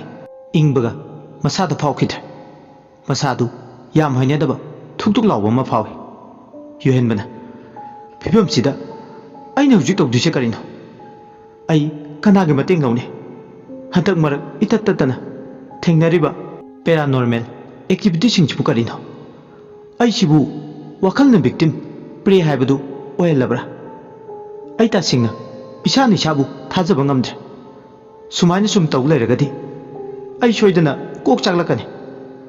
ꯀꯣꯛ ꯆꯥꯛꯑꯣꯏ ꯍꯥꯏꯅꯤꯡꯉꯥꯏ ꯂꯩꯇꯦ ꯅꯣꯡꯃ ꯅꯣꯡꯃꯒꯤ ꯑꯩꯒꯤ ꯀꯟꯗꯤꯁꯟ ꯋꯔꯁ ꯑꯣꯏꯔꯛꯂꯦ ꯃꯌꯥꯝꯁꯦ ꯃꯀꯨꯃꯪ ꯅꯥꯏꯠꯃꯤꯌꯔ ꯅꯠꯇꯦ ꯔꯤꯌꯦꯂꯤꯇꯤ ꯀꯟꯗꯤꯁꯟꯁꯤꯗ ꯀꯔꯝꯅ ꯑꯩ ꯁꯔꯚꯥꯏꯚ ꯇꯧꯒꯅꯤ ꯄꯦꯔꯥꯅꯣꯔꯃꯦꯜ ꯑꯦꯛꯇꯤꯚꯤꯇꯤꯁꯤꯅ ꯑꯗꯨꯝ ꯑꯁꯨꯝꯅ ꯁꯨꯝ ꯆꯠꯊꯗꯨꯅ ꯂꯩꯔꯗꯤ ꯑꯩ ꯀꯔꯤ ꯑꯣꯏꯅꯤ ꯀꯔꯝꯅ ꯑꯩ ꯏꯁꯥ ꯏꯊꯟꯗ ꯀꯟꯖꯒꯅꯤ ꯑꯀꯤꯕꯒꯤ ꯁꯛꯂꯣꯟꯅ ꯇꯣꯉꯥꯟ ꯇꯣꯉꯥꯟꯕ ꯃꯈꯜꯒꯤ ꯁꯛꯂꯣꯟ ꯂꯥꯡꯏ ꯑꯀꯤꯕꯁꯤꯅ ꯃꯤꯒꯤ ꯄꯨꯛꯅꯤꯡ ꯋꯥꯈꯜꯕꯨ ꯃꯥꯡꯍꯟꯅꯕ ꯏꯇꯠ ꯇꯠꯇꯅ ꯋꯥꯍꯟꯅꯕ ꯍꯣꯠꯅꯔꯤ ꯑꯀꯤꯕ ꯍꯥꯏꯕꯁꯤꯁꯨ ꯀꯔꯝꯅ ꯀꯗꯥꯏꯗꯒꯤ ꯍꯧꯔꯛꯄꯅꯣ ꯈꯟꯕꯗꯗ ꯗꯥꯛꯇꯔ ꯌꯨꯍꯦꯟꯕ ꯃꯁꯥꯗꯣ ꯑꯐꯥ ꯄꯨꯟꯅꯔꯦ ꯀꯔꯤꯒꯤꯗꯤ ꯑꯐꯥ ꯄꯨꯟꯅꯔꯣꯏ ꯑꯀꯤꯕꯅ ꯍꯦꯟꯅ ꯂꯥꯡꯒꯣꯏ ꯆꯟꯁꯤꯟꯈ꯭ꯔꯕꯅ ꯃꯍꯥꯛ ꯑꯍꯤꯡꯁꯤꯗ ꯍꯥꯏꯐꯝ ꯈꯪꯗꯦ ꯑꯀꯤꯕ ꯁꯛꯂꯣꯟꯗꯨꯅ ꯍꯦꯟꯅ ꯑꯀꯤꯕꯅ ꯃꯁꯥꯗꯣ ꯂꯨꯇꯣꯟ ꯄꯨꯝꯕꯗ ꯃꯆꯨ ꯁꯪꯈꯤꯕꯗꯧꯅ ꯑꯋꯥꯕꯗ ꯑꯋꯥꯕ ꯍꯥꯏꯕꯗꯨ ꯑꯣꯏꯔꯦ ꯑꯍꯤꯡꯗꯨ ꯂꯣꯏꯔꯒ ꯀꯩꯅꯣ ꯇꯧꯕ ꯌꯥꯕ ꯇꯧꯔꯒꯦ ꯅꯠꯇ꯭ꯔꯗꯤ ꯃꯍꯥꯛ ꯃꯁꯥꯗꯣ ꯑꯁꯨꯝ ꯃꯁꯤꯒꯤ ꯀꯟꯗꯤꯁꯟꯁꯤꯗ ꯃꯆꯤ ꯂꯦꯡꯗꯅ ꯂꯩꯔꯗꯤ ꯌꯥꯔꯔꯣꯏ ꯈꯜꯂꯦ ꯑꯋꯥꯕ ꯑꯃꯅꯤ ꯑꯍꯤꯡ ꯑꯗꯨ ꯅꯤꯡꯊꯝꯊꯥꯒꯤ ꯏꯪꯈ꯭ꯔꯕ ꯃꯇꯝꯁꯤꯗ ꯃꯍꯥꯛ ꯍꯨꯃꯥꯡ ꯑꯅꯞꯄꯤ ꯀꯥꯡꯉꯤ ꯀꯔꯤ ꯅꯨꯡꯒꯤꯅꯣ ꯍꯥꯏꯕꯗꯨ ꯌꯧꯏ ꯑꯁꯨꯝꯅ ꯋꯥꯈꯜꯗ ꯐꯨꯡꯕꯪꯅꯗꯨꯅ ꯑꯗꯨꯃꯛ ꯑꯍꯤꯡ ꯑꯗꯣ ꯇꯨꯝꯗꯅ ꯂꯣꯏꯈꯤ ꯃꯊꯪꯒꯤ ꯅꯨꯃꯤꯠꯅꯤ ꯗꯥꯛꯇꯔ ꯌꯨꯍꯦꯟꯕ ꯄꯨꯡ 10 ꯇꯥꯔꯛꯄꯗꯥꯏꯗ ꯃꯥꯒꯤ ꯗ꯭ꯌꯨꯇꯤ ꯃꯇꯝ ꯆꯥꯅ ꯍꯣꯁꯄꯤꯇꯥꯜ ꯌꯧꯅꯕ ꯂꯥꯛꯑꯦ ꯍꯣꯁꯄꯤꯇꯥꯜꯗꯨ ꯌꯧꯕꯒ ꯃꯥꯒꯤ ꯗ꯭ꯌꯨꯇꯤ ꯔꯨꯝꯗꯨꯗ ꯆꯪꯂꯛꯏ ꯑꯍꯤꯡ ꯇꯨꯝꯁꯤꯠ ꯐꯥꯗꯕꯒ ꯃꯍꯥꯛꯇꯤ ꯃꯁꯥꯗꯣ ꯏꯍꯩ ꯍꯩꯅꯗ꯭ꯔꯦ ꯋꯥꯕꯅ ꯃꯁꯥꯁꯨ ꯇꯨꯝꯁꯤꯠꯀ ꯐꯥꯗꯕꯒ इहाई हाइदुना ले मागी चौकरीदुदा फमलगा नाथदुना ले डॉक्टर रेजिनासु मागी कादा चले डॉक्टर रेजिनाना कैदौरगे उंगदे कशु तौदे डॉक्टर रेजिनाना ये हिनदगुमना तौबु मतौ मौबा कशु तौदेदा तुमसित फादबगिनी ओ अदो मेनागी केस की फोरेंसिक रिपोर्ट तो फंगले मेनागी फोरेंसिक रिपोर्ट हाइबा होय रिपोर्ट से नांगैसु कुइने पेंडिंग लेरुरे रिपोर्ट तो कदाइनो अमते येंगे युहेनबा मसादु हेन लांगतुंगनबा मोय मेनागी फोरेंसिक रिपोर्ट तो येंगिंगबना हेले फोरेंसिक रिपोर्ट से मतम कयामा नमसिनदुना लेरुरबने अदुना फोरेंसिक रिपोर्ट सिना मेनागी वाइल फंगलबदि असुंबो वाइल अमा सोइदना फंगलनि युहेनबगी कुत्ता रेजिनाना फोरेंसिक रिपोर्ट तो खुसिने युहेनबा रिपोर्ट अदु envelope manungdagi lagthore aduga khudak aduda hangtuklaga yengi hek hangtokbaga forensic report tuda asumna iri tudi Dr. Regina Laitonjam wasiarga makha taba report tuda iri Merina ki koki saruk amadi skeleton system da karigumba yotgumba kanba posak amana thakibagi koki sarukta asokpa leiri magi fangliba skeleton mayamduna asok apan pik thale expert opinion da postmortem da making iri Merina se red torum matung bakokta yona thara hatkibane hana loikrba postmortem se nauna muk masada phawbu chingnabdu koknaba haiduna tawrubane magi kesida chenakiba crime dugi culprit singi DNA finger report su mak amadi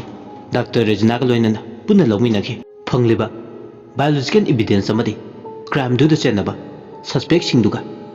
criminal investigation dugi report tu da asuki batik ling lainar kanda achoba hoba malerake Dr. Regina na report tu da iriba singdo pangi dei sin kiba ngaktani last magi crime du da chenariba singdo mara laitiena thadokriduni Dr. Yanmana khume mantri yauksilakba politics toksilakba adune laibak siaroi achumba wai lama phangnaba honabada medical science na lawriba thodang forensic science na achobu khulai amoina sijinariba matam sida lana pokthokli achumba bu aranbana nathaina honari Dr. Yanmana mukhume adu Regina aidi Merina gi achumba wai lamadi phanganingmane Regina na makhatare tawkiba process extraction quantitation implication capillary electrophoresis tawkriba steps singadu icham chamna tawkrira natragana khudimak tayonabra adubu well phangamda report tu na ranmane crime du da chenariba singdo chenadi haiduna report tu da palame ahan bigi report to adumak oidra jala kotu da putorpadana DNA report tu ga ihan nan report tu ga asuki matik kenaradra wakhalda mukhalle kadaidino report se hekta chenaba ma yaure aduna report sita semtokchin khara di tawre wakhalna ni do ngai hakti ngauchatne Dr. Regina na moire numitu degi phangkiba culprit sing dugi cheliba suit body fluid sing do biomolecular sequencing method sing do aran ba mata di yaukideda Dr. Henman makhatare hai gumdana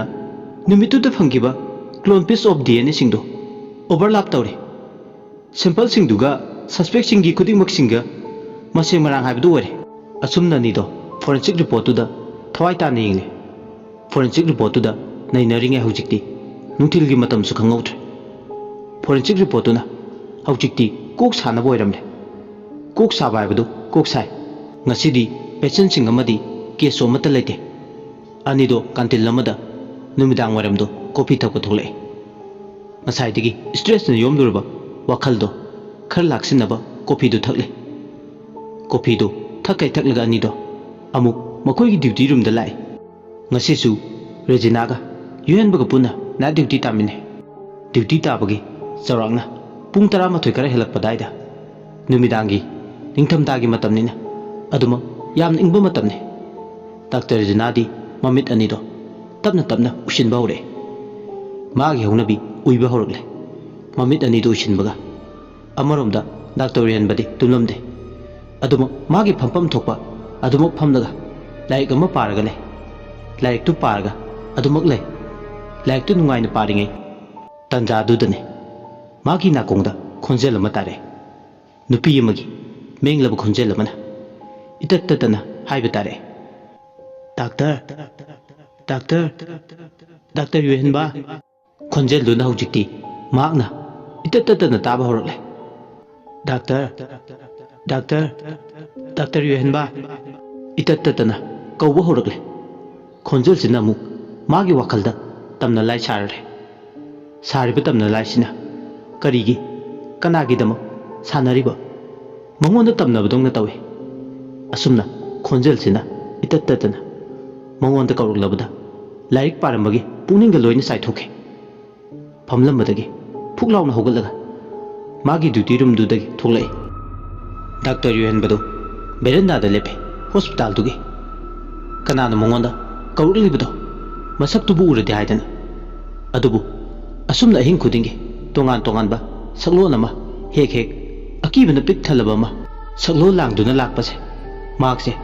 ꯇꯁꯦꯡꯅ ꯍꯩꯅꯤꯡꯗ꯭ꯔꯦ ꯀꯧꯔꯛꯂꯤꯕ ꯈꯣꯟꯖꯦꯜꯗꯣ ꯀꯅꯥꯒꯤꯅꯣ ꯍꯥꯏꯗꯅ ꯃꯍꯥꯛ ꯌꯦꯡꯅꯤꯡꯕꯗꯤ ꯐꯥꯎꯏ ꯑꯗꯨꯕꯨ ꯑꯃꯨꯛ ꯈꯣꯡ ꯊꯥꯡꯗꯣꯛꯂꯨꯔꯒ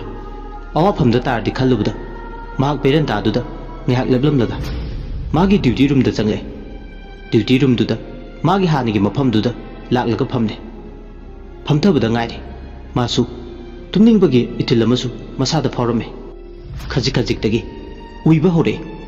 misna ani do uirum moirum khangde ngarang ai tumsit phakidabaga mathong maram khangkidabaduna maram moiraga tumningbagi itil phauramme adu mamito ushilambadagi tamna pangthore yohenba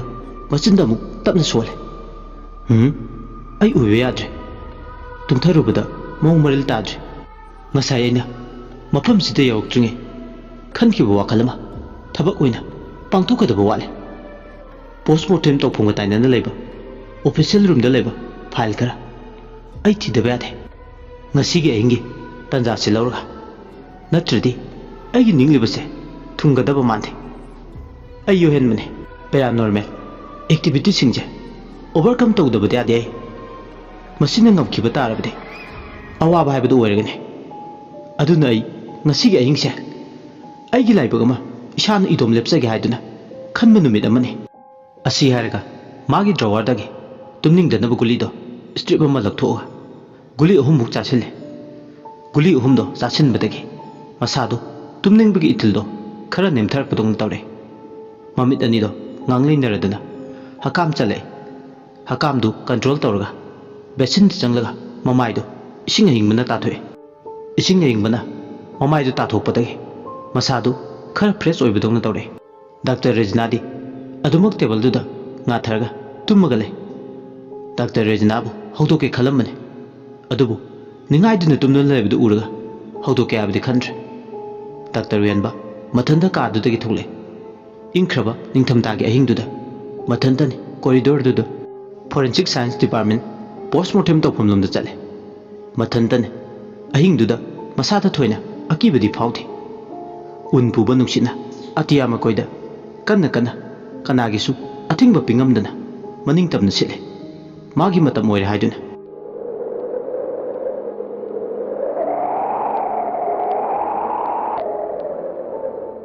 achikpadudamu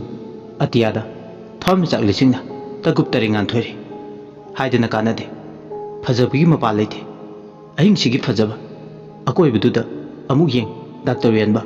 corridor de lepagale magi khongtang mukolduna thariba floor dugi tiles tuda khongup tuna thengbada kok haidana floor dugi makholduna top topa khonthang yeina ahing dugi achikpa thukai